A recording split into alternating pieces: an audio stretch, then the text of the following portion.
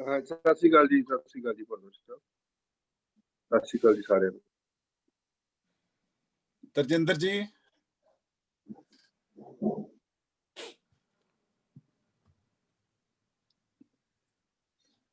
ਤਰਜਿੰਦਰ ਜੀ, ਤਰਜਿੰਦਰ ਜੀ,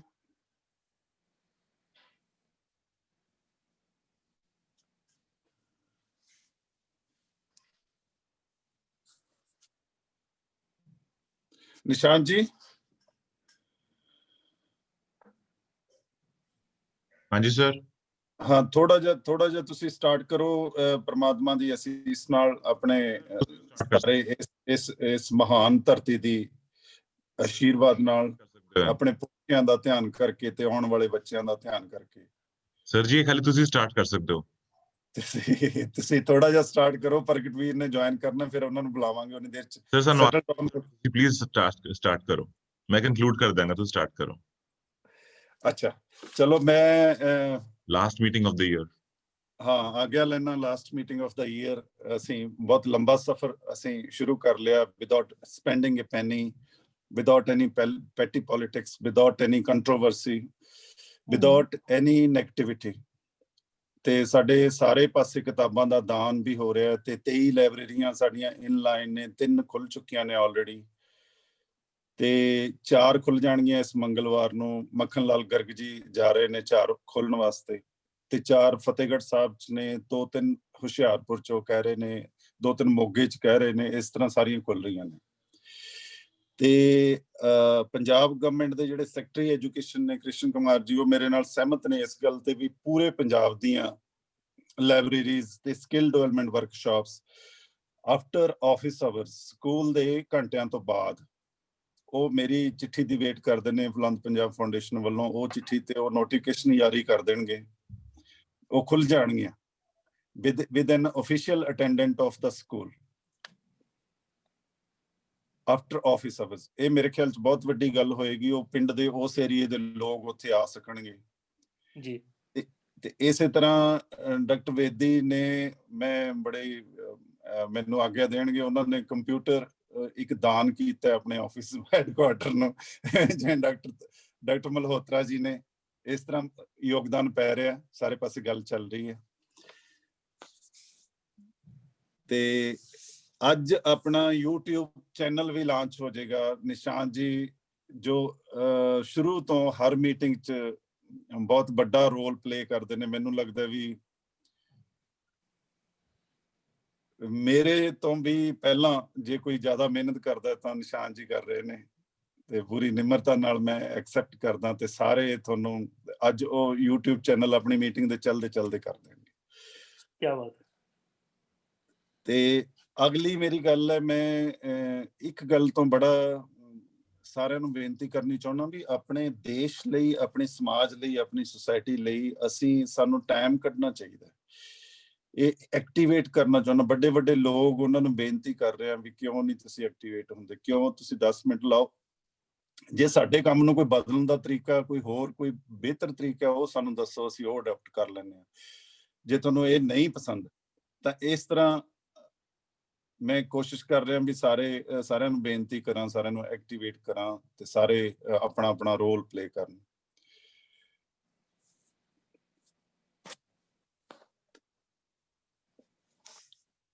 ਨਿਸ਼ਾਨ ਜੀ। Yes sir. ਹਾਂ 5 ਮਿੰਟ ਲਓ, ਤੁਸੀਂ 2 ਮਿੰਟ ਲਓ, ਆਪਾਂ ਵਿੱਚੋਂ ਕੱਟ ਸ਼ਾਰਟ ਕਰਕੇ ਫਿਰ ਪ੍ਰਗਟ ਵੀਰ ਨੂੰ ਬੁਲਾ ਲਾਂਗੇ। ਉਹਨਾਂ ਨੇ ਮੈਨੂੰ 9-10 ਤੇ ਕਿਹਾ ਸੀ ਬੋਲਣਗੇ। ਹਾਂਜੀ sir ji, very good morning to everybody. ਮੈਂ ਸਰ ਜਗ੍ਹਾ ਕਾਫੀ ਜ਼ਿਆਦਾ ਪੋਲਿਊਸ਼ਨ ਹੈ ਇੱਥੇ, ਮਤਲਬ ਬੇਇੰਤਹਾ ਪੋਲਿਊਸ਼ਨ ਹੈ, ਕੋਈ ਹਿਸਾਬ ਹੀ ਨਹੀਂ ਹੈਗਾ ਇਸ ਤਾਂ। I think it's about 500 and but meeting is a meeting, attend ਤਾਂ ਕਰਨੀ ਜ਼ਰੂਰੀ ਹੈ ਹਰ ਹਾਲਤ ਵਿੱਚ। Under any circumstances we should do it. Sir ਮੇਰੇ ਖਿਆਲ ਨਾਲ ਜੋ ਸਾਡੇ ਇਨੀਸ਼ੀਏਟਿਵਸ ਹਨ ਲੈਣੇ ਚਾਹੀਦੇ ਨੇ next year. We should have major digitisation, major, ਤਾਂ ਕਿ ਲੋਕਾਂ ਦੇ ਘਰ ਘਰ ਜਾ ਕੇ ਅਸੀਂ ਉਹਨਾਂ ਨੂੰ ਇਨਫੋਰਮੇਸ਼ਨ ਦੇ ਸਕੀਏ ਕਿ ਤੁਸੀਂ ਕੀ ਖੋਲ ਰਹੇ ਹੋ। ਸੋ ਮੈਂ ਜੋ ਆਪਣੇ ਵਾਸਤੇ ਏਮ ਰੱਖਿਆ ਹੋਇਆ ਹੈ, that is going to be social media. Starting from January 1, we should be very active on the social media because we are not spending a penny on marketing. So what we should do is we should be sending the information via the social media. ਤੇ ਜਿੰਨਾ ਜ਼ਿਆਦਾ ਆਪਾਂ participate ਕਰ ਸਕੀਏ events ਦੇ ਅੰਦਰ, ਜਿਸ ਤਰ੍ਹਾਂ ਕਿ ਇਸ ਵੇਲੇ ਪ੍ਰੋਟੈਸਟ ਚੱਲ ਰਿਹਾ ਹੈ ਜਾਂ ਕੋਈ ਵੀ ਚੀਜ਼ ਚੱਲ ਰਹੀ ਹੈ, ਕੋਈ ਵੀ event at a state level ਹੁੰਦਾ ਹੈ, we should always have a participation in that, in the sense that supporting them for a better Punjab. I'm not saying political, I'm saying totally apolitical. मैं एक voting पाई सी पहले कि do you think we should support the MC elections? ਉਹਦੇ ਵਿੱਚ ਕਾਫੀ ਲੋਕਾਂ ਦਾ no ਆਇਆ, ਕਾਫੀ ਲੋਕਾਂ ਦਾ yes ਆਇਆ. So again, we are open to discussions. We should be collectively thinking on the betterment of the foundation that we have created with so much of hard work. ਹੁਣ ਤਾਂ licence ਵੀ ਆ ਗਿਆ, office ਦਾ ਨਿਰਮਾਣ ਵੀ ਹੋ ਗਿਆ, ਜੋ basic ਚੀਜ਼ਾਂ ਸੀਗੀਆਂ at a grass root level ਸਾਰੀ ਪੂਰੀਆਂ ਹੋ ਗਈਆਂ ਨੇ. ਮੀਟਿੰਗਸ ਵਿੱਚ ਆਪਾਂ ਕਾਫੀ ਕੰਫਰਟੇਬਲ ਹੈਗੇ ਹਾਂ. ਲਾਇਬ੍ਰੇਰੀਜ਼ ਦਾ ਪ੍ਰੋਗਰੈਸ ਵੀ ਹੋਣਾ ਸ਼ੁਰੂ ਹੋ ਗਿਆ. ਸੋਸ਼ਲ ਮੀਡੀਆ ਮੈਂ 31st of December ਤੱਕ ਕਾਫੀ ਜ਼ਿਆਦਾ ਸ਼ੁਰੂ ਕਰ ਦਿਆਂਗਾ ਕਰਨਾ. And I think next year should be a totally new beginning. App ਆ ਜਾਏ, ਵੈਬਸਾਈਟ ਆ ਜਾਏ, ਹਰ ਬੰਦੇ ਨੂੰ ਫੋਰਸਿਬਲੀ ਅਸੀਂ ਇਹਦੇ ਚ ਐਡ ਕਰ ਦਈਏ ਐਪ ਦੇ ਵਿੱਚ ਕਿ ਡਾਊਨਲੋਡ ਕਰੋ, ਤੁਹਾਨੂੰ ਚੀਜ਼ਾਂ ਮਿਲਣਗੀਆਂ. Like the way all these people do it social media, which we can't sit back and relax and tell them we are not doing anything. So ਮੈਨੂੰ ਹਾਲ ਤੱਕ ਜਗਤਾਰ ਸਿੰਘ ਸਰ ਦੀ ਗੱਲ ਯਾਦ ਹੈਗੀ ਹੈ, ਮਾਂ ਚੁੰਮੀ ਜਾਂਦੀ ਪੁੱਤ ਨੂੰ ਪਤਾ ਹੀ ਨਹੀਂ. ਮੈਂ 20 ਵਾਰੀ ਡਾਇਲੌਗ ਯੂਜ਼ ਕਰ ਚੁੱਕਾ ਹਾਂ ਵਾਲਾ. So we should tell everyone that what we are doing. So this is going to be my aim in making it sure that everybody in Punjab knows that there is a Buland Punjab Foundation and we are doing something substantial for the state. It is not for what we are doing for ourselves. It is selfless. We are doing it for you. Everybody should do it for you. It is not only we are doing it for our own self. Everybody should do it for their own self, for their own country, for their own state. That message bada loud and clear jana chahiye har bande nu. And ਜਿਹੜੇ ਬੰਦੇ participate ਨਹੀਂ ਕਰ ਰਹੇਗੇ, ਮੈਂ ਪਿਛਲੀ ਵਾਰੀ ਵੀ sir ਨੂੰ ਦੱਸਿਆ ਸੀਗਾ, ਸਰ ਜੀ ਜਾਂ ਤਾਂ ਪਾਰਟਿਸਿਪੇਟ ਕਰਵਾਓ ਤੇ ਜਾਂ ਕੋਰ ਮੈਂਬਰਸ ਉਹੀ ਲੈ ਕੇ ਆਓ ਜਿਹੜੇ ਬੰਦੇ ਪਾਰਟਿਸਿਪੇਟ ਕਰ ਸਕਦੇ ਨੇ. Last but not the least, ਅਸੀਂ ਹਰ ਚੀਜ਼ ਪਰਫੈਕਟ ਨਹੀਂ ਹੈਗੇ. ਸਾਨੂੰ ਨੌਲੇਜ ਚਾਹੀਦੀ ਹੈ ਬਾਹਰੋਂ ਤਾਂ ਕਿ ਅਸੀਂ ਬਾਕੀ ਆਪਣੇ 19 ਏਜੰਡਾ ਨੂੰ ਪੂਰਾ ਕਰ ਲਈਏ. ਸਾਨੂੰ ਉਸ ਹਰ ਇੱਕ ਏਜੰਡਾ ਦਾ ਇੱਕ ਪ੍ਰੋਫੈਸ਼ਨਲ ਲੈ ਕੇ ਆਉਣਾ ਚਾਹੀਦਾ ਹੈ. We just have the spirit and the emotions for Punjab, but ਸਾਨੂੰ ਉਹ ਬੰਦਾ ਚਾਹੀਦਾ ਜੋ ਪ੍ਰੈਕਟੀਕਲ ਹੋਵੇ, ਜੋ ਜਿਸ ਤਰ੍ਹਾਂ ਕਿ ਲਾਇਬ੍ਰੇਰੀ ਵਿੱਚ ਸਾਡੇ ਕੋਲ ਪ੍ਰੋਫੈਸ਼ਨਲਸ ਨੇ ਲਾਇਬ੍ਰੇਰੀ ਹੈਂਡਲ ਕਰਨ ਵਾਲੇ, ਉਸੇ ਤਰ੍ਹਾਂ ਹੈਲਥ ਵਿੱਚ ਪ੍ਰੋਫੈਸ਼ਨਲਸ ਲੈ ਕੇ ਆਉਣੇ ਨੇ ਜਿਹੜਾ ਹੈਲਥ ਨੂੰ ਹੈਂਡਲ ਕਰ ਸਕਣ. ਸਿਮਿਲਰਲੀ ਇਨਫਰਾਸਟ੍ਰਕਚਰ ਦੇ ਪ੍ਰੋਫੈਸ਼ਨਲਸ, ਬਿਕੋਜ਼ ਜਿਹੜਾ ਬੰਦਾ ਆਪਣੇ ਏਰੀਆ ਵਿੱਚ ਬਹੁਤ ਉੱਤੇ ਹੈ, ਅਸੀਂ ਉਹਨੂੰ ਲੈ ਕੇ ਆਈਏ, ਉਹਦੀ ਪਾਵਰ ਹਾਰਨੈਸ ਕਰੀਏ ਤਾਂ ਉਹ ਪਾਵਰ ਨੂੰ ਯੂਜ਼ ਕਰੀਏ ਹਰ ਜਗ੍ਹਾ.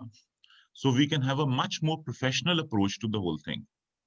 I'm not talking about only one area, I'm talking about multiple areas. ਜਿਹੜਾ ਬੰਦਾ ਵੈਬਸਾਈਟ ਚੰਗੀ ਡਿਜ਼ਾਈਨ ਕਰ ਸਕਦਾ ਹੈ, we should get that person. ਜਿਹੜਾ ਬੰਦਾ ਚੰਗਾ ਹੈਲਥ ਕਰ ਸਕਦਾ ਹੈ, we should get that person. We should put everybody in the core team ਜੋ ਪ੍ਰੋਫੈਸ਼ਨਲਸ ਹੈਗੇ ਨੇ ਆਪਣੇ 19 ਏਜੰਡਾ ਦੇ. ਉਹ ਸਕਦੇ ਨੇ ਅੱਗੇ ਜਾ ਕੇ. ਬਿਲਕੁਲ ਬਿਲਕੁਲ ਬਿਲਕੁਲ. ਪਿਛਲੇ ਦਿਨਾਂ ਚ ਨਿਸ਼ਾਂਤ ਜੀ ਮੈਂ ਇਹੀ ਕਰਨ ਦੀ ਕੋਸ਼ਿਸ਼ ਕੀਤੀ ਹੈ.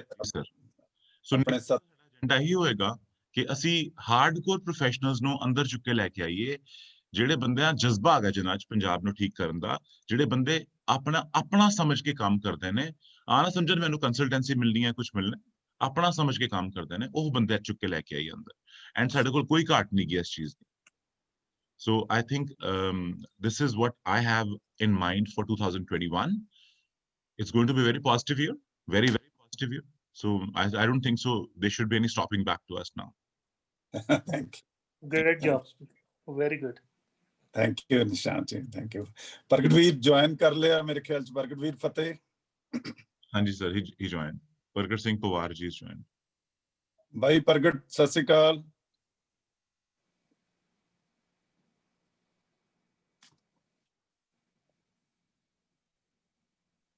ਸਰ ਅਨਮਿਊਟ ਕਰਿਓ, ਅਨਮਿਊਟ ਕਰੋ. ਹਾਂਜੀ ਹੋ ਗਿਆ ਹੋ ਗਿਆ ਜੀ, ਹੋ ਗਿਆ ਹਾਂਜੀ. ਮੈਂ ਗਰਾਊਂਡ ਚੋਂ ਹੀ ਐਕਚੁਅਲੀ ਸਿੱਧਾ ਆਇਆ ਸੀਗਾ, ਮੈਂ ਕਿਹਾ ਚਲੋ ਪੱਗ ਬਾਅਦ ਚ ਬੰਨ ਲੈਣਾ. ਬਹੁਤ ਅੱਛਾ, ਕੋਈ ਗੱਲ ਨਹੀਂ, ਨੈਵਰ ਮਾਈਂਡ ਭਾਈ. ਠੀਕ ਠਾਕ ਹੋ? ਹਾਂਜੀ ਹਾਂਜੀ ਬਿਲਕੁਲ ਫਸਟ ਕਲਾਸ. ਲੋ ਭਾਈ, ਅਸੀਂ ਤੁਹਾਡੀ ਵੇਟ ਕਰ ਰਹੇ ਸੀ ਸਾਰੇ ਜਣੇ, ਤੇ ਪਲੀਜ਼ ਤੁਸੀਂ ਆਪਣਾ ਪ੍ਰਵਚਨ ਸ਼ੁਰੂ ਕਰਿਓ, ਸਾਨੂੰ ਸਾਰਿਆਂ ਨੂੰ ਥੋੜਾ ਬਲੈਸ ਕਰਿਓ, ਗਾਈਡ ਕਰਿਓ. ਸਭ ਤੋਂ ਪਹਿਲਾਂ ਤਾਂ ਮੇਰੀ ਸਾਰਿਆਂ ਨੂੰ ਪਿਆਰ ਭਰੀ ਸਤਿ ਸ੍ਰੀ ਅਕਾਲ. ਅਸਲੀ ਗੱਲ ਹੈ, ਮੈਂ ਕੱਲ ਵੀ ਬੇਸਿਕਲੀ ਘੰਟਾ ਡੇਢ ਘੰਟਾ ਲਾਇਆ ਜਿਹੜੇ ਆਪਣੇ 19 ਏਜੰਡਾ ਪੁਆਇੰਟ ਹੈਗੇ ਆ। ਕਿਉਂਕਿ ਮੈਂ ਜਿੰਨੀ ਕੁ ਮੇਰੀ ਸਮਝ ਹੈਗੀ ਆ ਉਹਦੇ ਮੁਤਾਬਕ actually agenda points are very good, ਕਿਉਂਕਿ ਐਗਜ਼ੀਕਿਊਸ਼ਨ ਜਿਹੜੀ ਆ, ਕਿਉਂਕਿ ਮੈਂ ਤਾਂ 2 ਪੋਲੀਟੀਕਲ ਪਾਰਟੀਆਂ 'ਚ ਕੰਮ ਕਰਕੇ ਦੇਖ ਲਿਆ, ਤੇ ਕਿਉਂਕਿ ਵੇਰੀਏਸ਼ਨ ਥਾਟ ਪ੍ਰੋਸੈਸ ਦੇ ਵਿੱਚ ਬਹੁਤ ਹੈ, ਕਿਉਂਕਿ ਐਜੂਕੇਸ਼ਨ ਤੋਂ ਬਿਨਾਂ ਇਹ ਪੋਸੀਬਲ ਨਹੀਂ ਹੈਗਾ, ਕਿਉਂਕਿ ਜਿੰਨਾ ਚਿਰ ਅਸੀਂ ਉਹ ਹਰ ਲੈਵਲ ਤੇ ਐਜੂਕੇਟ ਨਹੀਂ ਕਰਾਂਗੇ ਸਾਡੀ ਆਉਣ ਵਾਲੀ ਜਨਰੇਸ਼ਨ ਨੂੰ, ਤੇ ਉਹ ਜਿਹੜਾ ਸਾਡਾ ਥਾਟ ਪ੍ਰੋਸੈਸ ਦਾ ਲੈਵਲ ਇੱਕੋ ਜਿਹਾ ਨਹੀਂ ਹੋਊਗਾ। ਜਦੋਂ ਇੱਕੋ ਜਿਹਾ ਨਹੀਂ ਹੋਊਗਾ ਤਾਂ ਫਿਰ ਓਬਵੀਅਸਲੀ ਆ, ਕਿਉਂਕਿ ਉਹਦੇ 'ਚ ਹੋਰ ਵੀ ਕਿਉਂਕਿ ਬਹੁਤ ਚੀਜ਼ਾਂ ਹੈਗੀਆਂ ਜਿਹੜੀਆਂ ਕਿ ਉਹਨੂੰ ਐਗਜ਼ੀਕਿਊਟ ਕਰਨ ਦੇ ਵਿੱਚ ਸਾਨੂੰ ਸਾਰਿਆਂ ਨੂੰ ਬਹੁਤ ਮਤਲਬ ਵੱਡੀ ਮਿਹਨਤ ਜਿਹੜੀ ਆ, ਮੈਂ ਸਮਝਦਾ ਵੀ ਉਹ ਸਾਨੂੰ ਕਰਨੀ ਪਊਗੀ, ਕਿਉਂਕਿ ਜਿਹੜਾ ਪੋਲੀਟੀਕਲ ਬੰਦਾ ਔਰ ਬਿਊਰੋਕਰੈਟ ਹੈ, ਕਿਉਂਕਿ ਐਂਡ ਆਫ ਦਾ ਡੇ ਠੀਕ ਹੈ ਆਪਾਂ NGOs ਵੀ ਰਨ ਕਰਦੇ ਹਾਂ, ਆਪਾਂ ਸਾਰਾ ਕੁਛ ਕਰਦੇ ਹਾਂ, ਬਟ ਉਹ ਬਹੁਤ ਇੱਕ ਛੋਟਾ ਪਲੇਟਫਾਰਮ ਰਹਿ ਜਾਂਦਾ ਅਨਲੈਸ ਅਦਰਵਾਈਜ਼ ਅਸੀਂ ਉਸ ਲੈਵਲ ਤੇ ਇੱਕ ਫੋਰਸ ਬਣੀਏ ਜਿੱਥੇ ਗਵਰਨਮੈਂਟ ਨੂੰ, ਕਿਉਂਕਿ ਨਾਰਮਲੀ ਹੁੰਦਾ ਕੀ ਆ, ਹੁਣ ਆਹ ਜਿਹੜੀ ਸਾਡੇ ਕਿਸਾਨ ਜਿਹੜੀ ਐਜੀਟੇਸ਼ਨ ਚੱਲ ਰਹੀ ਹੈਗੀ ਆ, ਇਹਦੇ ਵਿੱਚ ਗੱਲ ਤਾਂ ਸੋਚਣ ਸਮਝਣ ਦੀ ਹੈਗੀ ਆ ਗੱਲ ਤਾਂ, ਕਿਉਂਕਿ ਮੈਂ ਤਾਂ ਪੰਜਾਬ ਦੀ ਵੀ ਜੇ ਗੱਲ ਕਰਾਂ ਕਿ ਪੰਜਾਬ ਨੇ ਵੀ ਅਸੀਂ ਵੀ ਕੀ ਐਗਰੀਕਲਚਰ ਦੇ ਵਿੱਚ ਕੀ ਜਿਹੜੀ ਡਿਵਰਸੀਫਿਕੇਸ਼ਨ ਹੈ ਉਹ ਕੀਤੀ ਹੈ, ਕਿਉਂਕਿ ਸਾਡਾ ਪਾਣੀ ਹੌਲੀ ਹੌਲੀ ਖਤਮ ਹੁੰਦਾ ਜਾ ਰਿਹਾ।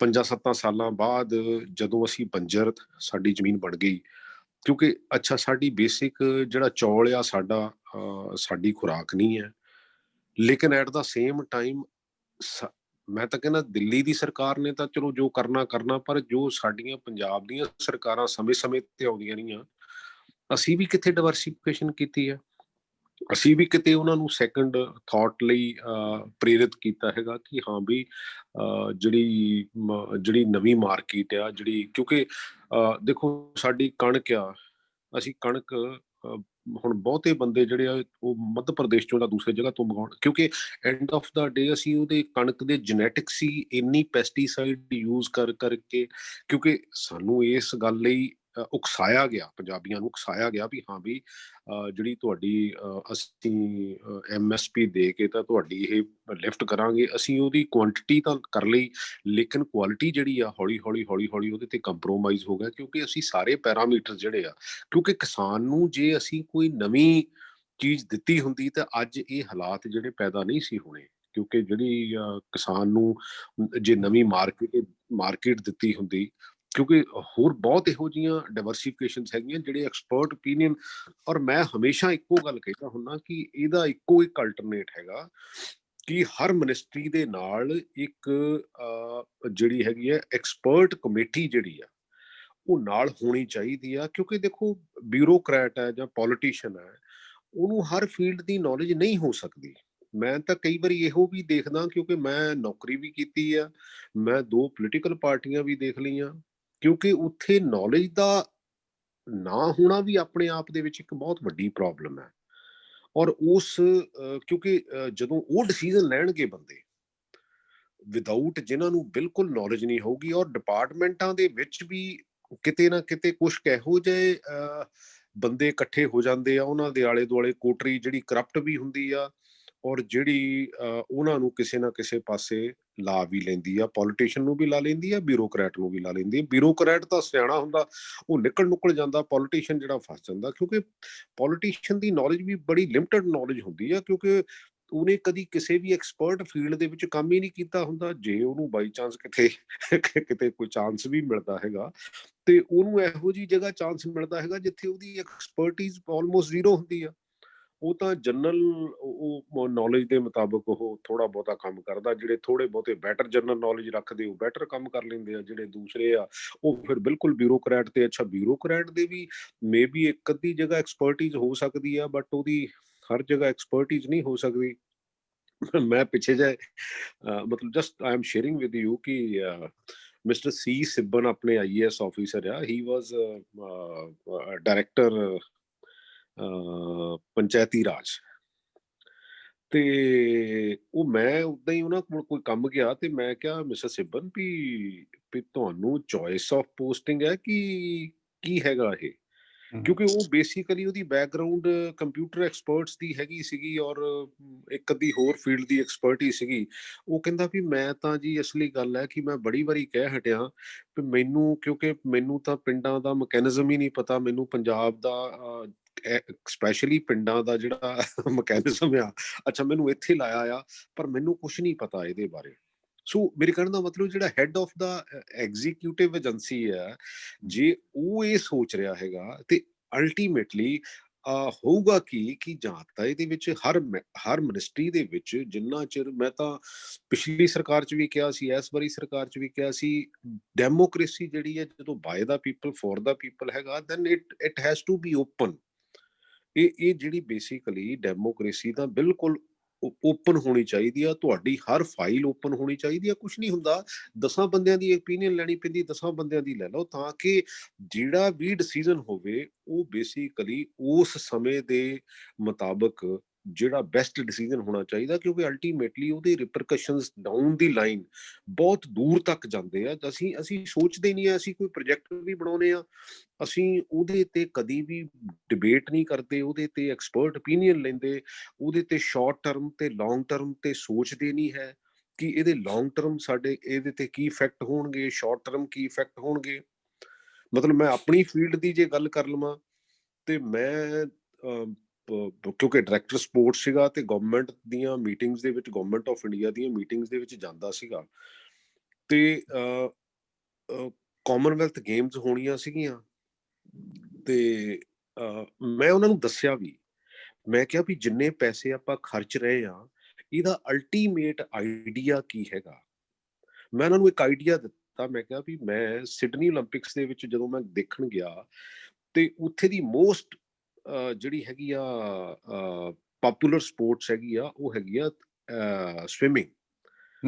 ਲੇਕਿਨ ਸਵਿਮਿੰਗ ਦੇ ਵਿੱਚ ਉਹਨਾਂ ਨੇ 1200 ਬੰਦੇ ਦੀ ਕਪੈਸਿਟੀ ਦਾ ਸਟੇਡੀਅਮ ਬਣਾਇਆ ਸੀਗਾ। ਜਿਹੜਾ ਉਹਨਾਂ ਦਾ ਮੇਨ ਸਟੇਡੀਅਮ ਸੀ ਉਹ ਡਿਸਮੈਂਟਲੇਬਲ ਸੀਗਾ। ਉਹ ਬੇਸਿਕਲੀ ਉਹਦਾ ਆਫਟਰ ਯੂਜ਼ ਉਹਨਾਂ ਨੇ ਬਿਲਕੁਲ ਸਾਰੀ ਪਲੈਨਿੰਗ ਦੇ ਨਾਲ ਉਹਦਾ ਆਫਟਰ ਯੂਜ਼ ਵੀ ਸੀਗਾ ਵੀ ਹਾਂ ਵੀ ਇਹਦੇ ਤੋਂ ਬਾਅਦ ਯੂਜ਼ ਕਿੱਥੇ ਹੋਣਾ ਹੈਗਾ। ਬਿਲਕੁਲ। ਔਰ ਜਦੋਂ ਅਸੀਂ ਬਣਾਉਣ ਲੱਗੇ ਸਟੇਡੀਅਮ, 25,000 ਦੀ ਕਪੈਸਿਟੀ ਦਾ ਰੈਸਲਿੰਗ ਸਟੇਡੀਅਮ ਬਣਾਤਾ ਦਿੱਲੀ ਦੇ ਵਿੱਚ। ਹੁਣ ਦਿੱਲੀ ਦੇ ਵਿੱਚ 25,000 ਕਦੋਂ ਬੰਦਾ ਦੇਖਣ ਆਊਗਾ ਰੈਸਲਿੰਗ ਨੂੰ। ਹਾਕੀ ਨੈਸ਼ਨਲ ਸਟੇਡੀਅਮ ਬਣਾਇਆ ਮੇਰੇ ਖਿਆਲ 464 ਕਰੋੜ ਰੁਪਏ ਦਾ, ਔਰ ਉਹਦੇ ਵਿੱਚ ਕਿਤੇ ਵੀ ਇਦਾਂ ਦੀ ਜਗ੍ਹਾ ਹੈ ਨਹੀਂ ਜਿੱਥੇ ਕਿਤੇ ਆਫਟਰ ਦੈਟ ਕਿ ਜੇ ਸਾਡਾ ਕੋਈ ਇੰਡੀਆ ਦਾ ਕੈਂਪ ਲੱਗਣਾ ਹੋਵੇ ਜਾਂ ਕੁਝ ਕਰਨਾ ਹੋਵੇ ਤੇ ਉੱਥੇ ਕੈਂਪ ਲਾਇਆ ਜਾ ਸਕਦਾ। ਫਿਰ ਉਹਦੇ ਜਿਹੜਾ ਏਸੀ ਆ ਉਹ ਸਾਰਾ ਕੁਝ ਸੈਂਟਰਲ ਏਸੀ ਕਰ ਦਿੱਤਾ, ਜਿਹਦਾ ਖੜੇ ਦਾ ਬਿੱਲ ਹੀ ਇੰਨਾ ਆਉਣਾ ਕਿ ਮੈਨੂੰ ਲੱਗਦਾ ਉਹ ਚਲਾ ਹੀ ਨਹੀਂ ਸਕਣਾ। ਕਿਉਂਕਿ ਇਦਾਂ ਦੀਆਂ ਚੀਜ਼ਾਂ, ਇਹ ਮੈਂ ਜਸਟ ਇੱਕ ਐਗਜ਼ਾਮਪਲ ਦਿੱਤੀ ਹੈ ਕਿਉਂਕਿ ਮੈਂ ਇਹਨੂੰ ਕਲੋਜ਼ਲੀ ਵਾਚ ਕੀਤਾ। ਕਿਉਂਕਿ ਜਿੰਨਾ ਚਿਰ ਅਸੀਂ ਕੋਈ ਵੀ ਕੰਮ ਕਰਦੇ ਆ ਉਹਦੇ ਸ਼ਾਰਟ ਟਰਮ ਤੇ ਲੌਂਗ ਟਰਮ ਪਲੈਨਿੰਗ ਨਹੀਂ ਕਰਕੇ ਤੁਰਦੇ, ਕਿਉਂਕਿ ਆਪਾਂ ਬੇਸਿਕਲੀ ਇਸ NGO ਦੇ ਥਰੂ ਆਪਾਂ ਏਜੰਡਾ ਤਾਂ ਦੇ ਸਕਦੇ ਆ, ਪਰ ਪੋਲੀਟੀਕਲ ਬੰਦਾ ਜਿਹੜਾ ਜਾਂ ਬਿਊਰੋਕਰੈਟ ਆ ਉਹ ਕਿਹੜੀ ਗੱਲ ਸਮਝਦਾ, ਉਹ ਆਪਾਂ ਨੂੰ ਸਾਰਿਆਂ ਨੂੰ ਸਮਝ ਹੈਗੀ ਆ ਜਿੰਨੇ ਵੀ ਇਸ ਮੀਟਿੰਗ ਦੇ ਵਿੱਚ ਆਪਾਂ ਅਟੈਂਡ ਕਰ ਰਹੇ ਆ। ਸੋ ਇਸ ਕਰਕੇ ਇਸ ਗੱਲ ਨੂੰ ਕਿਉਂਕਿ ਕਿਤੇ ਤਾਂ ਨੰਬਰ ਦੀ ਗੱਲ ਆ ਜਾਂਦੀ ਆ, ਕਿਉਂਕਿ ਇਹਨਾਂ ਨੂੰ ਜਦੋਂ ਵੀ ਐਕਸਪਰਟਸ ਦੀ ਗੱਲ ਕਰਦੇ ਆ ਤੇ ਉਹ ਜਿਹੜੇ ਮਿਨਿਸਟਰ ਆ ਜਾਂ ਉਹ ਜਿਹੜੇ even bureaucrat, I don't mind naming, ਬਹੁਤ ਘੱਟ ਬਿਊਰੋਕਰੈਟ ਹੈਗੇ ਆ ਜਿਹੜੇ ਰਿਸੈਪਟੇਬਲ ਹੈ, ਜਿਹੜੇ ਇਸ ਗੱਲ ਨੂੰ ਸੁਣਨ ਨੂੰ ਤਿਆਰ ਹੈਗੇ ਆ ਵੀ ਹਾਂ ਵੀ ਗੱਲ ਤਾਂ ਠੀਕ ਹੈਗੀ ਆ। ਅੱਛਾ, ਮੇਰੇ ਕਹਿਣ ਦਾ ਮਤਲਬ ਗੱਲ ਭਾਰਦਵਾਜ ਵੀ ਚੰਗੀ ਕਰ ਸਕਦੇ ਆ, ਗੱਲ ਹੋਰ ਵੀ ਕੋਈ ਚੰਗੀ ਕਰ ਸਕਦਾ, ਗੱਲ ਪ੍ਰਗਟ ਵੀ ਕੋਈ ਚੰਗੀ ਕਰ ਸਕਦਾ। ਅੱਛਾ, ਜਿਹਨੇ ਡਿਸੀਜ਼ਨ ਮੇਕ ਕਰਿਆ ਜੇ ਉਹਦੀ ਰਿਸੈਪਟੇਬਿਲਿਟੀ ਨਹੀਂ ਹੈਗੀ ਤਾਂ ਦੈਨ ਐਂਡ ਆਫ ਦਾ ਡੇ ਅਸੀਂ ਬੇਸਿਕਲੀ ਆ ਜਿੱਦਾਂ ਦੀ ਆ ਐਜੀਟੇਸ਼ਨ ਹੈਗੀ ਆ, ਇਦਾਂ ਦੀਆਂ ਐਜੀਟੇਸ਼ਨ, ਅੱਛਾ ਉਹਦੇ ਵਿੱਚ ਕਿੰਨਾ ਕੁ એનર્ਜੀ ਵੇਸਟ ਹੁੰਦੀ ਆ, ਕਿੰਨੀ ਕੁ ਨੈਗੇਟਿਵ એનર્ਜੀ ਵੇਸਟ ਹੁੰਦੀ ਆ।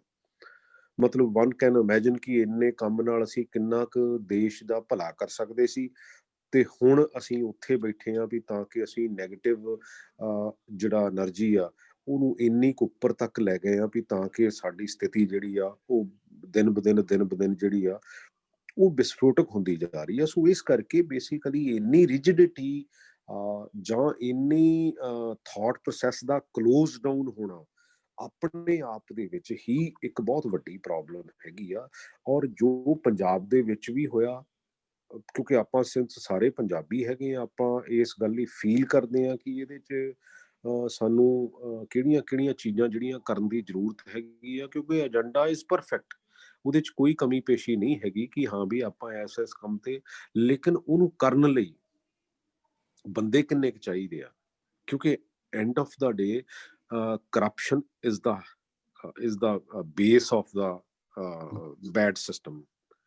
ਕਿਉਂਕਿ ਹੁਣ ਅਸੀਂ ਵੀ ਪਿਛਲੇ ਸਮੇਂ ਦੇ ਵਿੱਚ ਮੰਨ ਲਓ ਇੱਕ ਬੰਦੇ ਤੇ, ਇੱਕ ਐਸਸੀ ਤੇ ਅਸੀਂ 1200 ਕਰੋੜ ਰੁਪਈਏ ਦਾ ਪਰਚਾ ਦਰਜ ਕਰ ਦਿੱਤਾ, ਨਾ ਉਹਦੇ ਅੱਗੇ ਕਿਸੇ ਤੇ ਕੀਤਾ, ਨਾ ਉਹਦੇ ਪਿੱਛੇ ਕਿਸੇ ਤੇ ਕੀਤਾ, ਨਾ ਥੱਲੇ ਕੀਤਾ, ਨਾ ਉੱਤੇ ਕੀਤਾ। ਫਿਰ ਅਸੀਂ ਇਸ ਸਿਸਟਮ ਤੋਂ ਕੀ ਲੈਣਾ ਦੇਣਾ? ਮੈਂ ਤਾਂ ਪਿੱਛੇ ਜੇ ਜਿਹੜੇ 2-3 ਚੰਗੇ ਬਿਊਰੋਕਰੈਟ ਹੈਗੇ, ਮੈਂ ਉਹਨਾਂ ਕੋਲ ਬੈਠਾ ਸੀ, ਮੈਂ ਕਿਹਾ ਇਹਦਾ ਮਤਲਬ ਇਹ ਹੋਇਆ ਵੀ ਵੀ ਡੋਂਟ ਨੀਡ ਐਨੀ ਸਿਸਟਮ। ਜੇ ਇੱਕ ਬੰਦਾ ਇੱਕ ਸਿਸਟਮ ਦੇ ਵਿੱਚੋਂ 1200 ਕਰੋੜ ਦਾ ਤੁਹਾਡੇ ਮੁਤਾਬਕ ਉਹ ਘਪਲਾ ਕਰ ਗਿਆ, ਤਾਂ ਫਿਰ where is the secretary, where is the minister, where is the files are going? ਜਿੱਥੋਂ ਥੱਲਿਓਂ ਬਿਲਡਅਪ ਹੋ ਕੇ ਆਈ ਆ, ਜਿੱਥੇ ਤੱਕ ਪਹੁੰਚੀ ਆ, ਤੇ ਫਿਰ ਐਂਡ ਆਫ ਦਾ ਡੇ ਉਹਨਾਂ ਦੀ ਕੋਈ ਰਿਸਪੌਂਸਿਬਿਲਟੀ ਨਹੀਂ ਹੈ। ਫਿਰ ਜੇ ਨਹੀਂ ਰਿਸਪੌਂਸਿਬਿਲਟੀ ਹੈਗੀ ਤਾਂ ਫਿਰ ਆਪਾਂ ਸਿਸਟਮ ਨੂੰ ਐਵੇਂ ਕਿਉਂ ਮਿਸਯੂਜ਼ ਕਰ ਰਹੇ ਆ? ਕਿਉਂ ਇੰਨਾ 32,000 ਕਰੋੜ ਰੁਪਈਆ ਸਾਡਾ ਸੈਲਰੀ ਪਾਰਟ ਹੈਗਾ, ਤੇ ਜੇ ਅਸੀਂ ਅੱਛਾ ਫਿਰ ਅਸੀਂ ਕਹਿੰਦੇ ਆ ਕਿ ਜੀ ਆਹ ਥੱਲਿਓਂ ਫਾਈਲ ਪੁੱਟ ਅਪ ਹੁੰਦੀ ਆ, ਸੁਪਰਡੈਂਟ ਕੋਲ ਜਾਂਦੀ ਆ, ਜਿਹੜੇ ਟੈਕਨੀਕਲ ਵਿੰਗ ਆ ਉਹਦੇ ਕੋਲ ਜਾਂਦੀ ਆ, ਈਵਨ ਕਿ ਜੇ ਇਫ ਨੀਡ ਵੀ ਅਸੀਂ ਫਿਰ ਉਹਦਾ ਆਪਣੇ ਲੀਗਲ ਐਡਵਾਈਸ ਲੈਂਦੇ ਆ, ਤੇ ਫਿਰ ਇਹ ਸਾਰਾ ਸਿਸਟਮ ਖੜਾ ਕਿੱਥੇ ਆ? ਕਿਉਂਕਿ ਇਹ ਸਾਰਾ ਸਿਸਟਮ ਬੇਸਿਕਲੀ ਤਾਂ ਕਰਪਟ ਹੋ ਗਿਆ। ਕਿਉਂਕਿ ਜਿੰਨਾ ਚਿਰ, ਆਈ ਐਮ ਵੈਰੀ ਕਲੀਅਰ ਕਿ ਜਿੰਨਾ ਚਿਰ ਸਿਸਟਮ ਦੇ ਵਿੱਚ ਕਾਂ ਮਾਰ ਕੇ ਨਹੀਂ ਨਾ ਟੰਗੇ ਜਾਂਦੇ, 2000 ਬੰਦਾ ਡਿਸਮਿਸ ਨਹੀਂ ਹੁੰਦਾ ਹਰ ਸਿਸਟਮ ਦੇ ਵਿੱਚੋਂ, be a political, be a bureaucratic, ਕਿਸੇ ਵੀ ਲੈਵਲ ਤੇ ਹੋਵੇ। ਔਰ ਉਹਦੇ ਲਈ ਬੇਸਿਕਲੀ ਇੱਕ ਇਹੋ ਜਿਹਾ ਸਟਰੋਂਗ ਗਰੁੱਪ, ਕਿਉਂਕਿ ਉਹ ਤਾਂ ਹੋ ਸਕਦਾ ਜੇ ਪੋਲੀਟੀਕਲ ਵਿਲ ਹੋਵੇ। ਪੋਲੀਟੀਕਲ ਵਿਲ ਤੋਂ ਬਿਨਾਂ ਇਹ ਪੋਸੀਬਲ ਨਹੀਂ ਹੈਗਾ, ਕਿਉਂਕਿ ਉਹਦੇ ਲਈ ਕਿੰਨਾ ਕੁ ਸਟਰੋਂਗ ਹੈਡ ਚਾਹੀਦਾ, ਕਿੰਨਾ ਕੁ ਸਿਸਟਮ ਚਾਹੀਦਾ, ਉਹਨੂੰ ਉੱਥੋਂ ਤੱਕ ਪਹੁੰਚਣ ਲਈ, ਉੱਥੋਂ ਜਿਹੜੇ ਇਹ ਇੱਥੇ ਤੱਕ ਪਹੁੰਚਣ ਲਈ ਉਹਦੇ ਲਈ ਕਿੰਨੀ ਕੁ ਸਟਰਗਲ ਚਾਹੀਦੀ ਹੈਗੀ ਆ। ਸੋ ਐਂਡ ਆਫ ਦਾ ਡੇ ਤਾਂ ਇਹ ਸਾਰੀਆਂ ਚੀਜ਼ਾਂ ਜਿਹੜੀਆਂ ਇਹ ਮੈਟਰ ਕਰਦੀਆਂ ਹੈਗੀਆਂ।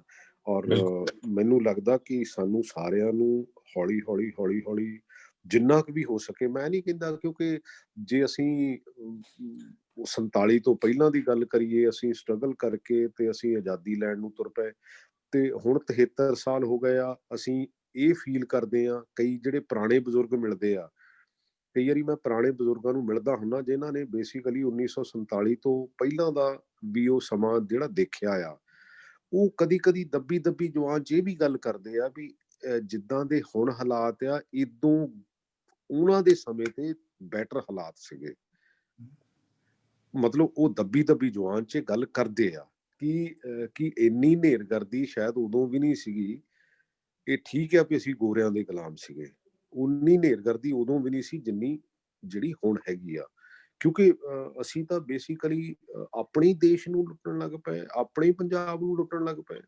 ਮੈਂ ਲੱਗਦਾ ਹੁੰਦਾ ਕਹਿੰਦੇ ਨੇ ਵੀ ਅੰਗਰੇਜ਼ਾਂ ਦਾ ਰਾਜ ਬੈਟਰ ਸੀ। ਨਹੀਂ ਬੇਸਿਕਲੀ ਕਹਿੰਦੇ ਆ ਬਜ਼ੁਰਗ ਜਿਹੜੇ ਕਈ ਮਿਲਦੇ ਹੈਗੇ ਆ ਨਾ, ਮੈਂ ਉਹਨਾਂ ਨੂੰ ਕਹਿੰਦਾ ਹੁੰਦਾ ਵੀ ਕਈ ਕਹਿੰਦੇ ਕੋਈ ਆਮ ਬੰਦੇ ਨੂੰ ਪ੍ਰੋਬਲਮ ਨਹੀਂ ਸੀਗੀ, ਪ੍ਰੋਬਲਮ ਸਿਰਫ ਇੰਨੀ ਸੀਗੀ ਵੀ ਹਾਂ ਵੀ ਸਿਸਟਮ ਦੇ ਵਿੱਚ ਦੇਖੋ ਨਾ, ਹੁਣ ਤੁਸੀਂ ਆਪਾਂ ਜੇ ਇਹਦਾ ਪਾਰਟ ਨਹੀਂ ਬਣਦੇ, ਮੈਨੂੰ ਨਹੀਂ ਲੱਗਦਾ ਕਿ ਜੇ ਤੁਸੀਂ ਐਕਚੁਅਲੀ ਦੇਖੋ ਪੋਲਿਟਿਕਸ ਕੀ ਆ, ਪੋਲਿਟਿਕਸ ਜਿਹੜੀ ਆ ਉਹ ਤੁਹਾਡੇ ਸਿਸਟਮ ਨੂੰ ਆਰਗੇਨਾਈਜ਼ ਕਰਨ ਲਈ ਇੱਕ ਮੈਕੈਨਿਜ਼ਮ ਆ। ਇੱਕ ਪਰਿਵਾਰ ਦੇ ਵਿੱਚ ਵੀ ਤੁਸੀਂ ਇੱਕ ਮੈਕੈਨਿਜ਼ਮ ਡਿਵੈਲਪ ਕਰਦੇ ਆ, ਔਰ ਫਿਰ ਜੇ ਤੁਸੀਂ ਉਹਦਾ ਹਿੱਸਾ ਨਹੀਂ ਬਣਦੇ, ਜੇ ਉਹਦਾ ਹਿੱਸਾ ਨਹੀਂ ਬਣੋਗੇ ਤਾਂ ਐਂਡ ਆਫ ਦਾ ਡੇ ਤੁਹਾਡੇ ਲਈ ਤੁਹਾਡੇ ਪ੍ਰਤੀ ਡਿਸੀਜ਼ਨ ਆ ਉਹ ਕੋਈ ਬੰਦਾ ਲਊਗਾ। ਜਦੋਂ ਕੋਈ ਲਊਗਾ ਤੇ ਉਹ ਫਿਰ ਜੋ ਉਹਦੀ ਸਮਝ ਹੋਊਗੀ, ਜੋ ਉਹਦੀ ਨੀਅਤ ਹੋਊਗੀ, ਜੋ ਉਹਦਾ ਥਾਟ ਪ੍ਰੋਸੈਸ ਹੋਊਗਾ, ਉਹਦੇ ਮੁਤਾਬਕ ਉਹ ਡਿਸੀਜਨ ਲਊਗਾ।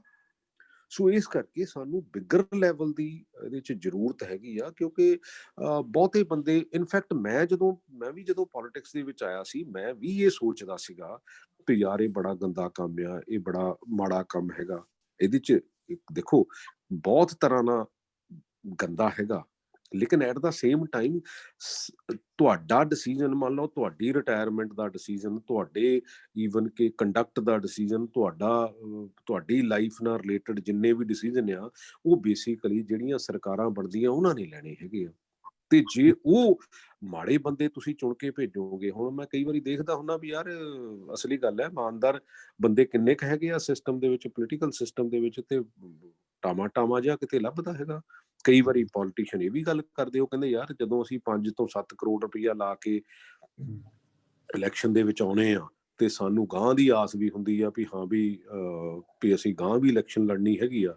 ਮੈਨੂੰ ਕਹਿੰਦੇ ਤੂੰ ਤਾਂ ਹੋਰ ਤਰ੍ਹਾਂ ਦੀਆਂ ਗੱਲਾਂ ਕਰਦਾ, ਪਰ ਜਿਹੜੀ ਗੱਲ ਤੇ ਸਾਨੂੰ ਜਿਹੜੀ ਗੱਲ ਸਮਝ ਆਉਂਦੀ ਆ, ਅੱਛਾ ਹੁਣ ਵੇਰੀਏਸ਼ਨ ਥਾਟ ਪ੍ਰੋਸੈਸ ਦੇ ਵਿੱਚ ਇੰਨੀ ਹੈਗੀ ਆ ਕਿ ਹਰ ਬੰਦਾ ਆਪਣੇ ਲੈਵਲ ਤੇ ਲਿਆ ਕੇ ਹੀ ਗੱਲ ਕਰਨੀ ਚਾਹੁੰਦਾ।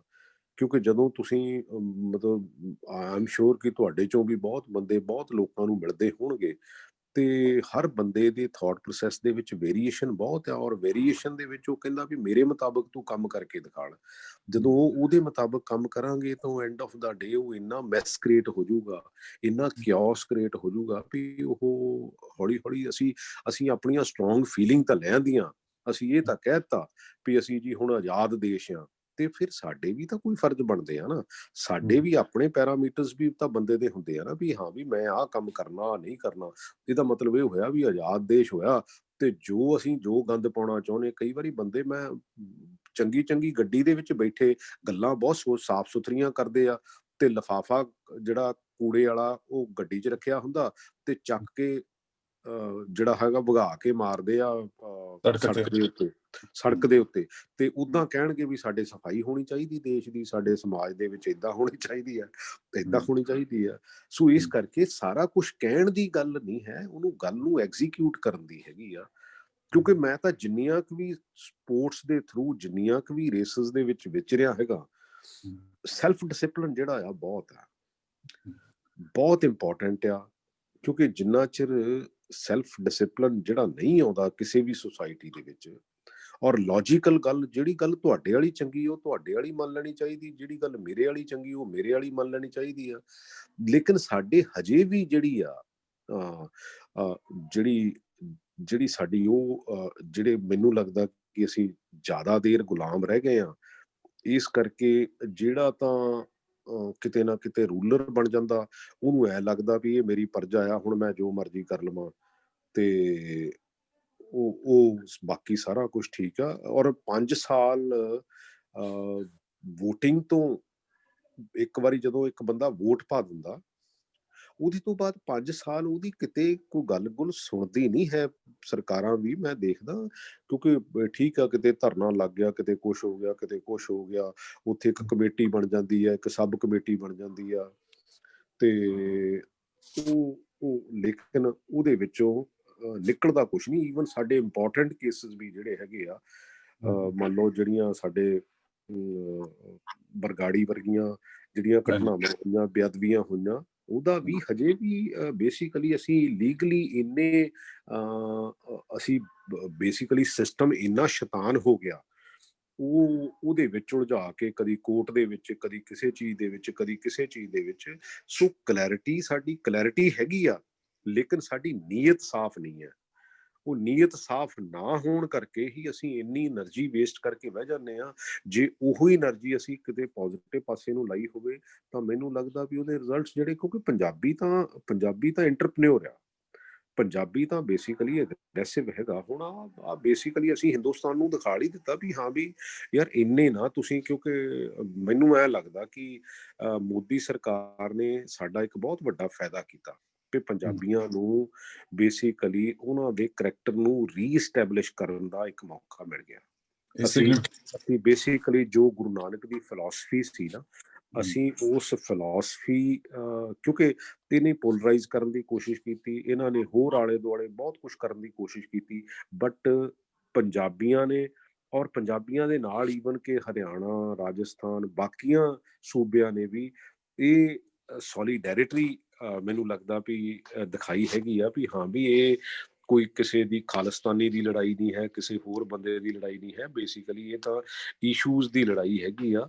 ਔਰ ਉਹਦੇ ਵਿੱਚ ਭਾਰਦਵਾਜ ਜੀ ਮੈਂ ਇਸ ਗੱਲ ਲਈ ਵੀ ਬੜਾ ਕਲੀਅਰ ਹੈਗਾ ਵੀ ਹਾਂ ਵੀ ਅਸੀਂ ਜੇ ਕਿਤੇ ਅੱਜ ਤੋਂ 5-7-10 ਸਾਲ ਪਹਿਲਾਂ ਬੇਸਿਕਲੀ ਜਿਹੜਾ ਫਸਲਾਂ ਜਿਹੜੀਆਂ ਦੋਨੇ ਹੀ ਫਸਲਾਂ ਆ, ਇਹਨਾਂ ਚੋਂ ਹੌਲੀ ਹੌਲੀ ਦੇਖੋ ਕਿਸਾਨ ਕੀ ਆ, ਕਿਸਾਨ ਦੀ ਇੱਕ ਤਾਂ ਨੌਲੇਜ ਜਿਹੜੀ ਆ, ਆਮ ਜਿਹੜਾ ਕਿਸਾਨ ਆ, ਹੁਣ ਮੰਨ ਲਓ ਮੇਰਾ ਬਜ਼ੁਰਗ ਖੇਤੀ ਕਰਦਾ ਸੀਗਾ, ਬਹੁਤ ਛੋਟੇ ਲੈਵਲ ਦੀ ਖੇਤੀ ਕਰਦਾ ਸੀ, ਜੋ ਦੂਸਰਾ ਕਰ ਲੈਂਦਾ ਸੀ ਜਾਂ ਜੋ ਪਿੰਡ 'ਚ ਹੁੰਦਾ ਸੀਗਾ ਉਹ ਕਰ ਲੈਂਦਾ ਸੀਗਾ।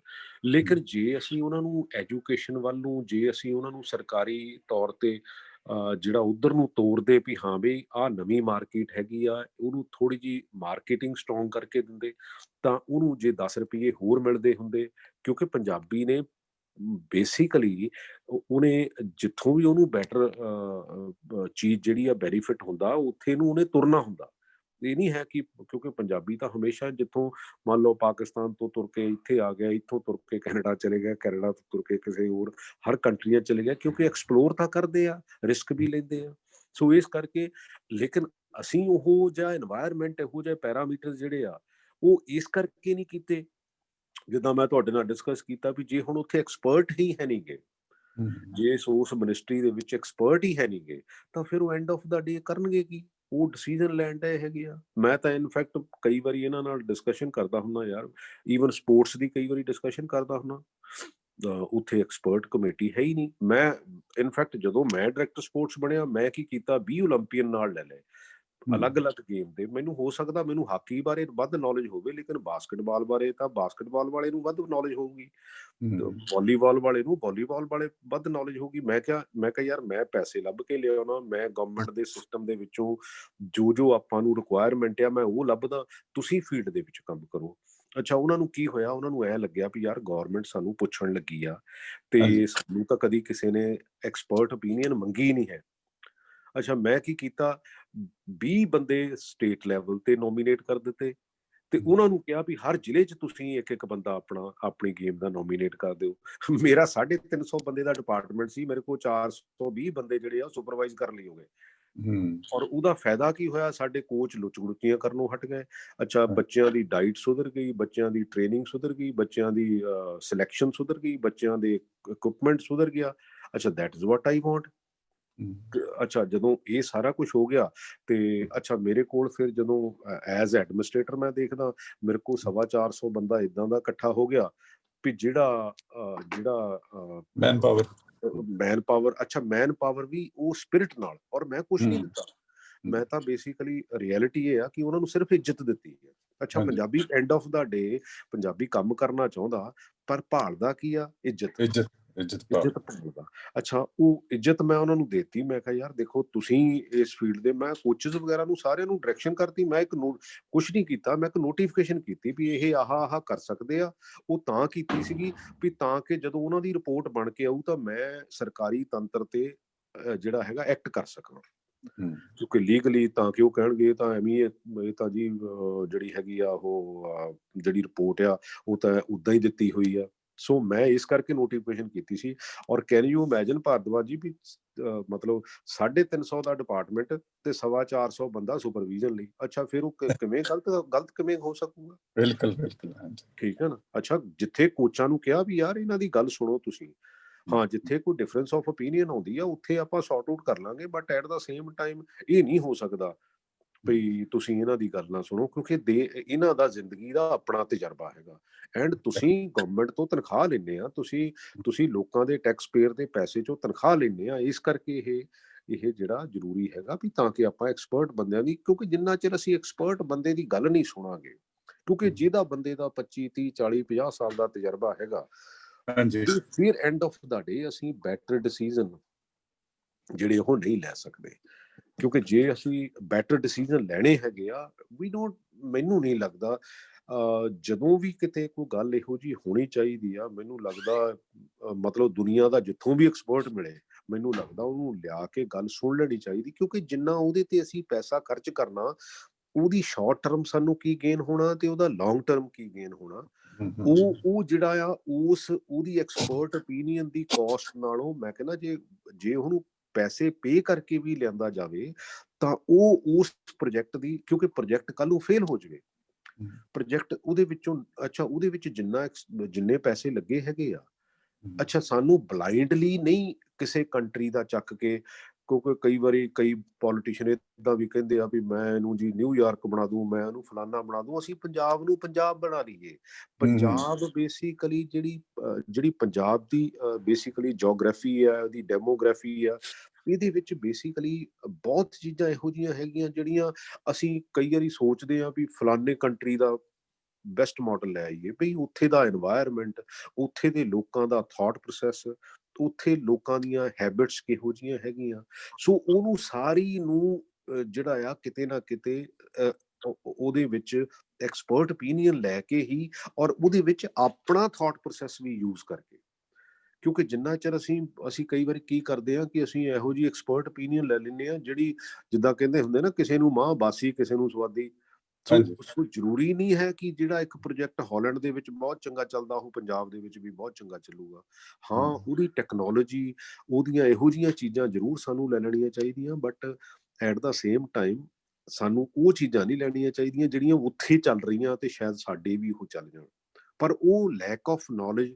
ਅੱਛਾ, ਕਈ ਵਾਰੀ ਕਈ ਬਿਊਰੋਕਰੈਟਸ ਪੋਲੀਟੀਸ਼ੀਅਨ ਨੂੰ ਇਹ ਕਹਿ ਲੈਂਦੇ ਵੀ ਚਲੋ ਜੀ ਆਪਾਂ ਜੀ ਬਾਹਰ ਦੇਖ ਕੇ ਆਉਂਦੇ ਆ, ਵੀ ਬਾਹਰ ਦੇਖ ਆਓ। ਮੈਂ ਨਹੀਂ ਕਹਿੰਦਾ ਜਿਹੜੀ ਫਸਟ ਹੈਂਡ ਇਨਫੋਰਮੇਸ਼ਨ ਹੁੰਦੀ ਆ ਜਾਂ ਜਿਹੜੀ ਤੁਸੀਂ ਜਾ ਕੇ ਦੇਖ ਕੇ ਆਉਨੇ ਆ, ਉਹਦੇ ਬਾਰੇ ਜ਼ਿਆਦਾ ਪਤਾ ਲੱਗਦਾ ਹੈਗਾ। ਔਰ ਜਿੰਨੇ ਮੈਂ ਇਨਫੈਕਟ ਪਿੱਛੇ ਜਿਹੇ ਸੁਰੇਸ਼ ਕੁਮਾਰ ਜੀ ਕੋਲੋਂ ਇੱਕ ਜਿਹੜਾ ਹੈਗਾ ਉਹ ਕਰਵਾਇਆ ਸੀ ਉਦਘਾਟਨ ਜਲੰਧਰ ਦੇ ਵਿੱਚ, ਮੈਂ ਉਹਨਾਂ ਨੂੰ ਇੱਕੋ ਗੱਲ ਕਹੀ ਸੀ ਵੀ ਆਪਾਂ ਜਿਹੜੇ ਸੈਕਟਰੀ ਲੈਵਲ ਦੇ ਆਫੀਸਰ ਹੈਗੇ ਆ ਇਹਨਾਂ ਨੂੰ ਫੀਲਡ ਦੇ ਵਿੱਚ ਭੇਜੀਏ, ਕਿਉਂਕਿ ਬਹੁਤ ਡਿਫਰੈਂਸ ਆ ਜਿਹਨੇ ਫੀਲਡ ਦੇ ਵਿੱਚ ਐਗਜ਼ੀਕਿਊਟ ਕਰਨਾ ਤੇ ਜਿਹੜਾ ਬਿਊਰੋਕਰੈਟ ਚੰਡੀਗੜ੍ਹ ਬੈਠਾ, ਕਿਉਂਕਿ ਉਹਦਾ ਥਾਟ ਪ੍ਰੋਸੈਸ ਮੈਂ ਨਹੀਂ ਕਹਿੰਦਾ, ਕਿਉਂਕਿ ਉਹਦੀ ਨੌਲੇਜ ਵੱਧ ਹੈਗੀ ਆ, ਉਹਨੇ ਵੱਧ ਕਿਤੇ ਨਾ ਕਿਤੇ ਸੈਮੀਨਾਰ ਅਟੈਂਡ ਕੀਤੇ ਆ, ਕਿਤੇ ਉਸ ਲੈਵਲ ਤੇ ਕੰਮ ਕੀਤਾ ਆ, ਪਰ ਜਦੋਂ ਫੀਲਡ ਦੀ ਦੇਖਦੇ ਆ ਗੱਲ, ਤੇ ਉਹਦਾ ਜਿਹੜਾ ਤਜਰਬਾ ਹੁੰਦਾ ਉਹ ਕਈ ਵਾਰੀ ਬਹੁਤ ਡਿਫਰ ਕਰਦਾ ਹੈਗਾ। ਮੈਂ ਤਾਂ ਤੁਹਾਨੂੰ ਇੱਕ ਐਗਜ਼ਾਮਪਲ ਵੀ ਦੇ ਸਕਦਾ ਵੀ ਮੈਂ ਪਿਛਲੀ ਵਾਰੀ ਇੱਕ ਵੇਸਟ ਮੈਨੇਜਮੈਂਟ ਦੀ ਲੜਾਈ ਲੜੀ ਸੀ। ਹਾਂਜੀ, ਯਾਦ ਹੈ। ਹਾਂਜੀ, ਔਰ ਉਹਦੇ ਵਿੱਚ ਹੋਇਆ ਕਿ ਇਹਨਾਂ ਨੇ ਮੈਨੂੰ ਪੜ੍ਹਨ ਲਾਤਾ ਸਾਰਿਆਂ ਨੇ। ਉਹਦਾ ਕਾਰਨ ਕੀ ਸੀਗਾ ਕਿ ਮੈਂ ਤੁਹਾਨੂੰ ਬੇਸਿਕ ਜੀ ਗੱਲ ਦੱਸਦਾ ਵੀ ਜਿਹੜਾ ਵੇਸਟ ਮੈਨੇਜਮੈਂਟ ਦੀ ਜਿਹੜੇ ਬੇਸਿਕ ਗਾਈਡਲਾਈਨਸ ਆ, ਉਹਦੇ ਵਿੱਚ ਇਹ ਸੀ ਵੀ 500 ਗਜ ਦੇ ਵਿੱਚ ਜਿਹੜਾ ਹੈਗਾ ਕੁਛ ਹੋਣਾ ਨਹੀਂ ਚਾਹੀਦਾ, ਵੀ ਨਾ ਉੱਥੇ ਕੋਈ ਵਸੋਂ ਹੋਣੀ ਚਾਹੀਦੀ ਆ। ਇਹ ਤਾਂ 500 ਗਜ ਦੇ ਵਿੱਚ ਘੱਟੋ ਘੱਟ ਵੀ 7000 ਬੰਦਾ ਰਹਿੰਦਾ ਸੀ। ਡੈਰੀ ਕੰਪਲੈਕਸ ਦਾ ਹਿੱਸਾ ਸੀ, ਜਲੰਧਰ ਡੈਰੀ ਕੰਪਲੈਕਸ ਆ ਜਮਸ਼ੇਦ, ਉਹਦਾ ਹਿੱਸਾ ਸੀ, ਔਰ ਉਹਦੇ ਵਿੱਚ 17-18 ਡੰਗਰ ਸੀ।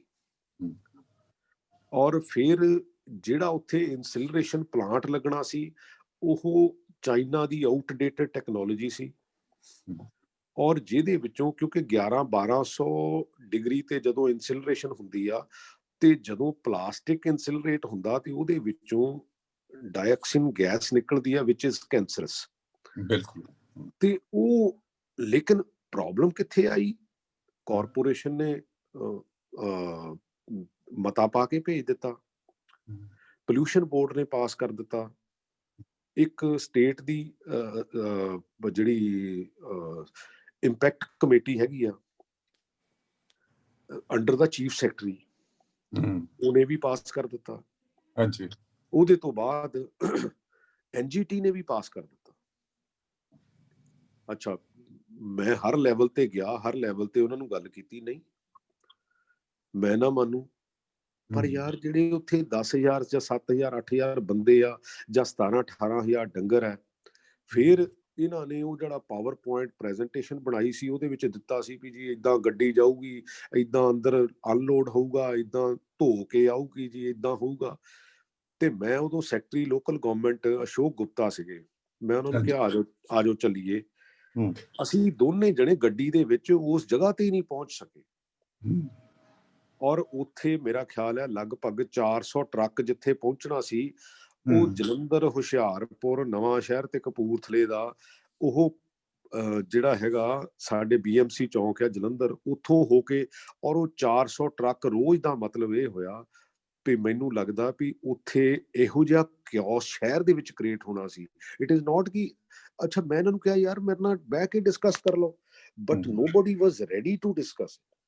ਔਰ ਉਹਦਾ ਭਰੀ ਸਭਾ ਚ ਹਾਂ ਨਹੀਂ, ਮੇਰੇ ਕਹਿਣ ਦਾ ਮਤਲਬ ਉਹਦਾ ਨੁਕਸ ਮੈਂ ਹੀ ਨਹੀਂ ਕਹਿੰਦਾ, ਮੈਂ ਚਲੋ ਰੁਕ ਗਿਆ, but at the same time ਉਹਦੇ ਚ ਜਿੰਨੀ એનર્ਜੀ ਵੇਸਟ ਹੋਈ, ਜੇ ਕਦੀ ਕਿਤੇ ਅਸੀਂ ਬੇਸਿਕਲੀ ਪਹਿਲਾਂ ਹੀ ਜਦੋਂ ਉਹ ਕਨਸੈਪਚੁਅਲਾਈਜ਼ ਲੈਵਲ ਦੀ, ਔਰ ਫਿਰ ਸਭ ਤੋਂ ਵੱਡੀ ਗੱਲ ਹੈ ਜਿਸ ਕੰਪਨੀ ਨੇ, ਦੇਖੋ ਜਿਸ ਕੰਪਨੀ ਨੂੰ ਇਹਨਾਂ ਨੇ ਅਲਾਟ ਕੀਤਾ ਨਾ, ਉਹਨੇ ਉਹਦਾ ਜਿਹੜਾ ਹੈਗਾ ਆ ਉਹ ਟੈਂਡਰ ਡਾਕੂਮੈਂਟ ਵੀ ਉਹਨੇ ਹੀ ਤਿਆਰ ਕੀਤਾ ਸੀ, ਉਹਨੇ ਜਿਹੜੀ DPR ਵੀ ਉਹਨੇ ਹੀ ਤਿਆਰ ਕੀਤੀ ਸੀਗੀ। ਮੈਂ ਤਾਂ ਮੇਰੇ ਕਹਿਣ ਦਾ ਮਤਲਬ ਕਿਉਂਕਿ ਜਿਹੜੇ ਆਫੀਸਰ ਹੈਗੇ ਆ ਉਹਨਾਂ ਦਾ ਐਕਚੁਅਲੀ ਦੇਖੋ ਜਿਹੜੀ ਚੀਜ਼ ਨਹੀਂ ਪਤਾ ਉਹ ਸਾਨੂੰ ਪਤਾ ਕਰ ਲੈਣੀ ਚਾਹੀਦੀ, ਉਹਦੇ ਚ ਹਰਜ ਕੀ ਆ? ਬਿਲਕੁਲ ਉਹਦੇ ਚ ਹਰਜ ਕੋਈ ਨਹੀਂ ਹੈ ਜੇ ਸਾਨੂੰ ਅਸੀਂ ਉਹ ਚੀਜ਼ ਨੂੰ ਜਿਹੜਾ ਉਹ ਪਤਾ ਨਹੀਂ ਕਰਦੇ।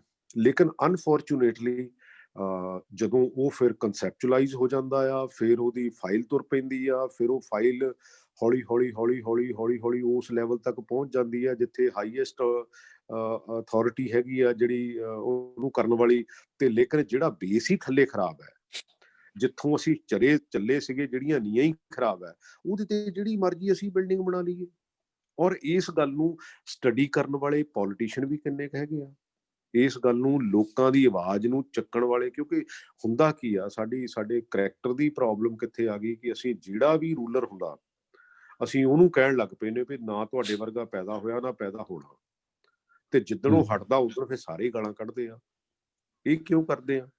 ਕਿਉਂਕਿ ਤੁਸੀਂ ਉਦੋਂ ਤਾਂ ਕੁਝ ਨਹੀਂ ਕਿਹਾ, ਜਦੋਂ ਉਹ ਪ੍ਰੈਜ਼ੈਂਟ ਲੋਟ ਦੇ ਵਿੱਚ ਵਰਤਮਾਨ ਸਮੇਂ 'ਚ ਜਦੋਂ ਹੋਣਾ ਹੁੰਦਾ ਆ, ਉਦੋਂ ਤਾਂ ਤੁਸੀਂ ਕਹਿੰਦੇ ਨਹੀਂ ਹੈ, ਉਦੋਂ ਤਾਂ ਤੁਸੀਂ ਕਹਿ ਦਿੰਦੇ ਵੀ ਹਾਂਜੀ ਤੁਹਾਡੇ ਵਰਗੇ ਜੀ, ਮੈਂ ਦੇਖ ਰਿਹਾ ਆਲੇ ਦੁਆਲੇ ਸਿਸਟਮ ਦੇ ਵਿੱਚ, ਐਂਡ ਮੈਨੂੰ ਇਹ ਲੱਗਦਾ ਹੁੰਦਾ ਕਿ ਜਿਹੜਾ ਬੰਦਾ ਤੁਹਾਨੂੰ ਆਣ ਕੇ ਕੋਈ ਗੱਲ ਕਹਿੰਦਾ ਹੈਗਾ ਉਹਦੀ ਗੱਲ ਸੁਣਨੀ ਚਾਹੀਦੀ ਉਹਨੂੰ, ਕਿਉਂਕਿ ਹੁੰਦਾ ਕੀ ਆ, ਹਿਊਮਨ ਬੀਇੰਗ ਤਾਂ ਹਿਊਮਨ ਬੀਇੰਗ ਹੈ, ਜਿਹਦੇ ਕੋਲ ਵੀ ਪਾਵਰ ਆਉਂਦੀ ਆ, ਤੇ ਜਦੋਂ ਉਹਦੇ ਆਲੇ ਦੁਆਲੇ ਹਰ ਬੰਦਾ ਇਹ ਕਹਿਣ ਲੱਗ ਪੈਂਦਾ ਵੀ ਦੇਖੋ ਜੀ ਨਾ ਤੁਹਾਡੇ ਵਰਗਾ ਪੈਦਾ ਹੋਇਆ ਨਾ ਹੋਣਾ, ਈਵਨ ਗਾਂ ਦੀ ਵੀ ਗਰੰਟੀ ਲੈ ਕੇ ਬਹਿ ਜਾਂਦੇ ਆ ਵੀ ਤੁਹਾਡੇ ਵਰਗਾ ਪੈਦਾ ਵੀ ਨਹੀਂ ਹੋਣਾ, ਮਤਲਬ ਹਾਊ ਇਟ ਇਜ਼ ਪੋਸੀਬਲ। ਦੁਨੀਆ ਤੇ ਰਿਕਾਰਡ ਬਣਦੇ ਆਏ ਆ, ਟੁੱਟਦੇ ਆਏ ਆ, ਅੱਛਾ ਬੰਦੇ ਸਿਆਣੇ ਹੁੰਦੇ ਆਏ ਆ, ਬੰਦੇ ਬਹਾਦਰ ਆਏ ਆ, ਬੰਦੇ ਹਰ ਤਰ੍ਹਾਂ ਦੇ ਆਏ ਆ, ਸਮੇਂ ਦੇ ਮੁਤਾਬਕ ਸਮੇਂ ਨੇ ਆਪਣੀ ਕਰਵਟ ਲੈਣੀ ਹੁੰਦੀ ਆ। ਯੰਗ ਜਨਰੇਸ਼ਨ ਦੇ ਵਿੱਚ ਬਹੁਤ ਚੰਗੀਆਂ ਚੀਜ਼ਾਂ ਵੀ ਹੈਗੀਆਂ, ਕੁਛ ਸਿੱਖਣ ਦੀ ਜ਼ਰੂਰਤ ਹੁੰਦੀ ਆ। ਹਾਂ, ਜਦੋਂ ਮਿਕਸਚਰ ਹੁੰਦਾ, ਕਹਿ ਲਓ ਕਿ ਇੰਟੈਲੈਕਚੁਅਲ ਪ੍ਰਾਪਰਟੀ ਬਣਦੀ ਹੈਗੀ ਆ, ਤੇ ਉਹਦੇ ਵਿੱਚ ਇਹ ਸਾਰੀਆਂ ਚੀਜ਼ਾਂ ਦੇ ਸੁਮੇਲ ਦੇ ਵਿੱਚੋਂ ਹੀ ਚੀਜ਼ਾਂ ਜਿਹੜੀਆਂ ਉਹ ਨਿਕਲਦੀਆਂ ਹੈਗੀਆਂ। ਸੋ ਮੈਨੂੰ ਲੱਗਦਾ ਵੀ ਸਾਨੂੰ ਸੁਮੇਲ ਦੀ ਜ਼ਰੂਰਤ ਹੈਗੀ ਆ, ਇੰਟੈਲੈਕਚੁਅਲਸ ਵੀ ਹੋਣੇ ਚਾਹੀਦੇ ਆ, ਬਹਾਦਰ ਵੀ ਹੋਣੇ ਚਾਹੀਦੇ ਆ, ਹਿੱਕ 'ਚ ਵੱਜਣ ਵਾਲੇ ਵੀ ਚਾਹੀਦੇ ਆ, ਕਿਉਂਕਿ ਉਦੋਂ ਬਿਨਾਂ ਇਹ ਸੁਣਦੇ ਨਹੀਂ ਹੈ। ਅੱਜ ਹੁਣ ਆਪਾਂ ਦਿੱਲੀ ਦੇ ਜਾ ਕੇ ਹਿੱਕ ਤੇ ਨਾ ਵੱਜਦੇ ਤਾਂ ਫਿਰ ਇਹ ਅੱਜ ਜਿਹੜੇ ਇਹ ਮਾੜੇ ਮੋਟੇ ਵੀ ਠੰਡੇ ਠੁੰਡੇ ਜਿਹੇ ਹੋਏ ਆ, ਨਹੀਂ ਤਾਂ ਇਹਨਾਂ ਨੇ ਕਿਸੇ ਦੀ ਪਰਵਾਹ ਹੀ ਨਹੀਂ ਕੀਤੀ। GST ਤੋਂ ਲੈ ਕੇ ਜਿੰਨੇ ਵੀ ਡਿਸੀਜਨ ਹੋਏ ਆ, ਬੇਸਿਕਲੀ ਉਹਦਾ ਕੰਟਰੀ ਦੀ ਇਕੋਨਮੀ ਤੇ ਤਾਂ ਨੈਗੇਟਿਵ ਫਰਕ ਬਹੁਤ ਪਿਆ ਹੈਗਾ। ਮੈਂ ਨਹੀਂ ਕਹਿੰਦਾ ਕਿ ਹਾਂ ਵੀ ਤੁਸੀਂ, ਹੋ ਸਕਦਾ ਉੱਥੇ ਬਹੁਤ ਐਕਸਪਰਟ ਹੋਣ, ਬਟ ਉਹਦੇ ਵਿੱਚ ਵੀ ਤੁਹਾਡਾ ਜੇ ਇੱਕ ਮਾਈਂਡ ਸੈਟ ਹੈਗਾ ਵੀ ਤੁਸੀਂ ਇੱਕ ਥਾਟ ਪ੍ਰੋਸੈਸ ਨੂੰ ਸੋਚਦੇ ਆ, ਦੂਸਰੇ ਨੂੰ ਵੀ ਦੇਖ ਲਓ, ਦੂਸਰਾ ਐਂਗਲ ਵੀ ਦੇਖ ਲਓ। ਸੋ ਇਸ ਕਰਕੇ ਇਹ ਜਿਹੜੀਆਂ ਚੀਜ਼ਾਂ ਹੈਗੀਆਂ, ਇਹਦੇ ਵਿੱਚ ਬਹੁਤ ਕਰੇਜ ਦੀ, ਬਹੁਤ ਸਾਨੂੰ, ਕਿਉਂਕਿ ਭਾਰਦਵਾਜ ਜੀ ਮੈਂ ਕਈ ਵਾਰੀ ਚਲੋ ਇਸ ਗਰੁੱਪ ਦੇ ਵਿੱਚ ਵੀ ਪੜ੍ਹਦਾ ਵੀ ਹੁੰਦਾ, ਮੈਂ ਚਲੋ ਬਹੁਤਾ ਕਮੈਂਟ ਨਹੀਂ ਕਰਦਾ, but at the same time ਅਸੀਂ ਬਹੁਤ ਮਤਲਬ ਮਿੱਠੀਆਂ ਗੱਲਾਂ ਕਰਕੇ ਇਹਨੂੰ ਬਹੁਤ ਜ਼ਿਆਦਾ ਕਿਤੇ ਗਾਂਹ ਨਹੀਂ ਲਿਜਾ ਸਕਦੇ। ਦੇਖੋ ਜੇ ਸਾਡਾ ਪੰਜਾਬ, ਦੇਖੋ ਜੇ ਸਾਡਾ ਪੰਜਾਬ ਨਹੀਂ, ਮੈਂ ਤਾਂ ਇਹ ਕਹਿਣ ਡਿਆ ਵੀ ਜੇ ਸਾਡਾ ਪੰਜਾਬ, ਜੇ ਦੇਖੋ ਅਸੀਂ ਇਹਦੀ ਤਾਰੀਫ ਕਰਦੇ ਹਾਂ, but at the same time ਅਸੀਂ 3.25 ਲੱਖ ਕਰੋੜ ਦਾ ਕਰਜ਼ਾ ਚਾੜ ਦਿੱਤਾ। ਚਾੜਿਆ ਤਾਂ ਸਮੇਂ ਦੀਆਂ ਸਰਕਾਰਾਂ ਨਹੀਂ ਹੈ ਨਾ, ਚਾੜਿਆ ਤਾਂ ਫਿਰ ਇਹ ਮਿੱਠੇ ਬੋਲਾਂ ਨਹੀਂ ਆ ਨਾ, ਕਿ ਕਿਉਂਕਿ ਉੱਥੇ ਮਿੱਠੇ ਬੋਲ, ਮੈਂ ਕਈ ਵਾਰੀ ਜਿਹੜੀ ਵੀ ਪਾਵਰ ਕੋਰੀਡੋਰ ਹੁੰਦੀ ਹੈ ਨਾ, ਮੈਂ ਮਿੱਠੇ ਬੋਲ ਉੱਥੇ ਬਹੁਤ ਸੁਣਦਾ, ਦੋ ਜੀ ਉਹ ਕਿਉਂਕਿ ਉਹ ਇਦਾਂ ਉੱਥੇ ਜਚਾਉਂਦੇ ਆ, ਜਿਹੜੇ ਦਰਬਾਰੀ ਆ ਨਾ, ਜਿਹੜੇ ਖਾਸ ਕਰਕੇ ਉਹ ਇਦਾਂ ਦੀਆਂ ਗੱਲਾਂ ਜਚਾਉਂਦੇ ਆ ਉੱਥੇ ਇਹ ਕਹਿੰਦੇ ਆ ਵੀ ਜੀ ਤੋ ਜੀ ਬਹੁਤ ਚੰਗਾ ਜੀ, ਇਹ ਤਾਂ ਇਦਾਂ ਦਾ ਡਿਸੀਜਨ ਹੀ ਨਹੀਂ ਹੋਇਆ ਜੀ, ਇਦਾਂ ਦਾ ਨਹੀਂ ਹੋਇਆ ਜੀ, ਇਦਾਂ ਦਾ ਨਹੀਂ ਹੋਇਆ। ਤੁਸੀਂ ਦੇਖਿਓ ਆਉਣ ਵਾਲੇ ਸਮੇਂ ਦੇ ਵਿੱਚ ਪਾਵਰ ਪਰਚੇਜ਼ ਐਗਰੀਮੈਂਟਸ ਹੈਗੇ ਆ, ਜੋ ਜਿੱਦਾਂ ਦੇ ਪਾਵਰ ਪਰਚੇਜ਼ ਐਗਰੀਮੈਂਟ ਅਸੀਂ ਅੱਖਾਂ ਮੀਟ ਕੇ ਬੈਠੇ ਆ, ਸਾਡੀ ਕਾਂਗਰਸ ਪਾਰਟੀ ਵੀ, ਆਪਾਂ ਵੀ, ਤੁਸੀਂ ਵੀ ਵਿੱਚ ਹੀ ਆ ਨਾ ਸਾਰੇ, ਤੇ ਅੱਖਾਂ ਮੀਟ ਕੇ ਬੈਠੇ। ਆਉਣ ਵਾਲੇ ਸਮੇਂ ਦੇ ਵਿੱਚ ਇਹ ਨਹੀਂ ਪਤਾ ਵੀ, ਮੈਂ ਨਹੀਂ ਕਹਿੰਦਾ ਵੀ ਕਾਂਗਰਸ ਹੀ ਗਾਂਹ ਆ ਜਾਵੇ, ਦੂਜਾ ਹੀ ਆ ਜਾਵੇ, ਕੋਈ ਤੀਜਾ ਆ ਜਾਵੇ, ਕਿਸੇ ਨੇ ਤਾਂ ਆਉਣਾ ਹੀ ਆ ਨਾ।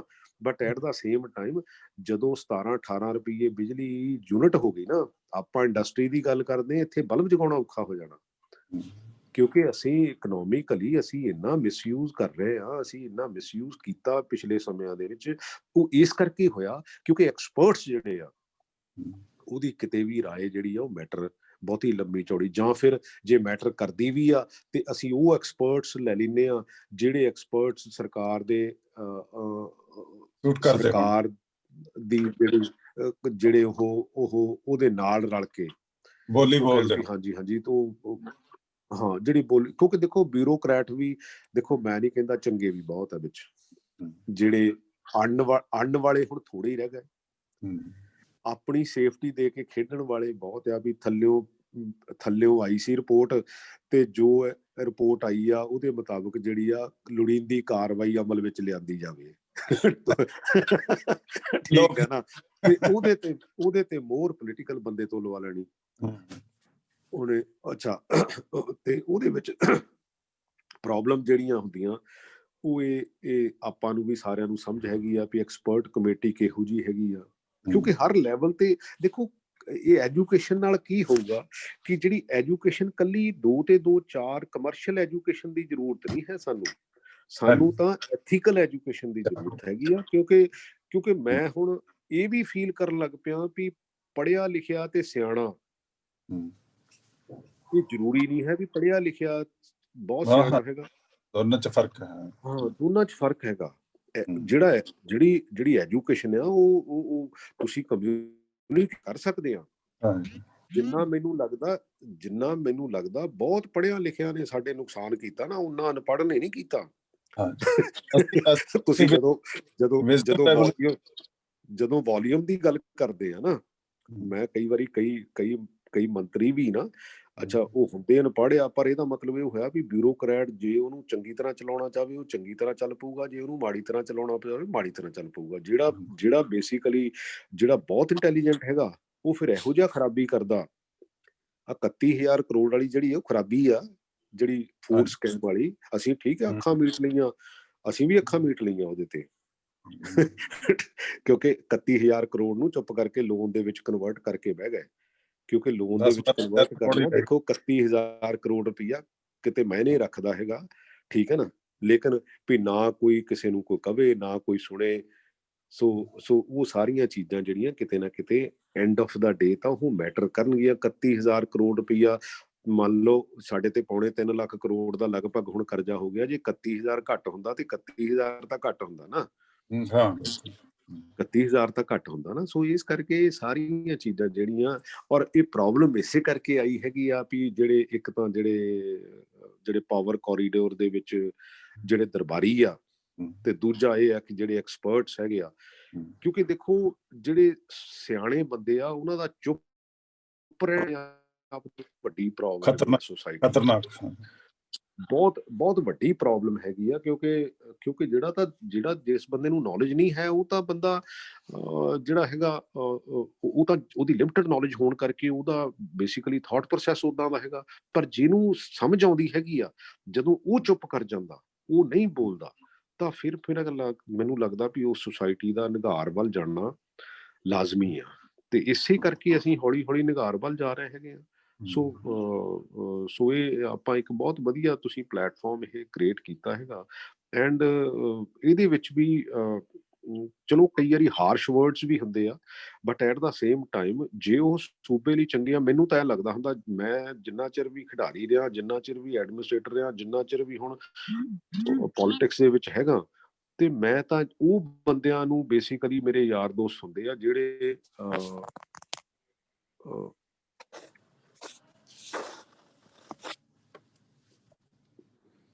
ਜਿਹੜੇ ਮੈਨੂੰ ਠੀਕ ਗੱਲ ਦੱਸਣ ਵੀ ਹਾਂ ਵੀ ਆਹ ਗੱਲ ਠੀਕ ਹੈਗੀ ਆ। ਅਦਰਵਾਈਜ਼ ਮੈਂ ਉਸ ਗੁੱਡੀ ਗੁੱਡੀ ਤੋਂ ਕੀ ਲੈਣਾ ਦੇਣਾ, ਜਿੱਥੇ ਮੈਂ ਆਪਣੇ ਲੋਕਾਂ ਲਈ ਕੁਛ ਨਾ ਕਰ ਸਕਾਂ, ਜੇ ਆਪਣੀ ਸੁਸਾਇਟੀ ਲਈ ਕੁਛ ਨਾ ਕਰ ਸਕਾਂ, ਤੇ ਫਿਰ ਮੈਂ ਆਪਣਾ ਟਾਈਮ ਵੀ ਕਿਉਂ ਵੇਸਟ ਕਰਾਂ। ਵਾਏ ਟੂ, ਕਿਉਂਕਿ ਹਰ ਬੰਦੇ ਕੋਲ ਸਮਾਂ ਤਾਂ ਉਨਾ ਕੀ ਹੈ ਨਾ। ਜੇ ਮੈਨੂੰ ਲੱਗਦਾ ਹੁੰਦਾ ਕਿ ਹਰ ਇੰਡੀਵਿਜੂਅਲ ਨੂੰ ਮੇਰੇ ਵਰਗੇ ਨੂੰ ਜੇ ਕਿਤੇ ਮਤਲਬ ਗਿਵਨ ਚਾਂਸ ਹੋਵੇ ਤੇ ਮੈਂ ਫਿਰ ਆਪਣੀ ਲਾਈਫ ਨੂੰ ਇੰਜੋਏ ਕਰਾਂ। ਮੈਂ ਹੈ ਤਾਂ ਉਹੀ 10 ਕੁ ਸਾਲ ਹੀ ਹੈ ਨਾ, ਫਿਰ ਬਾਅਦ ਵਾਲੇ 10 ਕੁ ਸਾਲ ਕੋਈ ਗੋਲੀਆਂ ਗਾਲੀਆਂ ਤੇ ਹੋਣਗੇ, ਇੰਨੀ ਕੁ ਗੱਲ ਹੀ ਹੈ ਨਾ, ਇਸ ਤੋਂ ਵੱਧ ਤਾਂ ਗੱਲ ਹੈ ਨਹੀਂ। ਸੋ ਇਸ ਕਰਕੇ ਮੈਨੂੰ ਲੱਗਦਾ ਕਿ ਆਪਾਂ ਨੂੰ ਸਾਰਿਆਂ ਨੂੰ ਥੋੜਾ ਜਿਹਾ ਹੋਰ ਕਿਉਂਕਿ ਜਿੰਨਾ ਵੀ ਚਲੋ ਆਪਣਾ ਦਾਰਾ ਹੈਗਾ, ਜਿੰਨਾ ਵੀ ਆਪਾਂ ਉਹਦੇ ਵਿੱਚ ਕਰ ਸਕਦੇ ਹਾਂ। ਤੁਸੀਂ ਬਹੁਤ ਮਿਹਨਤ ਕਰਦੇ ਹੋ, ਸਾਰੇ ਜਣੇ ਇੰਟੈਲੀਜੈਂਟ ਹੈਗੇ ਆ, ਉਦੋਂ ਗਾਂਹ ਤੁਰਨ ਦੀ ਹੁਣ ਜ਼ਰੂਰਤ ਹੈਗੀ ਆ, ਕਿਉਂਕਿ ਅਦਰਵਾਈਜ਼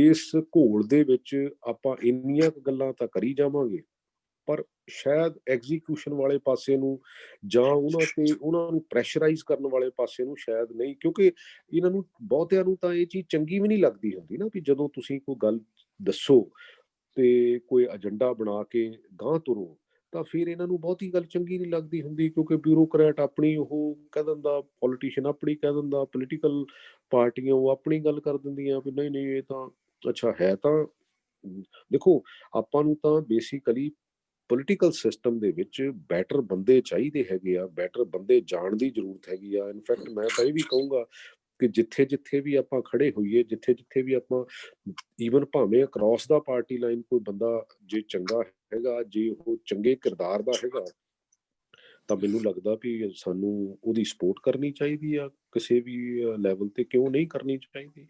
ਕਿਉਂਕਿ ਤੁਹਾਡੇ ਲਈ ਜਿਹੜੇ ਡਿਸੀਜਨ ਹੋਣੇ ਆ, ਜੇ ਮਾੜਾ ਬੰਦਾ ਡਿਸੀਜਨ ਲਊਗਾ ਤੇ ਮਾੜੇ ਡਿਸੀਜਨ ਲਊਗਾ, ਜੇ ਕਮ ਸੇ ਕਮ ਚੰਗਾ ਬੰਦਾ, ਜੇ ਕਿਤੇ ਵੀ ਤੁਹਾਡੇ, ਕਿਉਂਕਿ ਅਲਟੀਮੇਟਲੀ ਪੋਲਿਟਿਕਸ ਮੈਟਰ ਤਾਂ ਕਰਦੀ ਹੈ ਸਾਡੇ ਸਿਸਟਮ ਦੇ ਵਿੱਚ, ਸਾਡੀ ਲਾਈਫ ਦੇ ਵਿੱਚ, ਕਿਉਂਕਿ ਅਲਟੀਮੇਟਲੀ ਉਸ ਆਰਗੇਨਾਈਜੇਸ਼ਨ ਦੇ ਵਿੱਚ ਜਾਣਾ ਜਿਨ੍ਹਾਂ ਨੇ ਤੁਹਾਡੇ ਕੱਲ ਨੂੰ ਡਿਸੀਜਨ ਲੈਣੇ ਹੈਗੇ ਆ। ਤੇ ਜੇ ਡਿਸੀਜਨ ਜੇ ਬੈਟਰ ਬੰਦੇ ਲੈਣਗੇ, ਅਲਟੀਮੇਟਲੀ ਬੰਦਾ ਤਾਂ ਬੰਦਾ ਹੀ ਆ ਨਾ। ਉਹਨੇ ਜੇ ਉਸੇ ਜਗ੍ਹਾ ਤੇ ਕਿਸੇ ਪਰਿਵਾਰ ਦਾ ਹੈਡ ਚੰਗਾ ਹੋਵੇ ਤਾਂ ਉਹ ਪਰਿਵਾਰ ਚੰਗੇ ਪਾਸੇ ਨੂੰ ਜਾਣ ਲੱਗ ਪੈਂਦਾ। ਅੱਛਾ, ਬਾਪੂ ਦੀ ਡਾਂਗ ਤਕੜੀ ਹੋਵੇ ਤੇ ਘਰ ਵਾਲੀ ਵੀ ਰੌਲਾ ਨਹੀਂ ਪਾਉਂਦੀ, ਨਿਆਣੇ ਵੀ ਗਾਂ ਨੂੰਹਾਂ ਪੋਤੇ ਪੋਤੀਆਂ ਰੌਲਾ ਵੀ ਨਹੀਂ ਪਾਉਂਦੇ, ਤੇ ਜੇ ਬਾਪੂ ਹੀ ਸ਼ਾਮ ਨੂੰ ਡੱਕ ਕੇ ਆਉਂਦਾ ਹੋਵੇ, ਤਾਂ ਫਿਰ ਉਹ ਘਰ ਜਿਹੜਾ ਆ ਉਹ ਅਲਟੀਮੇਟਲੀ ਉਹਦਾ ਨੁਕਸਾਨ ਤਾਂ ਹੋਣਾ। ਸੋ ਇਸ ਕਰਕੇ ਮੇਰਾ ਤਾਂ ਇੰਨਾ ਕੁ ਥਾਟ ਪ੍ਰੋਸੈਸ ਹੈਗਾ, ਇੰਨਾ ਕੁ ਸੁਝਾਅ ਹੈਗਾ। ਸੋ ਜਿੱਥੇ ਜਿੱਥੇ ਵੀ ਤੁਸੀਂ ਕਹੋਗੇ, ਮੈਂ ਉੱਥੇ ਜ਼ਿੰਮੇਵਾਰੀ ਆਪਣੀ ਪੂਰੀ ਡੈਫੀਨੇਟਲੀ ਨਿਭਾਊਂਗਾ। ਥੈਂਕ ਯੂ ਮੇਰੇ ਵੀਰ। ਬਹੁਤ ਵੱਡੀ ਗੱਲ ਹੈ, ਤੇ ਪੰਜਾਬੀ ਚ ਕਹਾਵਤ ਹੈ ਵੀ ਕੰਧਾਂ ਕੋਲੋਂ ਵੀ ਪੁੱਛ ਲੈਣਾ ਚਾਹੀਦਾ। ਐਕਸਪਰਟਸ ਹੈ ਹਰ ਕੰਮ ਚ ਜ਼ਰੂਰੀ ਹੈ। ਸਪਿਰਿਟ ਆਫ ਰੀਜ਼ਨੇਬਲਨੈਸ, ਜੋ ਕੋਈ ਜਾਇਜ਼ ਗੱਲ ਕਹਿੰਦਾ ਉਹ ਸਾਨੂੰ ਸਭ ਨੂੰ ਮੰਨਣੀ ਚਾਹੀਦੀ ਹੈ। ਮੰਨਣੀ ਚਾਹੀਦੀ, ਡੈਫੀਨੇਟਲੀ।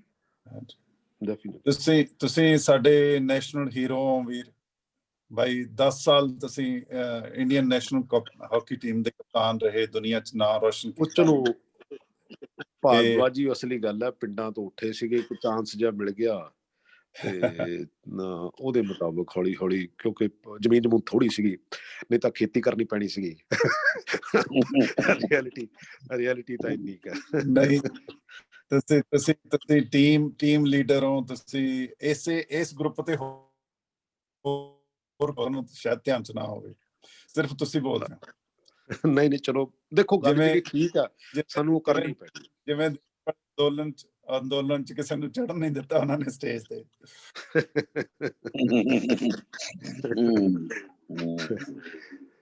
ਠੀਕ ਹੈ ਸਰ।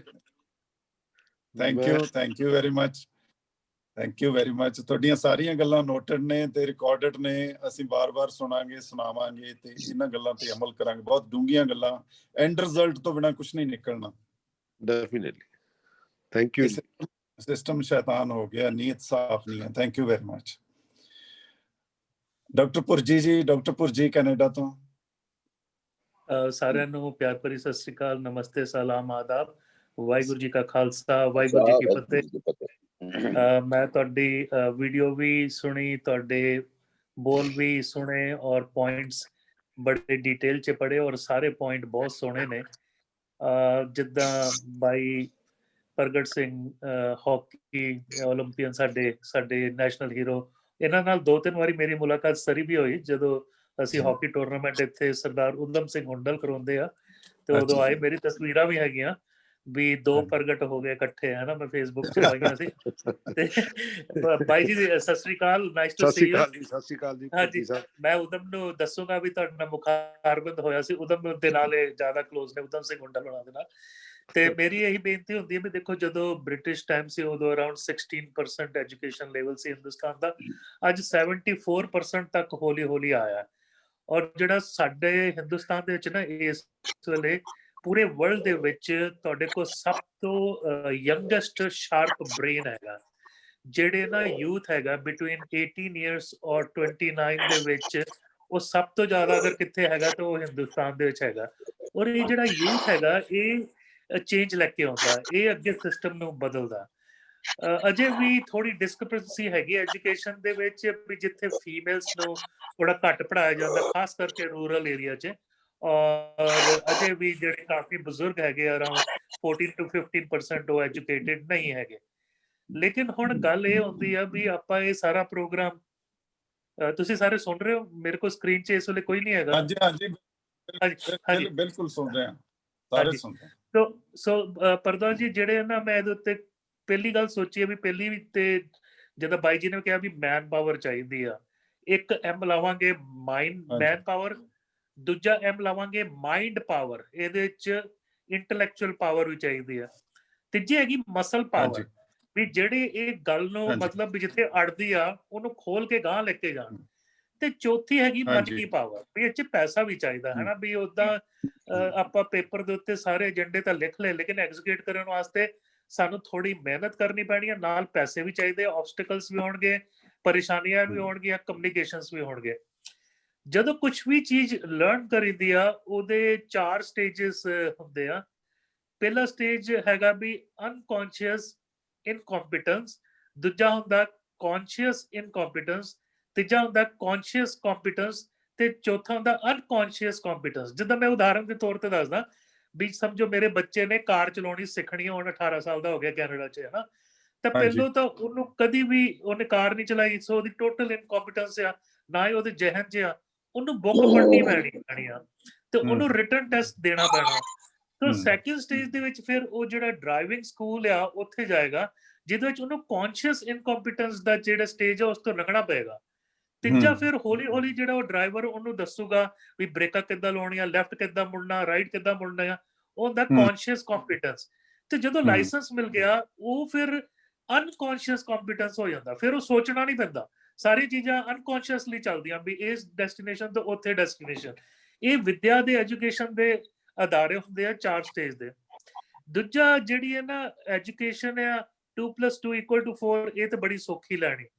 ਲੇਕਿਨ ਜਿਹੜੀ ਵੈਲਿਊ ਬੇਸਡ ਐਜੂਕੇਸ਼ਨ ਹੈ, ਜਿਹਦੇ ਵਿੱਚ ਕਦਰਾਂ ਕੀਮਤਾਂ ਆਉਣ ਨਾਲ ਸੱਤ ਖਲੋ ਜਾਏ, ਸਹਿਨਸ਼ੀਲਤਾ ਖਲੋ ਜਾਏ, ਦਇਆ ਖਲੋ ਜਾਏ, ਕਰੁਣਾ ਖਲੋ ਜਾਏ, ਭਾਵ ਖਲੋ ਜਾਏ, ਉੱਥੇ ਕਰਪਸ਼ਨ ਨਹੀਂ ਹੁੰਦੀ, ਉਹ ਪ੍ਰੋਗਰੈਸ ਦੂਜੇ ਡਾਇਮੈਂਸ਼ਨ 'ਚ ਜਾਂਦਾ। ਉਹ ਇਨਸਾਨ ਹਮੇਸ਼ਾ ਹੀ ਵਿਦਿਆ ਵਿਚਾਰੀ ਤਾਂ ਪਰਉਪਕਾਰੀ ਦੇ ਹੀ ਸੰਕਲਪ 'ਚ ਰਹੂਗਾ ਵੀ ਮੈਨੂੰ ਵਿਦਿਆ ਮਿਲੀ ਤਾਂ ਮੈਂ ਪਰਉਪਕਾਰ ਕਰਨਾ। ਔਰ ਜਿਹੜੀ ਵਿਦਿਆ ਅਸਲੀ ਹੁੰਦੀ ਆ, ਜਹਾਂ ਗਿਆਨ ਪ੍ਰਕਾਸ਼ ਅੰਧੇਰ ਮਿਟਨ, ਉਹ ਅੰਦਰੋਂ ਉਹਦਾ ਅੰਧੇਰਾ ਮਿਟਦਾ, ਬਾਹਰ ਅੰਧੇਰਾ ਮਿਟਾਈ ਜਾਂਦਾ। ਉਹ ਇੱਕ ਤਾਂ ਲਾਅ ਹੁੰਦੀ ਆ ਜਿਹੜੀ ਸਾਰੇ ਪਾਸੇ ਫੈਲਦੀ ਜਾਂਦੀ ਆ।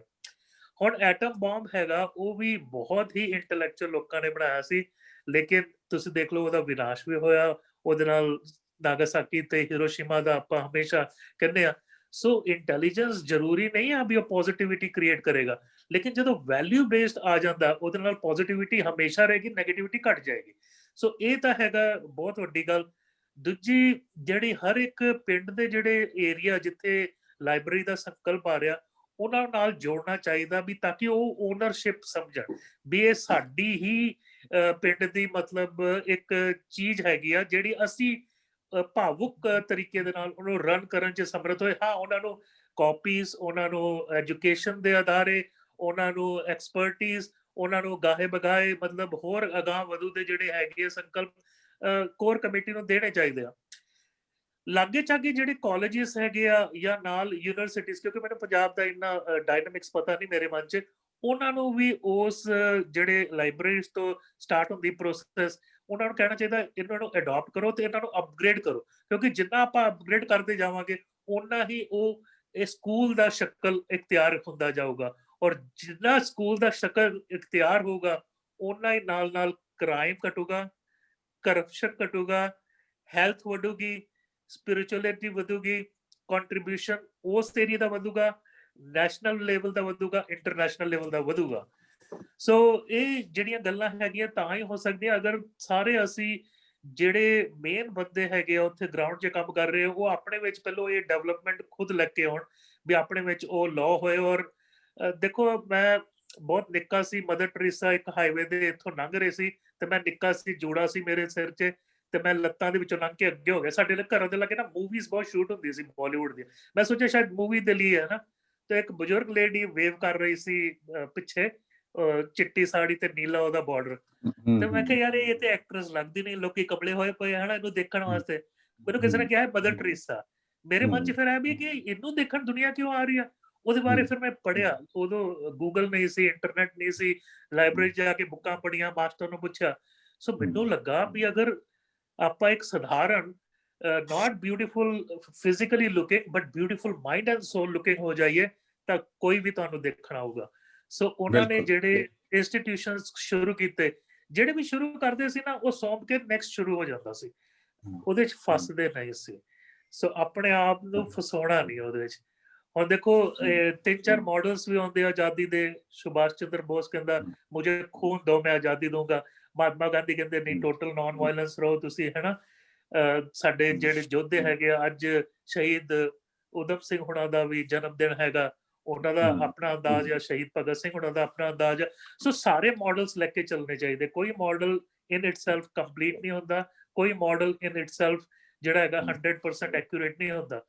ਦੂਜੀ ਮੇਰੀ ਹੈਗੀ ਸੀ ਵੀ ਜਿਹੜੇ ਲੋਕੀ ਖਾਸ ਕਰਕੇ 40-50 ਇਅਰਸ 올ਡ ਆ, ਉਹਨਾਂ ਨੂੰ ਵੀ ਆਪਾਂ ਪੜ੍ਹਾਈ 'ਚ ਲੈ ਕੇ ਆਈਏ, ਉਹਨਾਂ ਨੂੰ ਵੀ ਲਾਇਬ੍ਰੇਰੀ 'ਚ ਲੈ ਕੇ ਆਈਏ, ਕਿਉਂਕਿ ਅਗਰ ਉਹ ਬੱਸ ਦਾ ਲੇਖਾ ਹੀ ਪੜ੍ਹ ਲੈਣ ਵੀ ਇੱਕ ਜਗ੍ਹਾ ਤੋਂ ਦੂਜੀ ਜਗ੍ਹਾ ਜਾਣੀ ਆ, ਔਰ ਅਗਰ ਉਹ ਸ਼ਹਿਰ ਜਾਂਦੇ ਆ ਤੇ ਸਾਇੰਸ ਦੇਖਦੇ ਆ, ਉਹਨਾਂ ਦੇ ਅੰਦਰ ਇੰਨੀ ਐਮਪਾਵਰਮੈਂਟ ਹੁੰਦੀ ਆ ਵੀ ਉਹਨਾਂ ਨੂੰ ਕਿਸੇ ਦੇ ਉੱਤੇ ਰਿਲਾਈ ਨਹੀਂ ਕਰਨਾ ਪੈਂਦਾ। ਸੋ ਉਹਨਾਂ ਦੀ ਜ਼ਿੰਦਗੀ ਵੀ ਜਿਹੜੀ ਹੈਗੀ ਸੁਰਖਰੂ ਹੋਏਗੀ, ਔਰ ਆਪਣੇ ਉਹ ਗ੍ਰੈਂਡ ਚਿਲਡਰਨਸ ਨੂੰ ਵੀ ਗਾਂ ਥੋੜਾ ਬਹੁਤ ਉਹ ਕੋਚਿੰਗ ਦੇ ਸਕਦੇ ਆ। ਜਦੋਂ ਵੀ ਮੈਂ ਕੋਈ ਵੀ ਆਪਾਂ ਜਪਜੀ ਸਾਹਿਬ ਦੇ 5 ਜਿਹੜੇ ਖੰਡ ਹੈਗੇ ਲਾਸਟ 'ਚ, ਉਹਦੇ ਵਿੱਚ ਮੈਂ ਆਊਂਗਾ ਵੀ ਧਰਮ ਖੰਡ ਜਿਹੜਾ ਹੈਗਾ ਉਹ ਡਿਸਿਪਲਿਨ ਦਾ ਖੰਡ ਹੈਗਾ। ਸੋ ਸਾਨੂੰ ਸਾਰਿਆਂ ਨੂੰ ਡਿਸਿਪਲਿਨ ਰੱਖਣਾ ਚਾਹੀਦਾ। ਰਾਤੀ ਰੁੱਤੀ ਥਿੱਤੀ ਵਾਰ ਪਵਨ ਬਾਣੀ ਅਗਨੀ ਪਤਾਲ ਤਿਸ ਵਿੱਚ ਧਰਤੀ ਰੱਖੀ ਧਰਮਸਾਲ।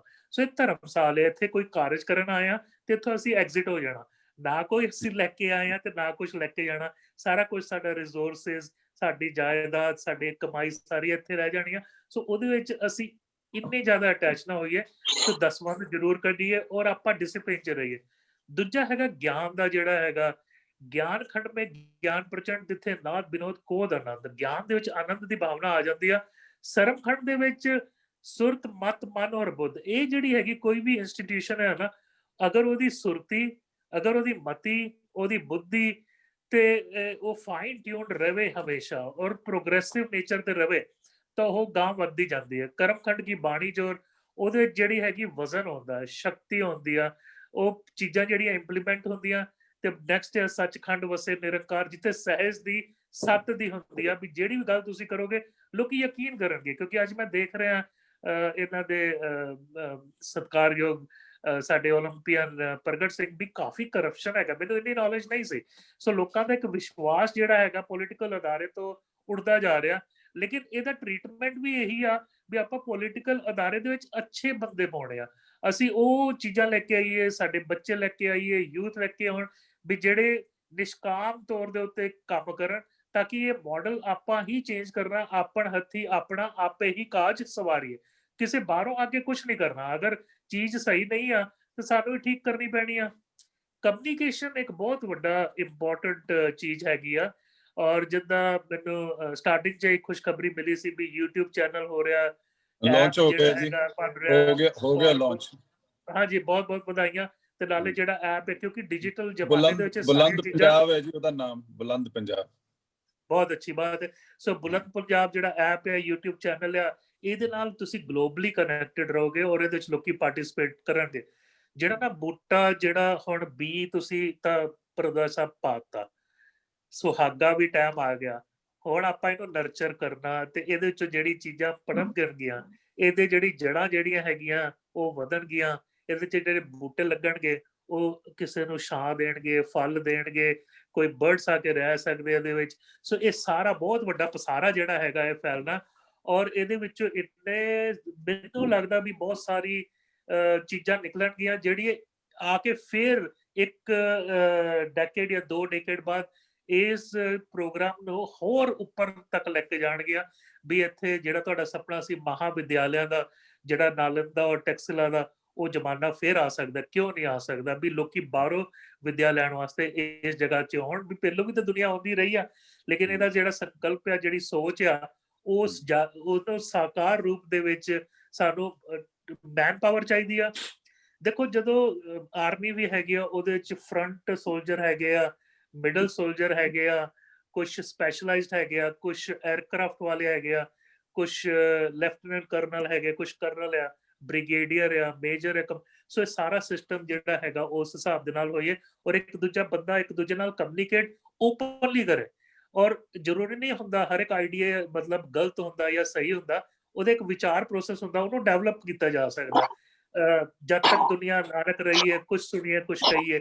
ਉਹ ਕਿਸੇ ਨੂੰ ਸੁਣਨ ਦੇ ਨਾਲ, ਕਿਸੇ ਨੂੰ ਬੋਲਣ ਦੇ ਨਾਲ, ਕਿਸੇ ਦੇ ਵਿਚਾਰ ਸੁਣਨ ਦੇ ਨਾਲ ਹੀ ਚੀਜ਼ਾਂ ਜਿਹੜੀਆਂ ਹੈਗੀਆਂ ਇੰਪਰੂਵ ਹੁੰਦੀਆਂ। ਅਸੀਂ ਤੁਹਾਡੇ ਨਾਲ ਮਤਲਬ ਤੁਹਾਨੂੰ ਅਗਰ ਵੈਸਟਰਨ ਏਰੀਆ ਤੋਂ ਕੋਈ ਵੀ ਹੈਲਪ ਚਾਹੀਦੀ, ਕੈਨੇਡਾ ਤੋਂ,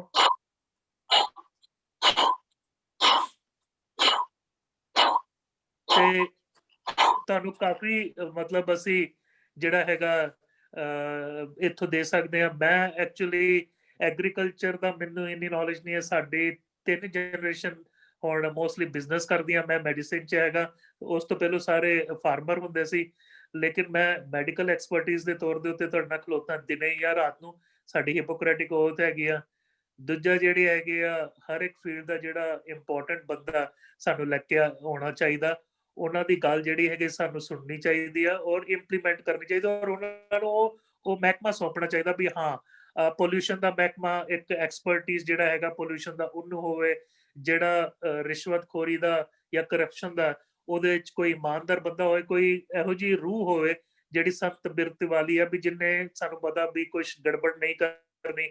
ਜਿਹੜਾ ਐਗਰੀਕਲਚਰ ਦਾ ਹੈਗਾ ਉਹ ਐਗਰੀਕਲਚਰ ਵਾਲੇ ਐਕਸਪਰਟ ਹੋਣ, ਜਿਹੜੇ ਮਤਲਬ ਬੁੱਕਸ ਨੂੰ ਜਿਹੜੇ ਡਿਲੀਵਰ ਕਰ ਸਕਦੇ ਆ ਉਸ ਅਦਾਰੇ ਵਾਲੇ ਬੰਦੇ ਹੋਣ। ਸੋ ਇਹ ਸਾਰਾ ਤੁਹਾਨੂੰ ਕਾਫਲਾ ਲੈ ਕੇ ਆਉਣਾ ਪੈਣਾ, ਔਰ ਇਹਦੇ ਵਿੱਚ ਕੋਈ ਜੈਂਡਰ ਡਿਸਕ੍ਰਿਮੀਨੇਸ਼ਨ ਨਹੀਂ ਹੋਣਾ ਚਾਹੀਦਾ, ਏਜ ਨਹੀਂ ਹੋਣਾ ਚਾਹੀਦਾ। ਇਹਦੇ ਵਿੱਚ ਟ੍ਰਾਂਸਜੈਂਡਰ, ਲੈਸਬੀਅਨ, ਗੇ ਜਿਹੜੇ ਹੈਗੇ ਆ ਸਾਰੇ, ਮਤਲਬ ਕੋਈ ਵੀ ਆ ਸਕਦਾ, ਕਿਉਂਕਿ ਮਾਨਸ ਕੀ ਜਾਤ ਸਭੇ ਏਕੇ ਪਹਿਚਾਨ ਬੋ। ਸੋ ਇਹ ਇੱਕ ਸਾਂਝਾ ਹੋਣਾ ਚਾਹੀਦਾ ਔਰ ਆਲ ਇਨਕਲੂਸਿਵ, ਸਾਰੇ ਇਹਦੇ ਵਿੱਚ ਆਪਣੇ ਆਪ ਨੂੰ ਵੈਲਕਮ ਸਮਝਣ। ਔਰ ਗ੍ਰਾਸ ਰੂਟ ਦੇ ਉੱਤੇ ਇਹ ਜਿਹੜੀ ਮੁਹਿੰਮ ਸ਼ੁਰੂ ਹੋਏਗੀ, ਇਹ ਬਹੁਤ ਵੱਡੇ ਲੈਵਲ ਤੱਕ ਜਾਏਗੀ। ਦੂਜੀ ਗੱਲ ਮੈਂ ਹਮੇਸ਼ਾ ਕਹਿੰਦਾ ਹੁੰਦਾ ਵੀ ਜਦੋਂ ਵੀ ਹੁਣ ਸੰਘਰਸ਼ ਵੀ ਹੈਗਾ, ਇਹਦੇ ਵਿੱਚ ਦੋਵੇਂ ਪਾਸੇ ਜਿਵੇਂ ਈਗੋ ਬੈਟਲ ਜਿਹੜੀ ਹੈਗੀ ਫਸ ਗਈ ਹੈ ਨਾ। ਦੂਜਾ ਹੁੰਦਾ ਵਿਜ਼ਡਮ, ਸਿਆਣਪ, ਵੀ ਜਿਹੜਾ ਹੱਲ ਹੈਗਾ ਉਹ ਪਸੂੜੀ ਪੈਣ ਤੋਂ ਪਹਿਲੋਂ ਕੱਢ ਲਿੱਤਾ ਜਾਵੇ। ਤੀਜੀ ਹੁੰਦੀ ਮਾਸਟਰਲੀ ਨੌਲੇਜ, ਵੀ ਤੁਹਾਨੂੰ ਪਤਾ ਆਉਣ ਵਾਲੇ 5-10 ਸਾਲ 'ਚ ਇਹ ਪ੍ਰੋਸੈਸ ਕਿਸ ਪਾਸੇ ਨੂੰ ਜਾਣੀ ਹੈ। ਤੁਹਾਨੂੰ ਇੱਕ ਵਿਜ਼ਨ ਹੁੰਦਾ, ਇੱਕ ਡਾਇਰੈਕਸ਼ਨ ਹੁੰਦੀ ਆ।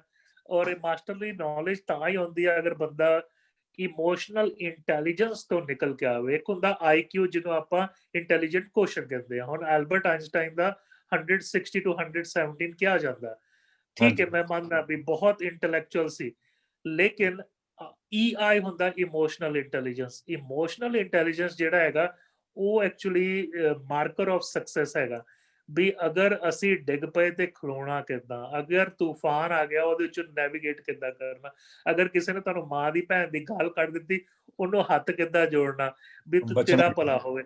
ਸੋ ਇਹ ਮਤਲਬ ਹੈਗੀ ਆ ਵੀ ਸਾਡੀ ਕੈਰੈਕਟਰ ਬਿਲਡਿੰਗ, ਸਾਡੀ ਅੰਦਰੂਨੀ ਬਿਲਡਿੰਗ, ਤੁਹਾਡਾ ਐਟੀਟਿਊਡ ਹੀ ਤੁਹਾਡਾ ਆਲਟੀਟਿਊਡ ਡਿਫਾਈਨ ਕਰੂਗਾ। ਜਿਹੜਾ ਝੰਡਾ ਵਧੂਗਾ ਨਾ ਉਹ ਐਟੀਟਿਊਡ ਕਰਕੇ ਹੀ ਵਧੂਗਾ। ਇੰਟੈਲੀਜੈਂਸ ਤਾਂ ਬੇਸਿਕ ਹੈਗੀ ਆ। ਜਿਵੇਂ ਦੂਜੀ ਗੱਲ ਜਿਹੜੀ ਇਮੋਸ਼ਨਲ ਇੰਟੈਲੀਜੈਂਸ ਆ, ਫਿਰ ਤੁਹਾਨੂੰ ਸਪਿਰਿਚੁਅਲਿਜ਼ਮ ਉਹਦੇ ਵਿੱਚ ਲੈ ਕੇ ਹੋਏਗੀ, ਭਾਵੇਂ ਸੂਫੀਜ਼ਮ ਆ, ਭਾਵੇਂ ਹਿੰਦੂ ਮਤ ਤੋਂ ਲੈ ਲਓ, ਸਿੱਖੀਜ਼ਮ ਤੋਂ ਲੈ ਲਓ, ਇਸਲਾਮ ਤੋਂ ਲੈ ਲਓ, ਕ੍ਰਿਸਚੀਅਨਿਟੀ ਤੋਂ ਲੈ ਲਓ। ਕਿਉਂਕਿ ਜਿਹੜਾ ਵਰਡ ਹੈਗਾ, ਅਖਰੀ ਨਾਮ ਅਖਰੀ ਸਾਲਾਹਾ, ਅਖਰੀ ਗਿਆਨ ਗੀਤ ਗੁਣ ਗਾਹਾ, ਸਾਰੀ ਗੱਲ ਅੱਖਰ ਤੇ ਆਉਣੀ ਆ। ਤੁਹਾਡੀ ਵੀ ਗੱਲ ਅੱਖਰ ਤੇ ਆ, ਤੁਹਾਡੀ ਵੀ ਗੱਲ ਉਸ ਭਾਸ਼ਾ ਦੇ ਉੱਤੇ ਆ। ਸੋ ਅੱਖਰਾਂ ਦੇ ਨਾਲ ਹੀ ਕਮਿਊਨੀਕੇਟ ਕੀਤਾ ਜਾ ਸਕਦਾ। ਸੋ ਅੱਖਰ ਜਿਹੜੇ ਹੈਗੇ ਆ ਤਾਂ ਹੀ ਇੰਪੋਰਟੈਂਟ ਹੈਗੇ ਆ ਹਰ ਇੱਕ ਦੇ ਜੀਵਨ 'ਚ, ਤਾਂ ਕਿ ਜਿੱਥੇ ਉਹਨਾਂ ਨੇ ਆਪਣਾ ਜੀਵਨ ਇੰਪਰੂਵ ਕਰਨਾ, ਲਾਗੇ ਚਾਗੇ ਆਪਣੇ ਪਰਿਵਾਰ ਦਾ, ਆਪਣੇ ਗ੍ਰਾਂ ਦਾ, ਆਪਣੇ ਸਟੇਟ ਦਾ, ਆਪਣੇ ਕੰਟਰੀ ਦਾ ਵੀ ਇੰਪਰੂਵ ਕਰਨਗੇ।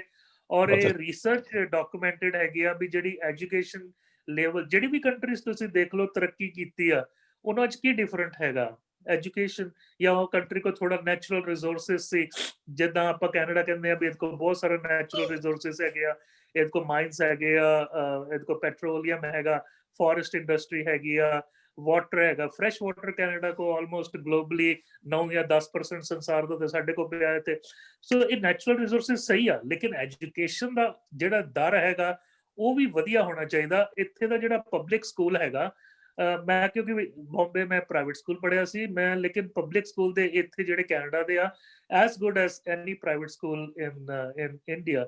ਸੋ ਇਹ ਤਾਂ ਬਣਿਆ ਕਿਉਂਕਿ ਉਹਦੇ ਸੋਸ਼ਲ ਡਿਵੈਲਪਮੈਂਟ ਦੇ ਜਿਹੜੇ ਫੋਰ ਫਾਦਰ ਸੀ, ਜਿਹੜੇ ਕੈਨੇਡੀਅਨ ਥਿੰਕਰ ਸੀ, ਉਹਨਾਂ ਨੇ ਐਜੂਕੇਸ਼ਨ ਨੂੰ ਤਵੱਜੋ ਦਿੱਤੀ, ਹੈਲਥ ਨੂੰ ਤਵੱਜੋ ਦਿੱਤੀ ਔਰ ਸੋਸ਼ਲ ਡਿਵੈਲਪਮੈਂਟ ਨੂੰ ਤਵੱਜੋ ਦਿੱਤੀ, ਤਾਂ ਕਿ ਇਹਦੇ ਵਿੱਚ ਇਨਵੈਸਟ ਕੀਤਾ ਜਾਏ।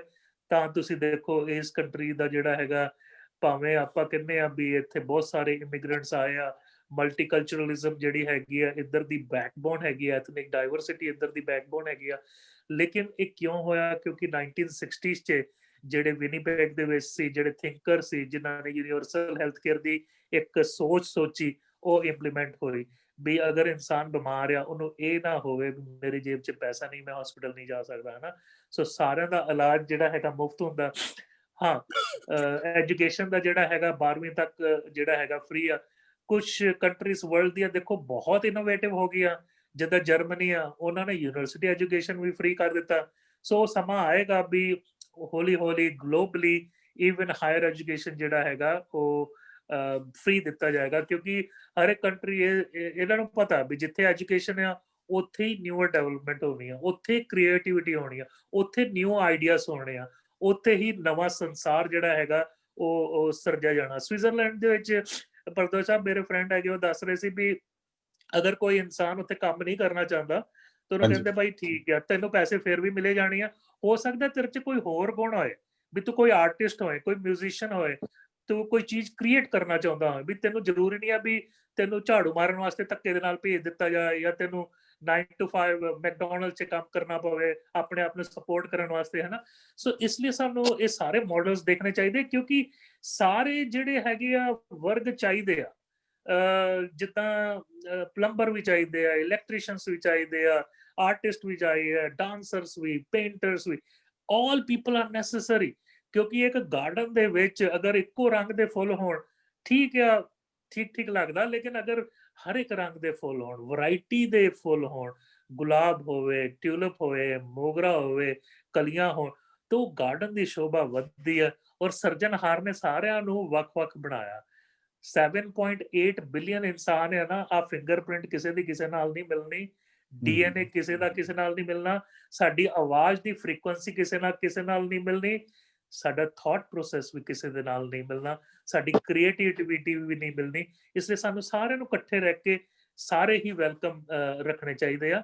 ਔਰ ਤੁਸੀਂ ਜਿਹੜਾ ਲੀਡ ਕਰ ਰਹੇ ਹੋ ਝੰਡਾ ਬਰਦਾਰ, ਮੈਂ ਤੁਹਾਡਾ ਨਾਮ ਰੱਖਿਆ ਝੰਡਾ ਬਰਦਾਰ, ਜਿਹੜੇ ਝੰਡੇ ਨੂੰ ਲੈ ਕੇ ਗਾਂਹ ਚੱਲ ਰਹੇ ਹੋ, ਅਸੀਂ ਹਮੇਸ਼ਾ ਤੁਹਾਨੂੰ ਫੋਲੋ ਕਰਾਂਗੇ ਔਰ ਹਮੇਸ਼ਾ ਹੀ ਲਿਸਨ ਕਰਾਂਗੇ। ਬਾਕੀ ਕੋਈ ਵੀ ਹੈਲਪ ਕੈਨੇਡਾ ਤੋਂ ਚਾਹੀਦੀ ਤੁਹਾਨੂੰ ਮੀਡੀਆ ਦੇ ਤੌਰ ਤੇ, ਤੁਹਾਨੂੰ ਐਕਸਪਰਟੀਜ਼ ਦੇ ਤੌਰ ਦੇ ਉੱਤੇ, ਅਸੀਂ ਤੁਹਾਡੇ ਨਾਲ ਖਲੋਤੇ ਹੈਗੇ ਆ, ਕਿਉਂਕਿ ਇਹ ਸਾਂਝਾ ਕੰਮ ਹੈਗਾ। ਇਹਦੇ ਵਿੱਚ ਕਿਸੇ ਦਾ ਕੋਈ ਪਰਸਨਲ ਲੈਣਾ ਦੇਣਾ ਤਾਂ ਹੈ ਹੀ ਨਹੀਂ, ਨਾ ਕੋਈ ਕਾਰਪੋਰੇਸ਼ਨ ਨੇ ਇਹਦੇ ਵਿੱਚ ਕੋਈ ਬਿਲੀਅਨਸ ਆਫ ਡਾਲਰ ਕਮਾਉਣੇ ਹਨ। ਇਹ ਤਾਂ ਆਉਣ ਵਾਲੀ ਜਨਰੇਸ਼ਨ ਦੇ ਭਲੇ ਵਾਸਤੇ ਕੰਮ ਹੈਗਾ। ਔਰ ਸੰਤਾਂ ਕੇ ਕਾਰਜ ਆਪ ਖਲੋਆ, ਹਰ ਕੰਮ ਕਰਾਵਣ ਆਇਆ ਰਾਮ। ਸੋ ਇਹ ਪਰਮੇਸ਼ਵਰ ਆਪ ਆ ਕੇ ਵਰਤੂਗਾ, ਮੈਨੂੰ ਪੂਰੀ ਗਰੰਟੀ ਹੈਗੀ ਆ। ਔਰ ਵਰਤ ਰਿਹਾ, ਤੁਸੀਂ ਜਿਹੜੇ ਕੰਮ ਲੀਕ ਰਹੇ ਹੋ, ਇੰਨੀ ਛੇਤੀ ਪ੍ਰੋਗਰੈਸ ਕਰ ਰਹੇ ਹੋ, ਮੇਰੇ ਖਿਆਲ ਨਾਲ ਅਗਲਾ ਸਾਲ ਹੋਰ ਡਾਇਨਾਮਿਕ ਮੋਡ ਤੇ ਜਾਊਗਾ ਔਰ ਇਹਨੂੰ ਇੱਕ ਨਵੇਂ ਸ਼ਿਖਰ 'ਚ ਲੈ ਕੇ ਜਾਊਗਾ। ਦੂਜੀ ਮੇਰੀ ਇੱਕ ਇਹ ਬੇਨਤੀ ਸੀ ਵੀ ਕਈ ਵਾਰ ਕਈ ਲੋਕੀ ਜਿਹੜੇ ਹੈਗੇ ਉਹ ਛੁੱਟੀਆਂ ਤੇ ਹੁੰਦੇ ਆ, ਕਈ ਫੁੱਲ ਟਾਈਮ ਪਾਰਟਿਸਿਪੇਟ ਕਰਦੇ ਆ, ਕਈ ਹਾਫ ਟਾਈਮ ਕਰਦੇ ਆ, ਸਾਰੇ ਸਟਿਲ ਵੈਲਕਮ ਹੈਗੇ ਆ, ਕਿਉਂਕਿ ਹਰ ਇੱਕ ਦੀ ਆਪਣੀ ਆਪਣੀ ਕੈਪੈਸਿਟੀ ਹੁੰਦੀ ਆ ਕੰਮ ਕਰਨ ਦੀ। ਔਰ ਮੈਨੂੰ ਪਤਾ ਤੁਸੀਂ you put in lot of hours, like maybe 10-12 hours every day, but ਹਰ ਇੱਕ ਜਿੱਦਾਂ ਹੁਣ ਡਾਕਟਰ ਸਾਹਿਬ ਸੀ ਜਿਨ੍ਹਾਂ ਨੇ ਠਾਠੀ ਬੰਨੀ ਸੀ, ਉਹ ਕਹਿੰਦੇ ਸੀ ਵੀ ਮੇਰੇ ਪੇਸ਼ੈਂਟ ਆ ਗਏ ਸੀ, ਉਹਨਾਂ ਦੀ ਆਪਣੀ ਇੱਕ ਇਸ਼ੂ ਸੀ ਉੱਥੇ, ਹੈ ਨਾ। ਹਾਂਜੀ, ਸੋ ਹਰ ਇੱਕ ਦਾ ਆਪਣਾ ਆਪਣਾ ਇੱਕ ਟਾਈਮ ਦਾ ਇੱਕ ਅਦਾਰਾ ਹੁੰਦਾ, ਲੇਕਿਨ ਸਾਰਿਆਂ ਨੂੰ ਆਪਣਾ ਕਾਫਿਲਾ ਨਾਲ ਲੈ ਕੇ ਚੱਲੀਏ, ਔਰ ਹਰ ਇੱਕ ਦੇ ਜਿਹੜੇ ਵਿਚਾਰ ਆ ਆਪਾਂ ਸੁਣੀਏ। ਲੇਕਿਨ ਜਿਹੜੇ ਤੁਸੀਂ ਲਿਖੇ ਹੋਏ ਆ 19 ਪੁਆਇੰਟ ਬਹੁਤ ਵਧੀਆ ਨੇ, ਇਹਨੂੰ ਹੁਣ ਇੰਪਲੀਮੈਂਟ ਕਰਨ ਦੀ ਵਾਰੀ ਹੈਗੀ ਆ। ਇੰਪਲੀਮੈਂਟ ਦੇ ਲਈ ਤੁਹਾਨੂੰ man power, muscle power, mind power ਤੇ ਮਨੀ ਪਾਵਰ ਦੀ ਲੋੜ ਆ। ਸੋ ਮੈਨੂੰ ਐਗਜ਼ੈਕਟਲੀ ਨਹੀਂ ਪਤਾ ਭਰਦਵਾਜ ਸਾਹਿਬ ਕਿੰਨੀ ਕੁ ਮਨੀ ਪਾਵਰ ਤੁਸੀਂ ਐਸਟੀਮੇਟ ਕਰਦੇ ਹੋ ਇਹਦੇ ਵਿੱਚ, ਥੋੜਾ ਦੱਸ ਸਕਦੇ ਮੈਨੂੰ? ਮਨੀ ਪਾਵਰ ਅਸੀਂ ਜਿਹੜੀਆਂ ਲਾਇਬ੍ਰੇਰੀਆਂ ਖੋਲਣੀਆਂ, ਜਿਹੜੀਆਂ ਸਕਿੱਲ ਡਿਵੈਲਪਮੈਂਟ ਵਰਕਸ਼ਾਪਸ ਖੋਲਣੀਆਂ, ਲਾਇਬ੍ਰੇਰੀਆਂ ਖੋਲਣੀਆਂ, ਉਹਨਾਂ ਨੂੰ ਸਾਰੀਆਂ ਨੂੰ ਰਨ ਕਰਨ ਲਈ ਸਾਨੂੰ ਬੰਦੇ ਰੱਖਣੇ ਪੈਣੇ। ਜੀ ਜੀ, ਉਹ ਬੰਦਿਆਂ ਨੂੰ ਅਸੀਂ ਆਨਰੇਰੀਅਮ ਦੇਵਾਂਗੇ, ਕਿਸੇ ਨੂੰ 9,000 ਪਰ ਮੰਥ, ਕਿਸੇ ਨੂੰ 3,000 6,000 ਪਰ ਮੰਥ, ਉਹ in proportion to the opening hours of the library ਔਰ ਵਰਕਸ਼ਾਪ। ਠੀਕ ਹੈ, ਬਟ ਉਹਦਾ ਜਿੱਦਾਂ ਹੈਗਾ ਰੈਵਨਿਊ ਕਿੱਥੋਂ ਆਪਾਂ ਐਕਸਪੈਕਟ? ਉਹ ਅਸੀਂ ਤੁਹਾਡੇ ਤੋਂ ਐਕਸਪੈਕਟ ਕਰਦੇ ਹਾਂ, NRIs ਤੋਂ, ਵੀ ਤੁਸੀਂ ਜ਼ਿੰਮੇਵਾਰੀਆਂ ਲਓਗੇ ਆਪੋ ਆਪਣੇ ਪਿੰਡਾਂ ਦੀਆਂ, ਆਪੋ ਆਪਣੇ ਸ਼ਹਿਰਾਂ ਦੀਆਂ, ਆਪੋ ਆਪਣੇ ਜ਼ਿਲ੍ਹਿਆਂ ਦੀਆਂ, ਵੀ ਆਹ ਜ਼ਿਲ੍ਹੇ ਦੀਆਂ ਲਾਇਬ੍ਰੇਰੀਆਂ ਮੈਂ ਚਲਾਉਂਗਾ। ਉਹਨਾਂ ਦੇ ਖਾਤਿਆਂ 'ਚ ਸਿੱਧੀਆਂ ਉਹਨਾਂ ਦੀਆਂ ਸੈਲਰੀ, ਉਹਨਾਂ ਦੀਆਂ ਆਨਰੇਰੀਅਮ ਉਹਨਾਂ ਦਾ ਪਾਓਗੇ, ਤੇ ਉਹਨਾਂ ਤੇ ਚੈੱਕ ਰੱਖੋਗੇ, ਧਿਆਨ ਰੱਖੋਗੇ ਲਾਇਬ੍ਰੇਰੀਜ਼ ਵੀ ਖੁੱਲ ਰਹੀਆਂ ਨੇ, ਚੱਲ ਰਹੀਆਂ ਨੇ। ਜੀ ਜੀ, ਤੇ ਜੇ ਇਸ ਤਰ੍ਹਾਂ ਆਪਾਂ 1.5 ਸਾਲ ਕਰ ਲਿਆ, ਸਿਰਫ 1.5 ਸਾਲ, ਤਾਂ ਇਹ ਪੰਜਾਬ ਕਿਸੇ ਹੋਰ ਸਟੇਜ ਤੇ ਹੋ ਜਾਏਗਾ। ਜੀ, ਸੋ ਇਹਦੇ ਵਿੱਚ ਇਹੀ ਆ ਵੀ ਜਿੱਦਾਂ ਤੁਸੀਂ ਡਿਸਕ੍ਰਾਈਬ ਕਰ ਰਹੇ ਸੀ ਵੀ ਆਫ ਕੋਰਸ ਆਪਾਂ ਗੱਲਾਂ ਤਾਂ ਬਹੁਤ ਕਰ ਲਈਆਂ, ਗੱਲਾਂ ਇੰਪੋਰਟੈਂਟ ਹੈਗੀਆਂ, ਲੇਕਿਨ ਉਹਨੂੰ ਪ੍ਰੈਕਟੀਕਲ ਜਾਮਾ ਦੇਣਾ ਵੀ ਉਨਾ ਹੀ ਇੰਪੋਰਟੈਂਟ ਹੈਗਾ। ਸੋ ਉਹਦੇ ਵਿੱਚ ਮੈਨ ਪਾਵਰ ਤੇ ਤੁਹਾਡੇ ਕੋਲ ਲੋਕਲੀ ਹੈਗਾ, ਮਨੀ ਪਾਵਰ ਵੀ ਚਾਹੀਦਾ, ਮਸਲ ਪਾਵਰ ਵੀ ਚਾਹੀਦਾ, ਤੇ ਮਾਈਂਡ ਪਾਵਰ ਵੀ ਚਾਹੀਦਾ। ਸੋ ਇਹਦੇ ਵਿੱਚ I will also put my share. ਮੈਂ ਜ਼ਰੂਰ ਪ੍ਰੋਮਿਸ ਕਰਦਾ ਜਿੰਨਾ ਮੇਰੇ ਕੋ ਹੋ ਸਕਦਾ ਮੈਂ ਜ਼ਰੂਰ ਕੰਟਰੀਬਿਊਟ ਕਰੂੰਗਾ। ਕੱਲਾ ਤੁਹਾਡੇ ਕੋਲੋਂ ਡਾਕਟਰ ਸਾਹਿਬ, ਕੱਲਾ ਤੁਹਾਡੇ ਕੋਲੋਂ ਨਹੀਂ, ਤੁਸੀਂ ਸਾਰੇ NRIs ਨੂੰ ਲੀਡ ਕਰਿਓ, ਸਾਰਿਆਂ ਤੋਂ ਯੋਗਦਾਨ ਲਿਓ, ਤੇ ਉਹਦੀ ਪੂਰੀ ਟਰਾਂਸਪੇਰੈਂਸੀ ਆਪਣੇ ਕੋਲ ਹੀ ਰੱਖਿਓ। ਆਪ ਤੁਸੀਂ ਇੱਥੇ ਪੈਨਲ ਬਣਾ ਲਿਓ, ਕੋਈ ਕਮੇਟੀ ਬਣਾ ਲਿਓ, ਉਹ ਇਹਨਾਂ ਨੂੰ ਆਨਰੇਰੀਅਮ ਪੇ ਕਰੇ। ਇਹਨੂੰ ਅਸੀਂ ਸੈਲਰੀ ਨਹੀਂ ਕਹਿੰਦੇ, ਕਿਉਂਕਿ ਬਹੁਤ ਪੜ੍ਹੇ ਲਿਖੇ ਬੱਚੇ ਨੇ, ਜਿਵੇਂ ਅਸੀਂ 18 ਬੱਚੇ ਹੁਣੇ ਪਿੱਛੇ ਜੇ ਸਿਲੈਕਟ ਕੀਤੇ, ਉਹਨਾਂ ਨੇ ਕਿਸੇ ਨੇ PhD ਕੀਤੀ ਹੈ, ਕਿਸੇ ਨੇ MLib ਕੀਤੀ ਹੈ, ਬਹੁਤ ਸਿਆਣੇ ਲੋਕ ਨੇ, ਬਹੁਤ ਐਜੂਕੇਟਡ, ਪਰ ਉਹ 12,000 ਜਾਂ 9,000 ਲੋਕਲੀ ਕੰਮ ਕਰਨ ਵਾਸਤੇ ਤਿਆਰ ਨੇ। ਜੇ ਉਹਨਾਂ ਨੂੰ 6 ਘੰਟੇ ਲਾਇਬ੍ਰੇਰੀ ਮੇਨਟੇਨ ਕਰਨੀ ਪੈਂਦੀ ਹੈ, ਤਾਂ ਉਹ 9, 10, 12,000 ਚ ਪਰ ਮੰਥ ਕਰ ਲੈਣਗੇ। ਠੀਕ ਹੈ, ਤੇ ਪਰ ਮਨੀ ਦੇ ਸੰਬੰਧ ਚ ਮੈਂ ਇੱਕ ਗੱਲ ਹੋਰ ਕਹਿਣੀ ਚਾਹੁੰਦਾ, ਵੀ ਇੱਥੇ ਬੁਲੰਦ ਪੰਜਾਬ ਫਾਊਂਡੇਸ਼ਨ ਜਾਂ ਇਹ PK ਭਾਰਦਵਾਜ ਦਾ ਲਾਸਟ ਮੈਨ ਸਟੈਂਡਿੰਗ, ਇਹ ਕਿਸੇ ਕੰਟਰੋਵਰਸੀ ਚ ਨਹੀਂ ਪੈਣਾ ਚਾਹੁੰਦੇ, ਕਿਉਂਕਿ ਆਪਾਂ ਹੁਣ ਜ਼ਿੰਦਗੀ ਤੇ ਥੋੜੇ ਜਿਹੇ ਸਾਲ ਬਾਕੀ ਰਹਿ ਗਏ, ਜਿਵੇਂ ਬਾਈ ਪ੍ਰਗਟ ਕਹਿੰਦਾ ਸੀ, ਹੈਨਾ, ਆਖਰ ਨੂੰ ਹੈ ਤਾਂ ਉਹੀ 10-12 ਸਾਲ। ਉਹ ਆਪਣੇ ਕੋਲੇ ਦਾਲ ਰੋਟੀ ਖਾਣ ਵਾਸਤੇ ਬਹੁਤ ਕੁਝ ਹੈ ਘਰੇ, ਪ੍ਰਮਾਤਮਾ ਦੀ ਮਿਹਰ ਹੈ। ਤੇ ਇਸ ਕਰਕੇ ਮਨੀ ਦਾ ਕੋਈ ਸਿਸਟਮ ਐਸਾ ਬਣਾਉਣਾ ਪਏਗਾ ਵੀ ਫੁੱਲੀ ਟਰਾਂਸਪੇਰੈਂਸੀ ਰਹੇ, ਬੱਚੇ ਦੇ ਖਾਤੇ 'ਚ ਜਾਵੇ, ਤੇ ਜਿਹੜਾ ਦੇਣ ਵਾਲਾ ਉਹਨੂੰ ਪਤਾ ਹੋਵੇ ਵੀ ਮੇਰਾ 100% ਪੈਸਾ ਉਹਦੇ ਕੋਲ ਗਿਆ, ਜਿਹੜਾ ਸਰਵਿਸ ਕਰ ਰਿਹਾ ਐਕਚੁਅਲੀ। ਹਾਂਜੀ, ਕਿਤਾਬਾਂ ਸਾਨੂੰ ਡੋਨੇਟ ਹੋ ਜਾਣਗੀਆਂ, ਅਸੀਂ ਪੁਰਾਣੀਆਂ ਕਿਤਾਬਾਂ ਡੋਨੇਸ਼ਨ ਮੰਗ ਰਹੇ ਹਾਂ, ਜਿਹਨੇ ਨਵੀਆਂ ਦੇਣੀਆਂ ਉਹ ਕਿਤਾਬਾਂ ਦੇ ਸਕਦਾ, ਉਹਦੇ 'ਚ ਅਸੀਂ ਕੈਸ਼ ਜਾਂ ਮਨੀ ਨਹੀਂ ਲੈਂਦੇ। ਤੇ ਫਰਨੀਚਰ ਅਸੀਂ ਪੁਰਾਣਾ ਮੰਗ ਰਹੇ ਹਾਂ, ਟੇਬਲ ਕੁਰਸੀਆਂ, ਉਹ ਪੁਰਾਣਾ ਹੋ ਜਾਏਗਾ। ਕੰਪਿਊਟਰ ਅਸੀਂ ਪੁਰਾਣੇ ਲੈ ਰਹੇ ਹਾਂ ਜੀ। ਇਸ ਤਰ੍ਹਾਂ ਆਨਲਾਈਨ ਆਫਲਾਈਨ ਦੋਨੋਂ ਜਗ੍ਹਾ ਸਾਨੂੰ ਪਿੰਡ ਵਾਲੇ ਦੇ ਦੇਣਗੇ, ਸ਼ਹਿਰ ਵਾਲੇ ਦੇ ਦੇਣਗੇ, ਬਿਜਲੀ ਪਾਣੀ ਉਹਨਾਂ ਦਾ ਹੋਏਗਾ। ਅਸੀਂ ਸਿਰਫ ਅਟੈਂਡੈਂਸ ਦਾ ਤੇ ਕਿਤਾਬਾਂ ਦਾ ਇੰਤਜ਼ਾਮ ਕਰਨਾ ਹੈ, ਅਟੈਂਡੈਂਟ ਦਾ। ਠੀਕ ਹੈ, ਤੇ ਪਾਰਟਿਸਿਪੇਸ਼ਨ ਲਈ ਅਸੀਂ ਮੋਟੀਵੇਟ ਕਰਨਾ ਹੈ ਜਨਰਲ ਪਬਲਿਕ ਨੂੰ ਵੀ ਜਾਵੇ। ਜਿਵੇਂ ਆਪਣਾ ਡਾਕਟਰ ਸਾਹਿਬ 7,000 ਲੋਕਾਂ ਦਾ ਟੀਚਾ ਹੈ, ਵੀ ਆਪਾਂ 7,000 ਲੋਕਾਂ ਨੂੰ ਜਲਦੀ ਤੋਂ ਜਲਦੀ ਇਸ ਮੈਸਿਵ ਐਜੂਕੇਸ਼ਨਲ ਜਾਂ ਵਿਜ਼ਡਮ ਰੈਵੋਲੂਸ਼ਨ ਦੇ, ਜਿਹੜਾ ਇਨੋਵੇਸ਼ਨ ਬੇਸਡ, ਪ੍ਰੈਕਟੀਕਲ ਬੇਸਡ, ਤੇ ਇਹ ਜਿਹੜੀ ਕ੍ਰਾਂਤੀ ਹੈ, ਇਹਦਾ ਆਪਾਂ ਉਹਨਾਂ ਨੂੰ ਪਾਰਟਿਸਿਪੇਸ਼ਨ ਕਰਵਾ ਲਈਏ, ਇਹਦੇ ਉਹਨਾਂ ਨੂੰ ਅੰਬੈਸਡਰ ਬਣਾ ਦਈਏ 7,000 ਲੋਕ, ਉਹਦੇ ਨਾਲ ਪੂਰਾ ਪੰਜਾਬ ਬਦਲ ਜਾਏਗਾ। ਬਿਲਕੁਲ। ਇੱਥੇ ਜਿਵੇਂ ਜੇ ਮਿਨਹਾਜ਼, ਜਤਿੰਦਰ ਮਿਨਹਾਜ਼ ਆਦਮਪੁਰ ਨੂੰ ਬਿਲੋਂਗ ਕਰਦੇ ਨੇ, ਤੇ ਉੱਥੇ ਵੀ ਮੇਰੇ ਖਿਆਲ ਨਾਲ ਕਾਫੀ ਕੰਮ ਕਰਦੇ, ਮੋਸਟਲੀ ਆਈ ਸਰਜਰੀ ਵਗੈਰਾ, ਸ਼ਾਇਦ ਤੁਸੀਂ ਜਾਣਦੇ ਵੀ ਹੋ। ਸੋ ਉਹ ਵੀ ਕਾਫੀ ਮਤਲਬ ਪੰਜਾਬ ਦੇ ਲਈ ਕੰਮ ਕਰਦੇ, ਕਾਫੀ ਹੋਰ ਆਰਗੇਨਾਈਜੇਸ਼ਨਸ ਵੀ ਕਰਦੀਆਂ।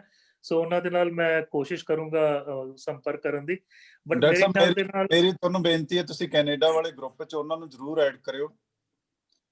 ਠੀਕ ਹੈ, ਲਾਈਕ ਮਾਈਂਡਡ ਤੁਸੀਂ ਜਿਹੜੇ 20-50 ਲੋਕ ਨੇ ਤੁਹਾਡੇ ਮਿੱਤਰ, ਉਹਨਾਂ ਨੂੰ ਜ਼ਰੂਰ ਐਡ ਕਰਿਓ ਤੇ ਉਹਨਾਂ ਨੂੰ ਇਹ ਵਿਸ਼ਵਾਸ ਦਿਵਾਇਓ ਵੀ ਕੁਝ ਕ੍ਰੈਡੀਬਲ ਹੋ ਰਿਹਾ ਹੈ ਪੰਜਾਬ 'ਚ। ਠੀਕ ਹੈ, ਕੁਝ ਠੀਕ ਹੈ। ਲੋਕ ਨੇ ਜਿਹੜੇ ਸ਼ੁਦਾਈ ਨੇ, ਜਿਨ੍ਹਾਂ ਨੂੰ ਆਪਣੀ ਮਾਂ ਨਾਲ ਇਸ਼ਕ ਹੋ ਗਿਆ, ਏਦਾਂ ਨਹੀਂ, ਸੱਚਾ ਇਸ਼ਕ ਹੋ ਗਿਆ ਨਾ, ਮਾਂ ਨਾਲ ਇਸ਼ਕ ਹੋ ਗਿਆ, ਜਿਨ੍ਹਾਂ ਨੂੰ ਉਹ ਸੇਵਾ ਕਰਨੀ ਚਾਹੁੰਦੇ ਨੇ। ਆਓ ਅਸੀਂ ਮਿਲ ਕੇ ਸੇਵਾ ਕਰੀਏ। ਬਿਲਕੁਲ। ਸੋ ਵਾਕਈ ਹੁਣ ਛੁੱਟੀਆਂ ਦਾ ਟਾਈਮ ਹੈਗਾ, ਥੋੜਾ ਕੋਵਿਡ ਕਰਕੇ ਨਾ ਅਸੀਂ ਬਲੌਕੇਜ 'ਚ ਹੈਗੇ, ਫਿਜ਼ੀਕਲੀ ਨਹੀਂ ਮਿਲ ਸਕਦੇ, ਬਟ ਡਿਜੀਟਲੀ ਜ਼ਰੂਰ ਕਮਿਊਨੀਕੇਟ ਉਹਨਾਂ ਦੇ ਨਾਲ ਕਰਾਂਗੇ। ਔਰ ਮੈਨੂੰ ਆਸ ਹੈਗੀ ਆ ਵੀ ਕਾਫੀ ਹੱਦ ਤੱਕ ਸਿਰਫ ਆਪਾਂ ਕੈਨੇਡਾ, ਮੈਨੂੰ US ਦਾ ਮੇਰੇ ਕੋਲ ਕੰਟੈਕਟ ਨਹੀਂ ਹੈਗਾ, ਹੋਰ ਜਗ੍ਹਾ ਦਾ ਨਹੀਂ ਹੈਗਾ, ਉੱਥੇ ਤੁਹਾਨੂੰ ਹੋਰ ਮਤਲਬ ਲੋਕਾਂ ਦੇ ਨਾਲ ਕਮਿਊਨੀਕੇਟ ਕਰਨਾ ਪੈਣਾ।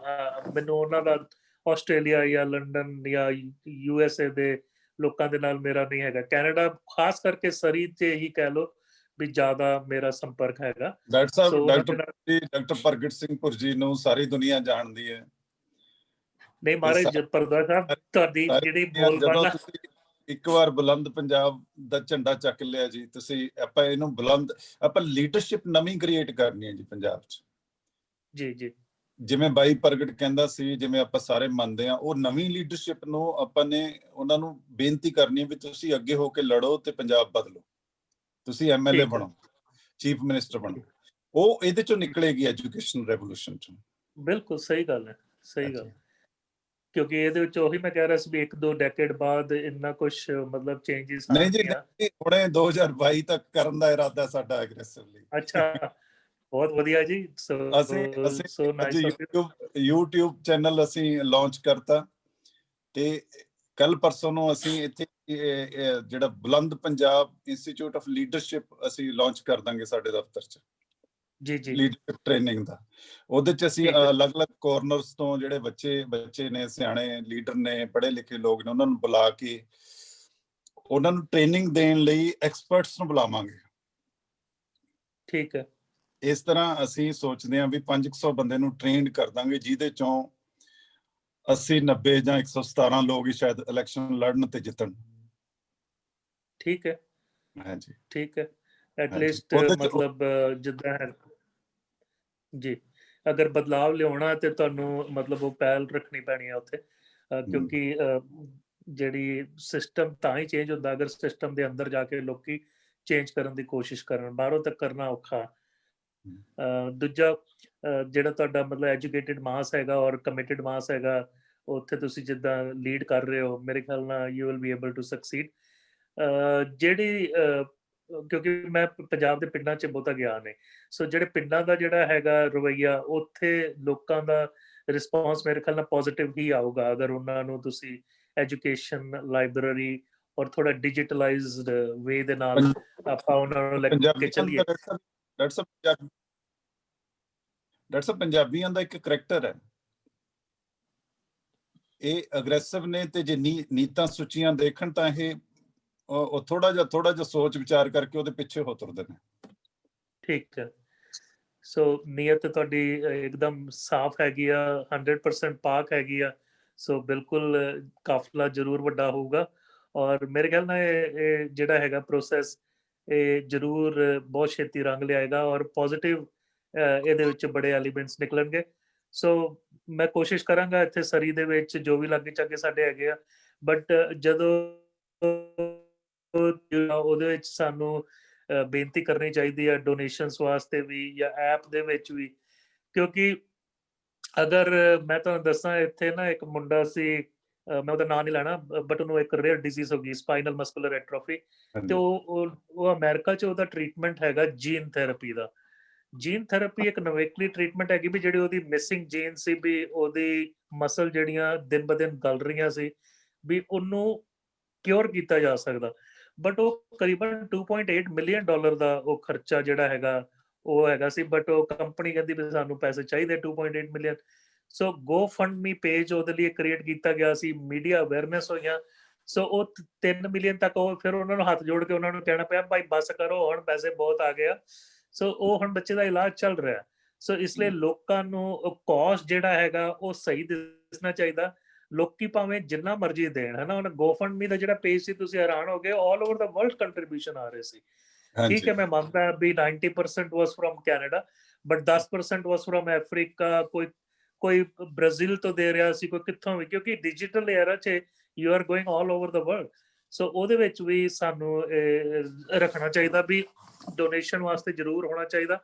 ਔਰ ਜਿਹੜੇ ਕੀ ਪਲੇਅਰਸ ਹੈਗੇ ਡੋਨਰਸ, ਅਗਰ ਇੱਕ ਵਿਅਕਤੀ ਵੀ ਉਹ ਤੁਹਾਡੇ ਮਤਲਬ ਜਿਹੜੇ ਹੈਗੇ ਆ ਇਸ ਵੇਲੇ 7000 ਤੁਸੀਂ ਕਹਿ ਰਹੇ ਹੋ, ਹਨਾ, ਵੀ ਜਿਹੜੇ ਲਾਇਬ੍ਰੇਰੀਜ਼ ਹੈਗੀਆਂ ਉਹਨਾਂ ਦੇ ਵਿੱਚ ਲੈ ਲੈਣ ਤੇ ਨਹੀਂ 7000 ਵਿਅਕਤੀਆਂ ਦਾ ਟੀਚਾ ਮਿੱਥਿਆ ਅਸੀਂ ਉਹਨਾਂ ਨੂੰ ਟ੍ਰੇਨ ਕਰਨ ਦਾ, ਐਜੂਕੇਸ਼ਨਲ ਐਂਬੈਸਡਰ ਬਣਾਉਣ ਦਾ।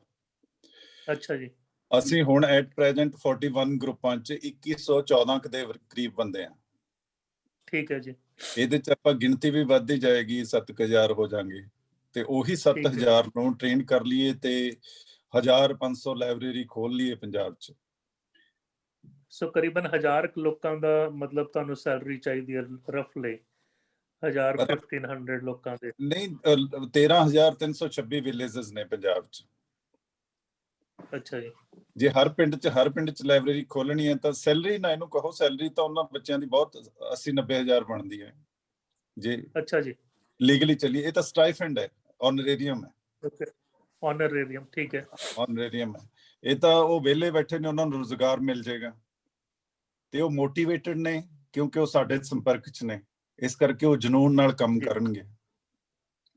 ਬਿਲਕੁਲ ਬਿਲਕੁਲ। ਹਾਂਜੀ, ਨਾਲੇ ਰੀਸੈਂਟ ਫਰੈਸ਼ ਗ੍ਰੈਜੂਏਟ ਹੈ, ਫਰੈਸ਼ ਮਾਈਂਡ ਹੈ, ਨਾਲੇ ਉਹ ਬਿਲੋਂਗ ਕਰਦੇ ਉਸ ਏਰੀਆ ਨੂੰ, ਉਸ ਪਿੰਡ ਨੂੰ, ਉਸ ਕਸਬੇ ਨੂੰ। ਤੇ so it's a positive. Punjab ਨੂੰ ਬਹੁਤ ਲੋੜ ਹੈ ਇਸ ਗੱਲ ਦੀ ਵੀ ਪੰਜਾਬ 'ਚ ਪੋਟੈਂਸ਼ੀਅਲ ਹੈ to be an example before this great country. ਬਿਲਕੁਲ। ਔਰ ਡੂਏਬਲ ਹੈ। ਦੇਖੋ ਹਰ ਪ੍ਰੋਸੈਸ ਜਿਹੜੀ ਹੈਗੀ ਆ, ਭਾਵੇਂ ਕੋਈ ਵੀ ਲੈਵਲ 'ਚ ਹੋਵੇ, ਅਗਰ ਉਹ ਠੀਕ ਨਹੀਂ ਚੱਲ ਰਹੀ, ਉਹਨੂੰ ਚੇਂਜ ਕਰਨਾ ਤੇ you need collective global positive awareness, mind power, but man power ਔਰ ਮਨੀ ਪਾਵਰ ਵੀ ਇੱਕ ਰਿਐਲਿਟੀ ਹੈਗੀ ਜਿਹੜੀ ਡਾਕਟਰ ਗੱਲ ਹੋਰ ਤੁਹਾਨੂੰ ਕਹਿਣੀ ਚਾਹੁੰਦਾ। ਮੈਨ ਪਾਵਰ ਸਾਡੇ ਕੋਲ ਹੈਗੀ, ਮਾਈਂਡ ਪਾਵਰ ਵੀ ਅਸੀਂ ਵਿਜ਼ਨ ਬਣਾ ਰੱਖਿਆ ਹੈ ਨਾ, ਉਹਦੇ 'ਚ ਤੁਸੀਂ ਗਾਈਡ ਕਰੋਗੇ ਸਾਨੂੰ। ਮਸਲ ਪਾਵਰ 'ਚ ਵੀ ਅਸੀਂ ਕਿਸੇ ਤੋਂ ਡਰਦੇ ਨਹੀਂ ਆ, ਚੰਗਾ ਕੰਮ ਕਰ ਰਹੇ ਆ, ਉਹ ਪ੍ਰਮਾਤਮਾ ਦੀ ਮਿਹਰ ਹੈ। ਤੇ ਮਨੀ ਪਾਵਰ ਸਿਰਫ ਦੋ ਧਿਰਾਂ ਸਾਨੂੰ ਦੇ ਸਕਦੀਆਂ, ਇੱਕ ਤੁਸੀਂ, ਇੱਕ ਪੁਲਿਸ ਵਾਲੇ। ਪੁਲਿਸ ਵਾਲਿਆਂ ਨੂੰ ਪੜ੍ਹਨ, ਹਾਂਜੀ, ਪੰਜਾਬ ਦੇ ਪੁਲਿਸ ਵਾਲਿਆਂ ਨੂੰ ਪੜ੍ਹਨ ਪੜ੍ਹਾਉਣ 'ਚ ਕੋਈ ਇੰਟਰਸਟ ਨਹੀਂ ਹੈ, ਇਸ ਕਰਕੇ ਉਹ ਨਹੀਂ ਦੇਣਗੇ, ਕੋਈ ਰੋਲ ਪਲੇ ਨਹੀਂ ਕਰਨਗੇ। NRIs ਕਰ ਸਕਦੇ ਨੇ, ਇਹਨਾਂ ਤੋਂ ਹੀ ਉਮੀਦ ਹੈ। ਸਾਡੇ ਕਾਜ਼ ਨੂੰ, ਸਾਡੇ ਪ੍ਰੋਸੀਜਰ ਨੂੰ ਥੋੜਾ ਜਿਹਾ ਹੋਰ ਇਹਨੂੰ ਅਮੈਂਡ ਕਰਿਓ, ਇਹਨੂੰ ਥੋੜਾ ਜਿਹਾ ਹੋਰ ਗਾਈਡ ਕਰਿਓ ਵੀ ਕਿਵੇਂ ਕਰਨਾ ਹੈ। ਤੇ ਇਹਦੇ 'ਚ ਜਿਹੜਾ ਮਨੀ ਪਾਵਰ ਦਾ ਮੇਨ ਰੋਲ ਹੈ ਉਹ ਤੁਸੀਂ ਪਲੇ ਕਰ ਸਕਦੇ ਹੋ ਤੇ 13000 ਪਿੰਡਾਂ 'ਚ ਛੋਟੀਆਂ ਲਾਇਬ੍ਰੇਰੀ ਖੁਲਵਾ ਸਕਦੇ ਹੋ। ਕਿਉਂਕਿ ਜੇ 4-5 NRI ਵੀ ਆਪਣਾ ਪਿੰਡ ਅਡਾਪਟ ਕਰ ਲੈਣ ਤਾਂ 60,000-70,000 NRI ਤਾਂ ਹੈਗੇ ਹੀ ਆਪਣੇ ਬਾਹਰ, ਜਿਹੜੇ ਐਕਟਿਵ ਨੇ, ਪ੍ਰੋਐਕਟਿਵ ਨੇ। ਹਾਂਜੀ, ਹੈ ਨਾ।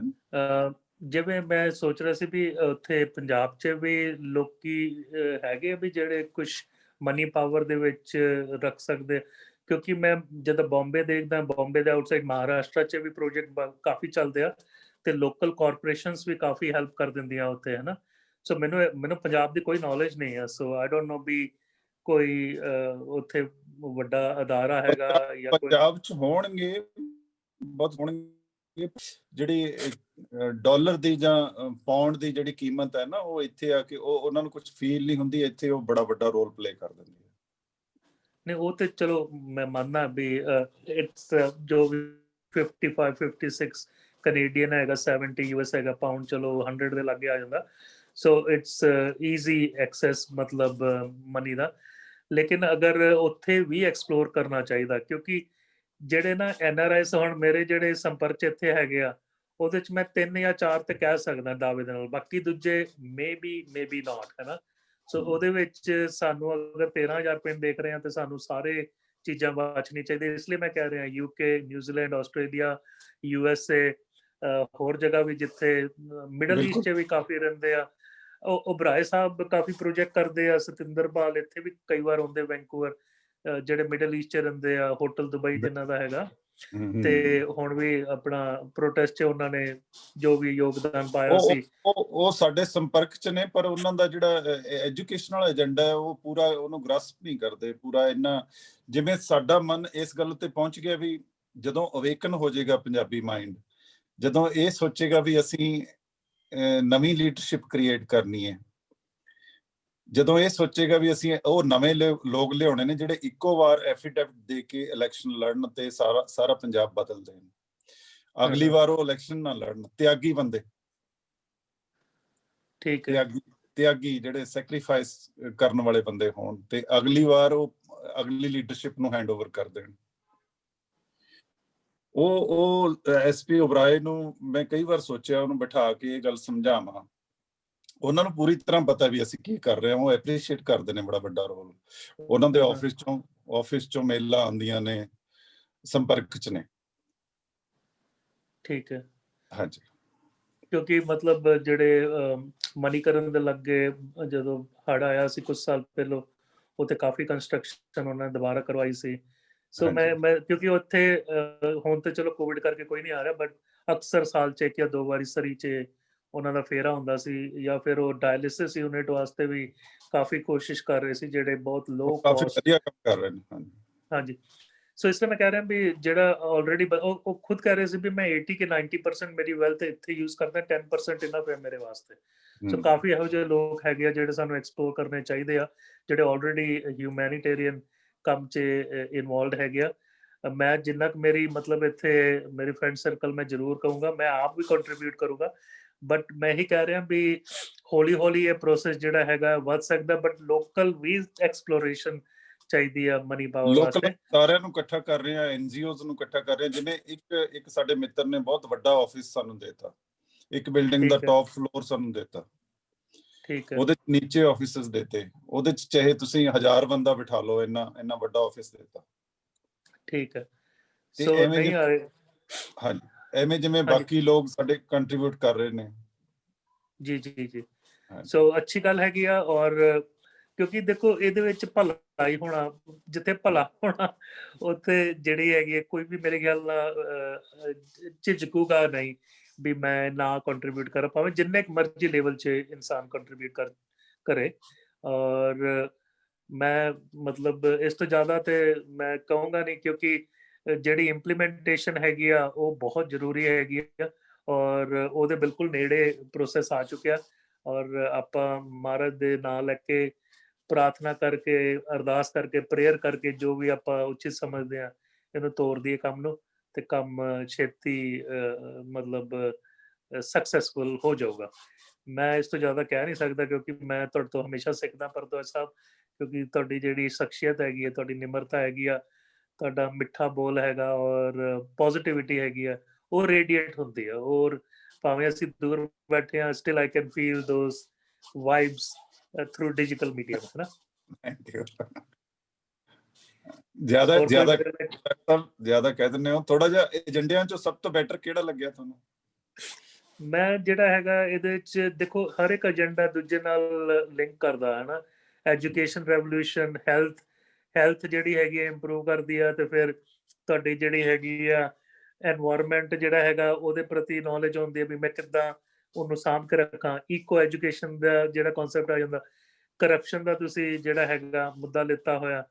ਸੋ ਇਹ ਸਾਰਾ ਇੱਕ ਹੋਲਿਸਟਿਕ ਅਪਰੋਚ ਹੈਗਾ ਜਿਹੜਾ ਮਲਟੀ ਡਾਇਮੈਂਸ਼ਨਲ ਹੈਗਾ, ਔਰ ਸਾਰੇ ਇੱਕ ਦੂਜੇ ਦੇ ਨਾਲ ਲਿੰਕਡ ਹੈਗੇ ਆ।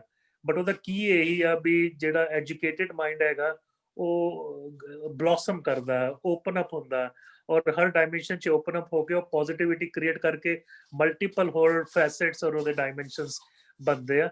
ਔਰ ਤੁਸੀਂ ਪੁੰਨ ਔਰ ਪਰਉਪਕਾਰ ਦਾ ਕੰਮ ਕਰ ਰਹੇ ਹੋ, ਜਿਹੜਾ ਬਹੁਤ ਨੇਕ ਆ। ਔਰ ਮੇਰੇ ਖਿਆਲ ਨਾਲ ਮੇਰੇ ਕੋਲ ਲਫ਼ਜ਼ ਹੀ ਨਹੀਂ ਹੈਗੇ ਮੈਂ ਹੋਰ ਕਿੰਨਾ ਕੁ ਮਤਲਬ ਉਸਤਤ ਦੇ ਵਿੱਚ ਕਵਾਂ, ਹੈ ਨਾ।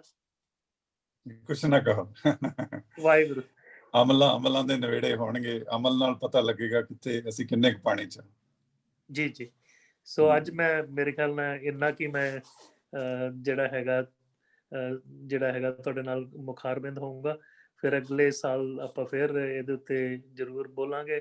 ਤੁਸੀਂ ਕੰਮ ਕਰਦੇ ਰਹੋ। ਤੁਹਾਨੂੰ ਸਾਰਿਆਂ ਨੂੰ ਮਹਾਰਾਜ ਤੰਦਰੁਸਤੀ ਬਖਸ਼ੇ। ਅੱਜ ਮਾਤਾ ਗੁਜਰ ਕੌਰ ਤੇ ਛੋਟੇ ਸਾਹਿਬਜ਼ਾਦਿਆਂ ਦੀ ਸ਼ਹੀਦੀ ਦਾ ਵੀ ਦਿਵਸ ਹੈ, ਸੋ ਇਹ ਵੀ ਭਾਰੂ ਦਿਵਸ ਹੈ। ਨਵਾਂ ਸਾਲ 2021 ਅੱਛਾ ਹੋਏਗਾ। ਕੋਵਿਡ ਤੋਂ ਵੀ ਬਾਈ ਐਂਡ ਆਫ ਦਾ ਈਅਰ ਕਾਫੀ ਹੱਦ ਤੱਕ ਨਿਯੁਕਤ ਹੋ ਚੁੱਕਿਆ ਹੋਏਗਾ ਸੰਸਾਰ। ਹਿੰਦੁਸਤਾਨ 'ਚ ਵੀ ਵੈਕਸੀਨੇਸ਼ਨ ਪ੍ਰੋਸੈਸ ਸ਼ੁਰੂ ਹੋ ਜਾਊਗਾ। ਉਸ ਤੋਂ ਬਾਅਦ ਟਰੈਵਲਿੰਗ ਵੀ ਇੰਪਰੂਵ ਹੋਊਗੀ, ਸਾਰਾ ਕੁਝ ਹੋਏਗਾ। ਸੋ ਹੈਪੀ ਨਿਊ ਈਅਰ ਸਾਰਿਆਂ ਨੂੰ, ਨਵਾਂ ਸਾਲ ਮੁਬਾਰਕ। ਔਰ ਮੇਰੇ ਤੋਂ ਕੋਈ ਅਗਰ ਬੋਲਦਿਆਂ ਗਲਤੀ ਹੋ ਗਈ ਤੇ ਮੈਂ ਮਾਫੀ ਚਾਹੁੰਦਾ। ਤੁਹਾਡੇ ਸਾਰਿਆਂ ਤੋਂ ਛੋਟਾ। ਖੁਸ਼ ਰਹੋ, ਆਬਾਦ ਰਹੋ, ਹੱਸਦੇ ਰਹੋ, ਵਸਦੇ ਰਹੋ। ਬਹੁਤ ਬਹੁਤ ਧੰਨਵਾਦ। Doctor Sahib thank you. ਇਹਨਾਂ ਸ਼ਬਦਾਂ ਨਾਲ ਵੀ ਮਨੀ ਨੂੰ ਪ੍ਰਾਇੋਰਟਾਈਜ਼ ਨਾ ਕਰਿਓ। ਪੈਸਾ ਸਾਡੀ ਮੁੱਖ ਕੰਡੀਸ਼ਨ ਨਹੀਂ ਹੈ, ਤੁਸੀਂ ਸਾਨੂੰ ਚਾਹੀਦੇ ਹੋ ਹਮੇਸ਼ਾ। ਨਹੀਂ ਮਹਾਰਾਜ, ਅਸੀਂ ਖਲੋਤੇ ਤੁਹਾਡੇ ਨਾਲ। ਚਾਹੇ ਡਾਲਰ ਨਾ ਦਿਓ, ਤੁਸੀਂ ਤੁਹਾਡੀ ਪ੍ਰੈਜ਼ੈਂਸ ਸਾਨੂੰ ਚਾਹੀਦੀ ਹੈ। ਵਾਹਿਗੁਰੂ। ਨਹੀਂ ਮਹਾਰਾਜ, ਏਦਾਂ ਨਹੀਂ। So thank you so much. ਮੈਂ ਉਸ ਦੇਸ ਰਾਜ ਨੂੰ ਯਾਦ ਕਰਦਾ ਜਿਹਨੇ ਹਰਮੰਦਰ ਸਾਹਿਬ ਦੀ ਬਿਲਡਿੰਗ ਬਣਾਈ ਸੀ, ਤੁਹਾਡੇ ਯਾਦ ਹੈ?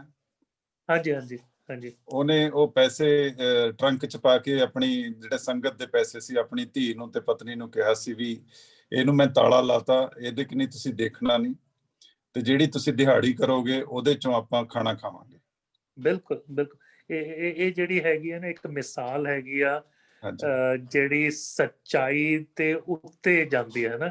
ਜਿੱਦਾਂ ਵੀ ਇਹ ਇੱਕ ਐਥਿਕਸ ਹੈਗਾ, ਇੱਕ ਪ੍ਰਿੰਸੀਪਲ ਹੈਗਾ, ਇੱਕ ਨਿਯਮ ਹੈਗਾ, ਇੱਕ ਕੰਮ ਕਰਨ ਦਾ ਇੱਕ ਪੋਜ਼ਿਟਿਵ ਜਿਹੜਾ ਹੈਗਾ। ਔਰ ਇਹ ਪ੍ਰਿੰਸੀਪਲ ਜਿਹੜਾ ਹੈਗਾ ਸਾਨੂੰ ਵਿਰਾਸਤ 'ਚ ਮਿਲਦਾ ਔਰ ਸਾਡਾ ਕੈਰੈਕਟਰ ਬਿਲਡ ਕਰਦਾ। ਔਰ ਤੁਸੀਂ ਦੇਖੋ ਉਸ ਸ਼ਖਸੀਅਤ ਦਾ ਨਾਂ ਲਿੱਤਾ ਔਰ ਤੁਸੀਂ, ਮੈਨੂੰ ਲੱਗਦਾ ਉਸ ਤੋਂ ਹੀ ਇੰਸਪਾਇਰਡ ਹੋ ਕੇ ਅੱਜ ਦੇ ਦੇਸ ਰਾਜ ਮੈਂ ਤੁਹਾਨੂੰ ਕਹੂੰਗਾ। ਨਹੀਂ thank you. Thank you doctor Sahib, thank you very. ਬਹੁਤ ਬਹੁਤ ਧੰਨਵਾਦ। Thank you. Good night. Thank you ਜੀ। ਕਨਵ ਜੀ, ਕਨਵ ਜੀ, ਕਨਵ ਜੀ ਜੁੜੇ ਹੋਏ ਹੋ? ਕਨਵ ਸ਼ਰਮਾ ਕੈਨੇਡਾ ਤੋਂ।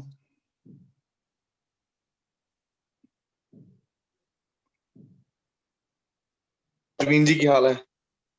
ਕਨਵ ਜੀ ਕੀ ਹਾਲ ਹੈ ਮੇਰਾ ਭਰਾ? एवरीवन, ਤੁਸੀਂ ਇੰਨੇ ਦਿਨਾਂ ਬਾਅਦ, ਬਹੁਤ ਮਿਹਰਬਾਨੀ। Good evening everyone. ਤੁਹਾਡੇ ਬਿਨਾ ਅਸੀਂ ਬਹੁਤ ਗਰੀਬ। ਨਹੀਂ ਜੀ ਨਹੀਂ। ਹਾਂ ਤੁਸੀਂ ਜ਼ਰੂਰ। ਮੈਨੂੰ ਬਹੁਤ ਅੱਛਾ ਲੱਗਿਆ ਮੈਨੂੰ ਸੁਣ ਕੇ ਨਾ। ਇਟਸ ਵੈਰੀ ਗੁੱਡ, ਬਹੁਤ ਵਧੀਆ ਲੱਗਿਆ ਮੈਨੂੰ। ਮਤਲਬ ਮੈਂ ਬਹੁਤ ਲੱਕੀ ਸਮਝਦਾ ਕਿ ਮੈਂ ਆਈ ਜੁਆਇਨਡ ਦਿਸ ਮੀਟਿੰਗ ਤੇ I was able to hear everything. ਮੈਨੂੰ ਇਟ ਵਾਸ ਵੈਰੀ ਗੁੱਡ। ਮੈਨੂੰ ਬਹੁਤ ਅੱਛਾ ਲੱਗਿਆ ਤੁਸੀਂ ਇੰਨੇ ਦਿਨਾਂ ਬਾਅਦ ਰੀਕਨੈਕਟ ਕੀਤਾ, ਸਾਡੇ ਨਾਲ ਜੁੜੇ। ਜੀ ਸਰ, ਜੀ ਜੀ ਜੀ।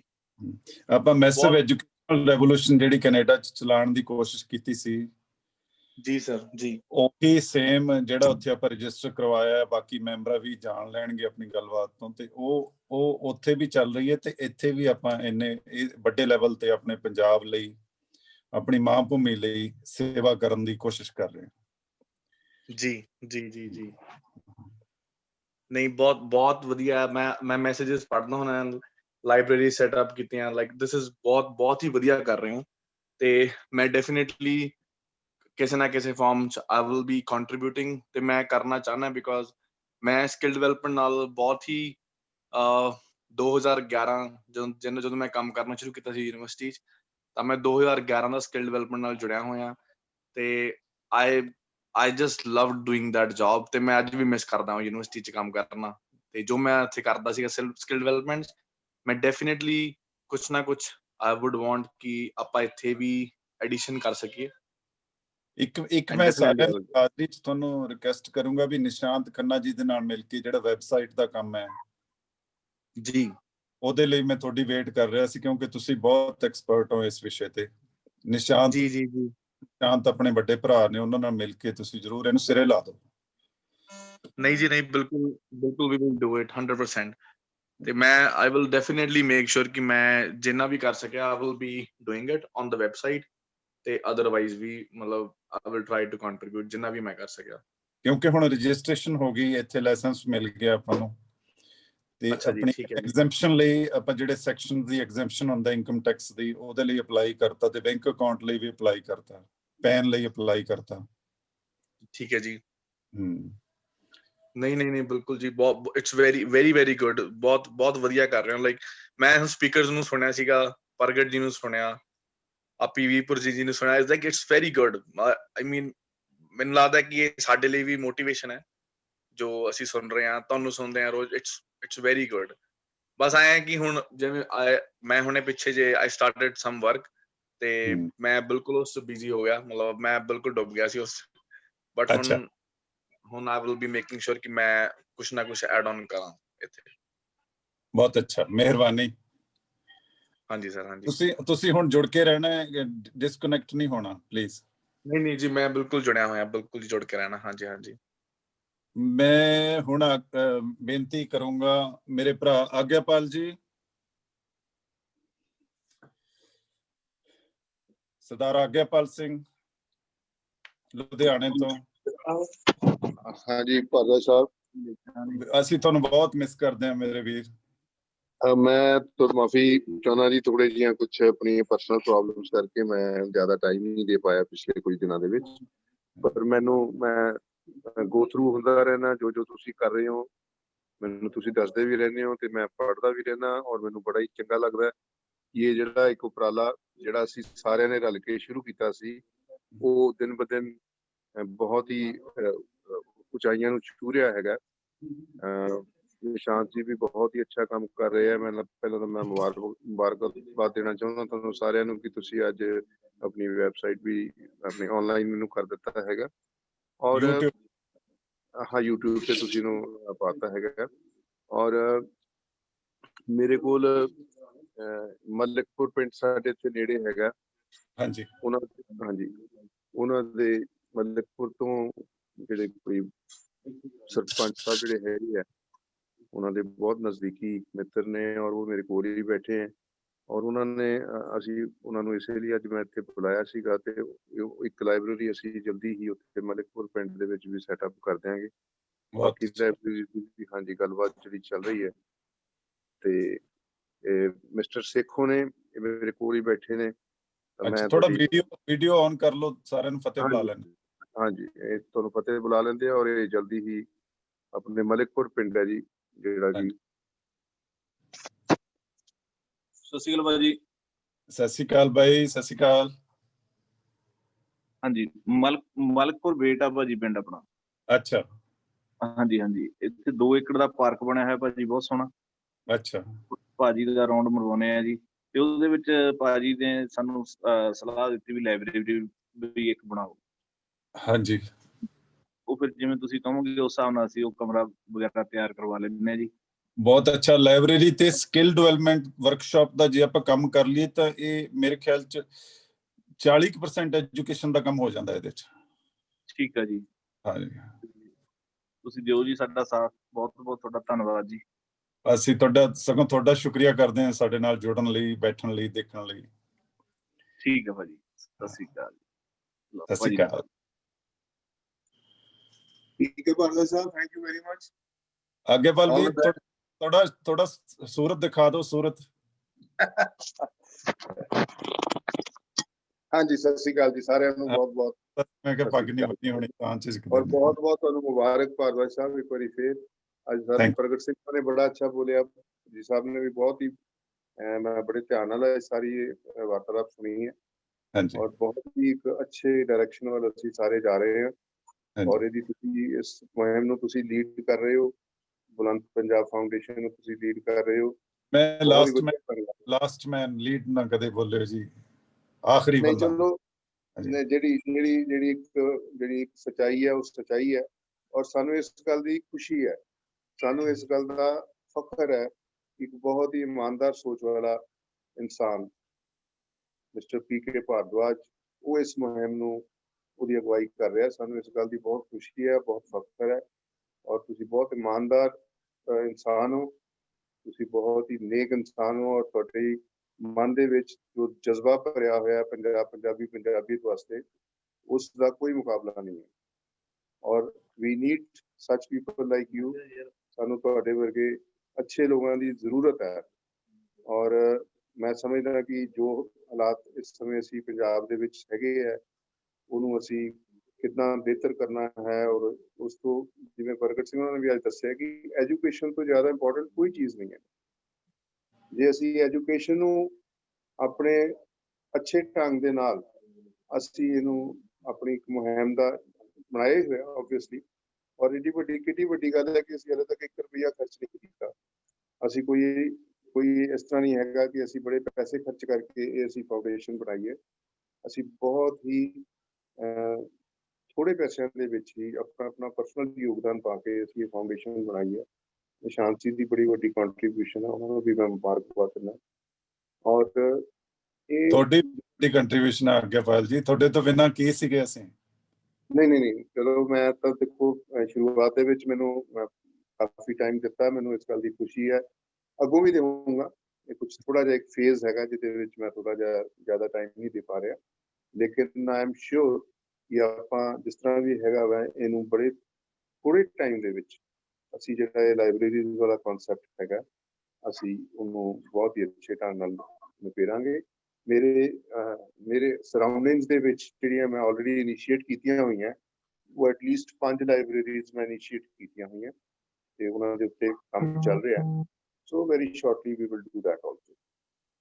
ਔਰ ਇੱਕ ਵਾਰੀ ਫੇਰ ਮੈਂ ਤੁਹਾਨੂੰ ਬਹੁਤ ਬਹੁਤ ਮੁਬਾਰਕਬਾਦ ਦਿੰਦਾ। God bless you. God bless. ਮੈਂ ਬਹੁਤ ਤੜਫ ਰਿਹਾ ਤੁਹਾਡੇ ਕੋਲ ਲੁਧਿਆਣੇ ਆਉਣ ਲਈ, ਆਇਆ ਹੀ ਨਹੀਂ ਜਾਂਦਾ, ਬਸ ਬਹੁਤ ਮੇਰਾ ਮਨ ਕਰ। ਮੈਂ ਵੇਟ ਕਰਾਂਗਾ ਜਦੋਂ ਵੀ ਜਲਦੀ ਆ। ਤੁਹਾਨੂੰ ਪਲੀਜ਼। ਠੀਕ ਹੈ, ਥੈਂਕ ਯੂ ਵੈਰੀ ਕੇਸਰ ਵੀਰ ਜੀ, ਕੇਸਰ ਜੀ 2 ਮਿੰਟ ਲਓ ਪਲੀਜ਼।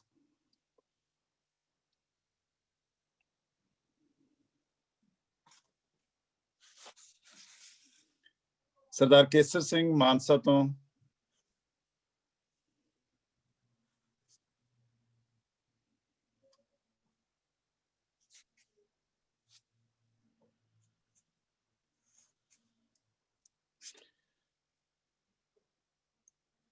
ਸਰਦਾਰ ਕੇਸਰ ਸਿੰਘ ਮਾਨਸਾ ਤੋਂ 1 ਮਿੰਟ ਪਲੀਜ਼ ਬੋਲੋ ਜੀ। ਕਿਸ ਤੁਹਾਡੀ ਆਵਾਜ਼ ਨਹੀਂ ਆ ਰਹੀ।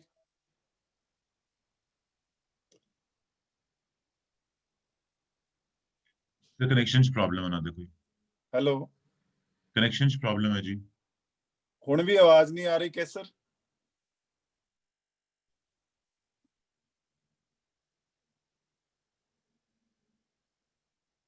ਨਿਸ਼ਾਨ ਜੀ ਦੇਖਿਓ, ਉਹਨਾਂ ਨੂੰ ਗਾਈਡ ਕਰਿਓ ਥੋੜਾ। ਸਰ ਉਹ ਕਨੈਕਸ਼ਨ 'ਚ ਪ੍ਰੋਬਲਮ ਉਹਨਾਂ ਦੇ। ਅੱਛਾ,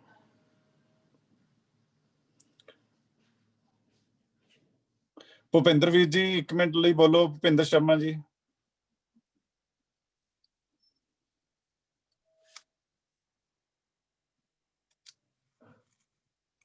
ਸਰ ਅਨਮਿਊਟ ਕਰ ਲਿਓ, ਅਨਮਿਊਟ ਕਰ ਲਓ ਭੁਪਿੰਦਰ ਜੀ।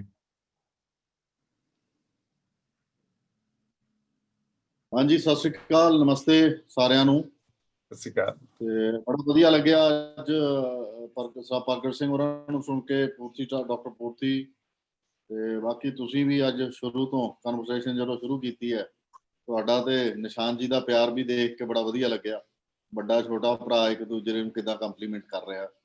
ਤੇ ਮੈਂ ਅੱਜ ਮੋਗੇ 'ਚ ਸੀ ਤੇ ਮੇਰੀ ਕੋਸ਼ਿਸ਼ ਹੋਊਗੀ ਕਿ ਮੈਂ ਇੱਥੇ ਜਿਵੇਂ ਤੁਹਾਨੂੰ ਕਿਹਾ ਸੀ ਕੁਝ ਪਿੰਡਾਂ ਦੇ ਵਿੱਚ ਮੇਰਾ ਦੌਰਾ ਹੈਗਾ, ਉਹਨਾਂ ਪਿੰਡਾਂ ਦੇ ਵਿੱਚ ਲਾਇਬ੍ਰੇਰੀ ਦੇ ਆਯੋਜਨ ਦੀ ਗੱਲ ਕਰੀਏ। ਤੇ ਸਵੇਰੇ ਉੱਠ ਕੇ ਮੈਂ ਇਸ ਲਈ ਤਿਆਰ ਹੋ ਕੇ ਬੈਠ ਕੇ ਸੀ। ਅੱਜ ਮੌਸਮ ਵੀ ਕਾਫੀ ਠੰਡਾ, ਬਾਹਰ ਨਿਕਲਦੇ ਥੋੜਾ ਟਾਈਮ ਵੀ ਗਿਆ ਸੀ ਤੇ ਬੜਾ ਵਧੀਆ ਲੱਗਿਆ। ਅੱਜ ਦਾ ਸਾਰਿਆਂ ਨੂੰ ਮੁਬਾਰਕਬਾਦ। ਚੈਨਲ ਦਾ ਨਿਸ਼ਾਨ ਜੀ ਬਹੁਤ ਬਹੁਤ ਵਧੀਆ। ਮੈਂ ਤੁਹਾਨੂੰ ਕੰਪਲੀਮੈਂਟ ਵੀ ਉਹਦੇ ਤੇ ਫਸਟ ਭੇਜ ਦਿੱਤਾ ਹੈਗਾ ਚੈਨਲ ਤੇ। ਲਾਈਕ ਸ਼ੇਅਰਡ ਆਲਸੋ, ਉਹਨੂੰ ਲਾਈਕ ਵੀ ਕਰਤਾ, ਸ਼ੇਅਰ ਵੀ ਕਰਤਾ, ਨੋਟੀਫਿਕੇਸ਼ਨਸ ਆਲ ਔਨ ਤੇ ਤੁਹਾਨੂੰ ਕਮੈਂਟ ਕੰਪਲੀਮੈਂਟ ਵੀ ਉਹਦੇ ਤੇ ਮੈਂ ਕਰ ਦਿੱਤਾ ਹੈਗਾ। So to take the first initiative. ਤੇ ਜਿਸ ਤਰ੍ਹਾਂ ਆਪਾਂ ਵੱਧ ਰਹੇ ਹਾਂ ਆਪਣੇ ਏਜੰਡੇ ਵੱਲ ਵੀ ਤੇ ਬਾਕੀ ਚੀਜ਼ਾਂ ਵੱਲ ਵੀ, ਤੇ ਇਹ ਚੀਜ਼ ਤਾਂ ਹੁਣ ਦਿਮਾਗ ਦੇ ਵਿੱਚ ਪੈ ਗਈ ਹੈ ਕਿ ਜਿੱਥੇ ਵੀ ਜਾਈਏ ਇਸ ਚੀਜ਼ ਬਾਰੇ ਜ਼ਿਕਰ ਵੀ ਜ਼ਰੂਰ ਕਰੀਏ। ਕੱਲ ਵੀ ਬੁਲੰਦ ਪੰਜਾਬ ਫਾਊਂਡੇਸ਼ਨ ਦੀ ਮੈਂ ਇੱਥੇ ਕੁਝ ਪੋਲੀਟੀਸ਼ੀਅਨਸ ਹੈਗੇ ਜਿਨ੍ਹਾਂ ਦੇ ਨਾਲ ਮੀਟਿੰਗਸ ਕੀਤੀਆਂ ਨੇ, ਡਿਸਕਸ ਕੀਤਾ ਤੇ ਉਹਨਾਂ ਨੂੰ ਮੋਟੀਵੇਟ ਕੀਤਾ ਕਿ ਯਾਰ we need all these things. ਮਤਲਬ ਆਪਾਂ ਇਹ ਕਹਿੰਦੇ ਹਾਂ ਕਿ ਨੈਕਸਟ ਕਮਿੰਗ ਜਨਰੇਸ਼ਨ ਹੈ ਆਪਣੇ ਲਾਅ ਮੇਕਰਸ ਦੀ ਬੜਾ ਅੱਛਾ ਕੰਮ ਕਰ ਰਹੇ ਨੇ। ਮੈਂ ਵੀ ਉਹਨਾਂ ਦੇ ਨਾਲ ਉਹਨਾਂ ਦੀ ਹੈਲਪ ਕਰਾ ਰਿਹਾ, ਚੰਗੇ ਬੰਦੇ ਆਉਣ। ਬਹੁਤ ਜਿਵੇਂ ਮਿਹਰਬਾਨੀ ਪ੍ਰਗਟ ਜੀ ਨੇ ਵੀ ਕਿਹਾ, ਉਸੇ ਤਰ੍ਹਾਂ ਉਹਨਾਂ ਦੀ ਟ੍ਰੇਨਿੰਗ ਵਗੈਰਾ ਚੱਲ ਰਹੀ ਹੈ। ਤੇ ਉਹਨਾਂ ਨੂੰ ਮੋਟੀਵੇਟ ਕੀਤਾ ਕਿ ਕੋਸ਼ਿਸ਼ ਕਰੋ। 3 ਲਾਇਬ੍ਰੇਰੀਆਂ ਉਹਨਾਂ ਨੇ ਮੋਗੇ ਦੀਆਂ ਆਇਡੈਂਟੀਫਾਈ ਕੀਤੀਆਂ ਨੇ। ਇੱਕ ਬੜੀ ਵਧੀਆ ਕਹਿੰਦੇ ਵੱਡੀ ਲਾਇਬ੍ਰੇਰੀ ਬਣੀ ਹੋਈ ਹੈ, ਤੇ ਲੇਕਿਨ ਪੈਥੈਟਿਕ ਕੰਡੀਸ਼ਨ ਦੇ ਵਿੱਚ ਇਗਨੋਰ ਕੀਤਾ ਲੋਕਾਂ ਨੇ। ਤੇ ਮੇਰੀ ਅੱਜ ਵਿਜ਼ਿਟ ਵੀ ਕਰਾਉਣਗੇ, ਤੇ ਕੋਸ਼ਿਸ਼ ਹੋਏਗੀ ਕਿ ਵਿਜ਼ਿਟ ਕਰਨ ਤੋਂ ਬਾਅਦ ਕੱਲ੍ਹ ਨੂੰ ਕਿਤੇ ਗੱਲ ਕਰਕੇ ਉਹਨਾਂ ਦਾ ਜਿਹੜਾ ਪ੍ਰੋਸੈਸ ਆ ਉਹਨੂੰ ਸ਼ੁਰੂ ਕੀਤਾ ਜਾ ਸਕੇ, ਬੁੱਕਸ ਵਗੈਰਾ ਵੀ ਆਪਾਂ ਲੈ ਸਕੀਏ। ਲੋਕ ਬੜੇ ਵਿਲਿੰਗ ਨੇ, ਸਪੈਸ਼ਲੀ ਸਕਿੱਲ ਡਿਵੈਲਪਮੈਂਟ ਜਿਹੜੀ ਹੈਗੀ ਆ ਉਹ ਮੋਗੇ ਦੀ ਬਹੁਤ ਵੱਡੀ ਰਿਕੁਆਇਰਮੈਂਟ ਆ। ਲੋਕ ਜਾਂ ਤਾਂ 12 ਕਲਾਸਾਂ ਤੱਕ ਹੀ ਪੜ੍ਹਦੇ ਨੇ, ਤੇ ਜਾਂ 12 ਤੋਂ ਬਾਅਦ ਜੇ ਕੋਈ ਕਿਸੇ ਨੂੰ ਪੜ੍ਹਾਉਂਦਾ ਤਾਂ ਉਹ ਬਾਹਰ ਭੇਜਣ ਨੂੰ ਕਹਿੰਦਾ ਕਿ ਬੇਸ਼ੱਕ ਛੋਟਾ ਮੋਟਾ ਪਲਾਟ ਵੇਚ ਕੇ ਵੀ। ਆਮ ਤੁਸੀਂ ਇਹ ਲਾ ਲਓ ਕਿ ਲੋਅਰ ਮਿਡਲ ਕਲਾਸ ਫੈਮਲੀਜ਼ ਜਿਨ੍ਹਾਂ ਨੂੰ ਕੱਲ੍ਹ ਮੈਂ ਮਿਲਿਆ, ਕਾਫੀ ਲੋਕਾਂ ਨੂੰ ਵਿਜ਼ਿਟ ਕੀਤਾ, ਮਿਲਿਆ, ਲੋਕਾਂ ਦੇ ਨਾਲ ਗੱਲਬਾਤ ਹੋਈ ਹੈ, ਵਿਚਾਰ ਵਟਾਂਦਰੇ ਸ਼ੇਅਰ ਹੋਏ ਨੇ। ਤੇ ਉਸ ਹਾਲਾਤ ਨੂੰ ਤਾਂ ਦੇਖ ਕੇ ਅਸੀਂ ਇਹ ਕਹਿ ਰਹੇ ਹਾਂ ਕਿ ਮਤਲਬ ਸਮੇਂ ਦੀਆਂ ਸਰਕਾਰਾਂ ਨੇ ਪੰਜਾਬ ਦੇ ਨਾਲ, ਬੇਸ਼ੱਕ ਉਹ ਪੋਲੀਟੀਸ਼ੀਅਨ ਅੱਜ ਗੁੱਸਾ ਵੀ ਕਰਨ ਇਸ ਚੀਜ਼ ਦਾ, ਧੋਖਾ ਕੀਤਾ ਪੰਜਾਬ ਦੇ ਨਾਲ ਬਹੁਤ ਵੱਡਾ, ਬਹੁਤ ਵੱਡਾ ਧਰੋਹ ਕਮਾਇਆ। ਤੇ ਉਹਨਾਂ ਚੀਜ਼ਾਂ ਨੂੰ ਦੇਖ ਕੇ ਜਿਹੜਾ ਹੈਗਾ ਨਾ, ਉਹ ਅੰਦਰੋਂ ਮਨ, ਮਤਲਬ ਬਾਹਰ ਅੱਖਾਂ 'ਚ ਹੰਝੂ ਹੋਣ ਨਾ ਹੋਣ, ਪਰ ਅੰਦਰੋਂ ਮਨ ਰੋਂਦਾ। ਤੇ ਕੱਲ ਨੌਜਵਾਨ ਬੱਚਿਆਂ ਦੇ ਨਾਲ ਮੀਟਿੰਗਸ ਹੋਈਆਂ ਨੇ, ਮੈਂ ਉਹਨਾਂ ਨੂੰ ਪੁੱਛਿਆ ਵੀ ਤੁਸੀਂ ਮਤਲਬ ਚਾਹੁੰਦੇ ਕੀ ਹੋ ਸਰਕਾਰਾਂ ਤੋਂ? ਉਹ ਕਹਿੰਦੇ ਕੁਝ ਨਹੀਂ ਚਾਹੁੰਦੇ, ਰੁਜ਼ਗਾਰ ਮਿਲ ਜੇ। And you won't B surprise ਕਿ ਹਾਈਐਸਟ ਸੈਲਰੀ ਇੱਕ ਗ੍ਰੈਜੂਏਟ ਜਾਂ ਪੋਸਟ ਗ੍ਰੈਜੂਏਟ, ਜਿਹਨੂੰ ਉਹ ਕਹਿੰਦੇ ਵੀ ਸਾਡੀ ਅਚੀਵਮੈਂਟ ਹੈ, ਹਾਈਐਸਟ ਸੈਲਰੀ ਮੋਗੇ ਦੇ ਵਿੱਚ ਉਹ 7,500 ਉਹ 7,500 ਭੁਪਿੰਦਰ ਵੀਰ ਜੀ, ਸਾਰਿਆਂ ਨੂੰ 1 ਮਿੰਟ ਲਈ ਬੁਲਾ ਲਿਓ ਪਲੀਜ਼ ਜੀ। ਜ਼ਰੂਰ। ਤੇ 7,500 ਹਾਂਜੀ 7,500 ਹੈ। ਤੇ ਮੈਂ ਅੱਗੇ ਮਤਲਬ ਮੈਂ ਉਹਨਾਂ ਨੂੰ ਕਿਹਾ ਵੀ ਕੋਈ ਨਹੀਂ, ਅਸੀਂ ਤੁਹਾਡੇ ਲਈ ਕੁਛ ਨਾ ਕੁਛ ਜ਼ਰੂਰ ਸੋਚਾਂਗੇ, ਕੁਛ ਏਦਾਂ ਦਾ ਕੰਮ ਲੈ ਕੇ ਆਵਾਂਗੇ ਜਿਹਦੇ ਨਾਲ ਤੁਸੀਂ ਐਜੂਕੇਸ਼ਨ ਦੇ ਨਾਲ ਜੁੜੋ ਤੇ ਆਪਣਾ ਅੱਗੇ ਪਰਿਵਾਰ ਵੀ ਚਲਾ ਸਕੋ। ਤੁਹਾਡਾ ਪੁਨਰਵਸਰ ਜਿਹੜਾ, ਮਤਲਬ ਲੋਕ ਇਸ ਕਦਰ ਤੱਕ ਮਜਬੂਰ ਹੋ ਗਏ ਨੇ ਕਿ ਖਾਣ ਦੀ ਰੋਟੀ ਵੀ ਅਗਰ ਮਿਲ ਜੇ ਤਾਂ ਉਹਨੂੰ ਉਹ ਚੰਗਾ ਨਸੀਬ ਸਮਝਦੇ ਨੇ, ਵੀ ਬਸ ਆਹੀ ਬਹੁਤ ਕੁਛ ਹੈ, ਇਹੀ ਸਾਡੀ ਅਚੀਵਮੈਂਟ ਹੈ ਕਿ ਅਸੀਂ ਆਪਣੇ ਪਰਿਵਾਰ ਨੂੰ ਰੋਟੀ ਦੇ ਰਹੇ ਹਾਂ ਜਾਂ ਆਪ ਖਾ ਰਹੇ ਹਾਂ। ਮਤਲਬ ਉਹ ਹਾਲਾਤ ਜਿਹੜੇ ਹੈਗੇ ਨੇ ਸਾਡੇ ਪ੍ਰਦੇਸ਼, ਸਾਡੇ ਦੇਸ਼ ਦੇ ਬਣ ਗਏ। ਸੋ ਮੈਂ ਅੱਗੇ ਬੇਨਤੀ ਕਰਦਾ ਕਿ ਅਗਲੇ ਬੁਲਾਰੇ ਸਾਹਿਬ ਕੇਸਰ ਸਿੰਘ ਨੂੰ ਕਿਹਾ ਸੀ, ਵੀਰ ਜੀ ਨੇ ਬੇਨਤੀ ਕੀਤੀ ਸੀ, ਤੁਸੀਂ ਸੰਬੋਧਨ ਕਰੋ ਜੀ, ਮੈਨੂੰ ਦਿਓ ਆਗਿਆ, ਮੈਂ ਤਿਆਰ ਹੋ ਕੇ ਨਿਕਲਣਾ ਹੈਗਾ ਕਿ ਮੀਟਿੰਗ ਲਈ। ਧੰਨਵਾਦ। Thank you. ਜੈ ਹਿੰਦ, ਜੈ ਭਾਰਤ, ਵਾਹਿਗੁਰੂ ਜੀ ਕਾ ਖਾਲਸਾ, ਵਾਹਿਗੁਰੂ ਜੀ ਕੀ ਫਤਿਹ। Thank you doctor Sahib.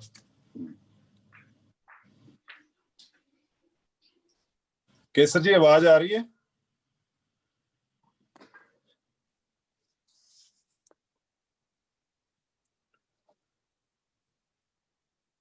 Doctor Jagtar ਜੀ।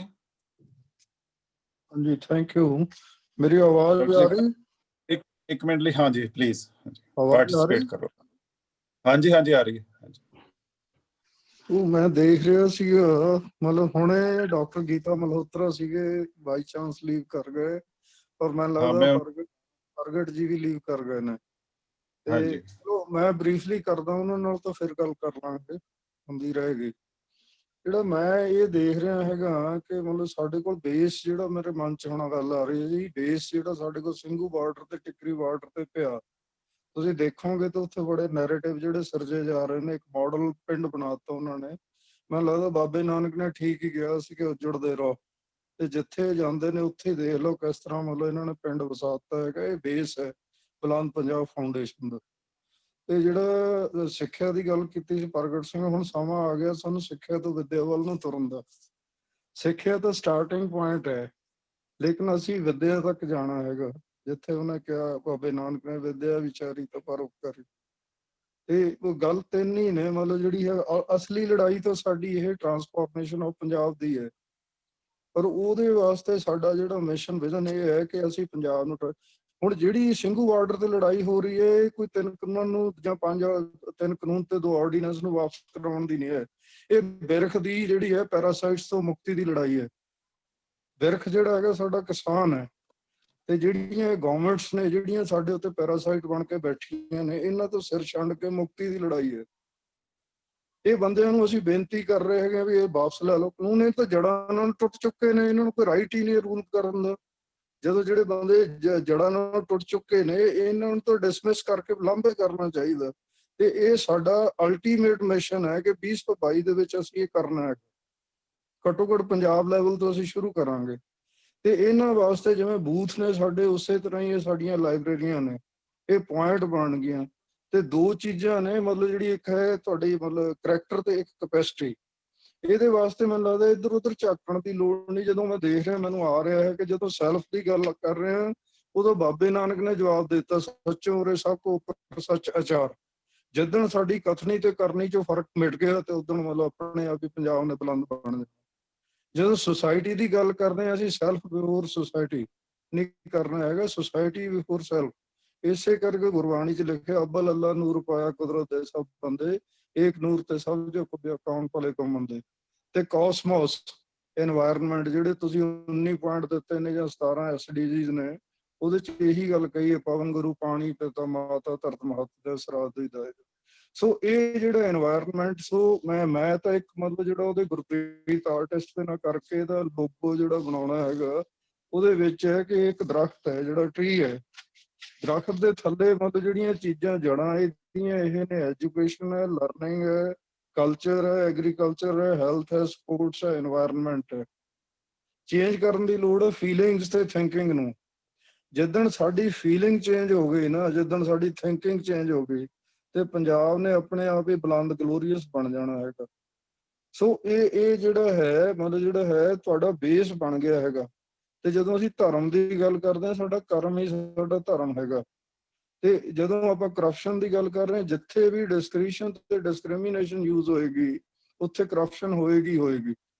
ਸੋ ਇਹ ਜਿਹੜਾ ਸਾਡਾ ਇਹ ਵੀ ਟਾਰਗੇਟ। ਯੈਸ ਪਲੀਜ਼ ਡਾਕਟਰ ਸਾਹਿਬ, ਮੈਨੂੰ ਆਗਿਆ ਦਿਓ, ਆਪਣਾ ਟਾਈਮ ਹੋ ਚੱਲੇ ਜੀ। ਨਿਸ਼ਾਂਤ ਜੀ ਨੂੰ ਪਲੀਜ਼ ਪੁੱਛੋ, ਬੰਦ ਕਰਨਗੇ, ਸੰਪੂਰਨ ਕਰਨਗੇ ਮੀਟਿੰਗ ਨੂੰ। ਥੈਂਕ ਯੂ ਕਰਕੇ। ਸ਼੍ਰੀ ਨਿਸ਼ਾਂਤ ਖੰਨਾ ਜੀ। We are running out of time. Just 2 minutes are left to put off the meeting. So I'll just wind it up. बहुत ही आज ਦੀ ਮੀਟਿੰਗ ਮੇਰੇ ਖਿਆਲ ਸਭ ਤੋਂ ਬੈਸਟ ਮੀਟਿੰਗਸ ਰਹੀ ਹੈ ਅੱਜ ਤੱਕ। ਜਿਹੜੀ ਇਨਪੁਟ ਸਾਨੂੰ ਮਿਲੀਆਂ ਨੇ ਅਮੇਜ਼ਿੰਗ ਨੇ, ਤੇ ਨਿਊ ਈਅਰ ਦੀ ਵਿਸ਼ੇਸ ਦੇ ਕਾਰਨ ਥੋੜੀ ਮੀਟਿੰਗ ਐਕਸਟੈਂਡ ਹੋ ਗਈ। That is absolutely wonderful. ਇੱਕ ਨਿਊ ਚੈਨਲ ਲਾਂਚ ਹੋ ਗਿਆ, ਮੈਂ ਲਿੰਕ ਤੁਹਾਨੂੰ ਭੇਜਤਾ, ਹੁਣ ਸਾਰੇ ਆਪਾਂ ਲਿੰਕ ਪਾ ਦਿਆਂਗੇ। That will be the new year gift for everybody. And I think we begin the new year with a very good note and a very positive note. So, time to talk about. So we'll wind up the meeting with this note. Thank you. Well done, Nishant ji. You're doing a great job. God bless you. Thank you, Agewal sir. Thank you very much. Keep it up. Thank you. Thank you ਜੀ, ਸਾਰਿਆਂ ਦਾ ਧੰਨਵਾਦ ਜੀ, ਬਹੁਤ ਮਿਹਰਬਾਨੀ। ਪਰਮਾਤਮਾ ਪੰਜਾਬ ਸਾਡਾ ਸਾਡੇ ਤੇ ਮਾਣ ਕਰ ਸਕੇ। Thank you very much. Thank you sir. Thank you. Everybody.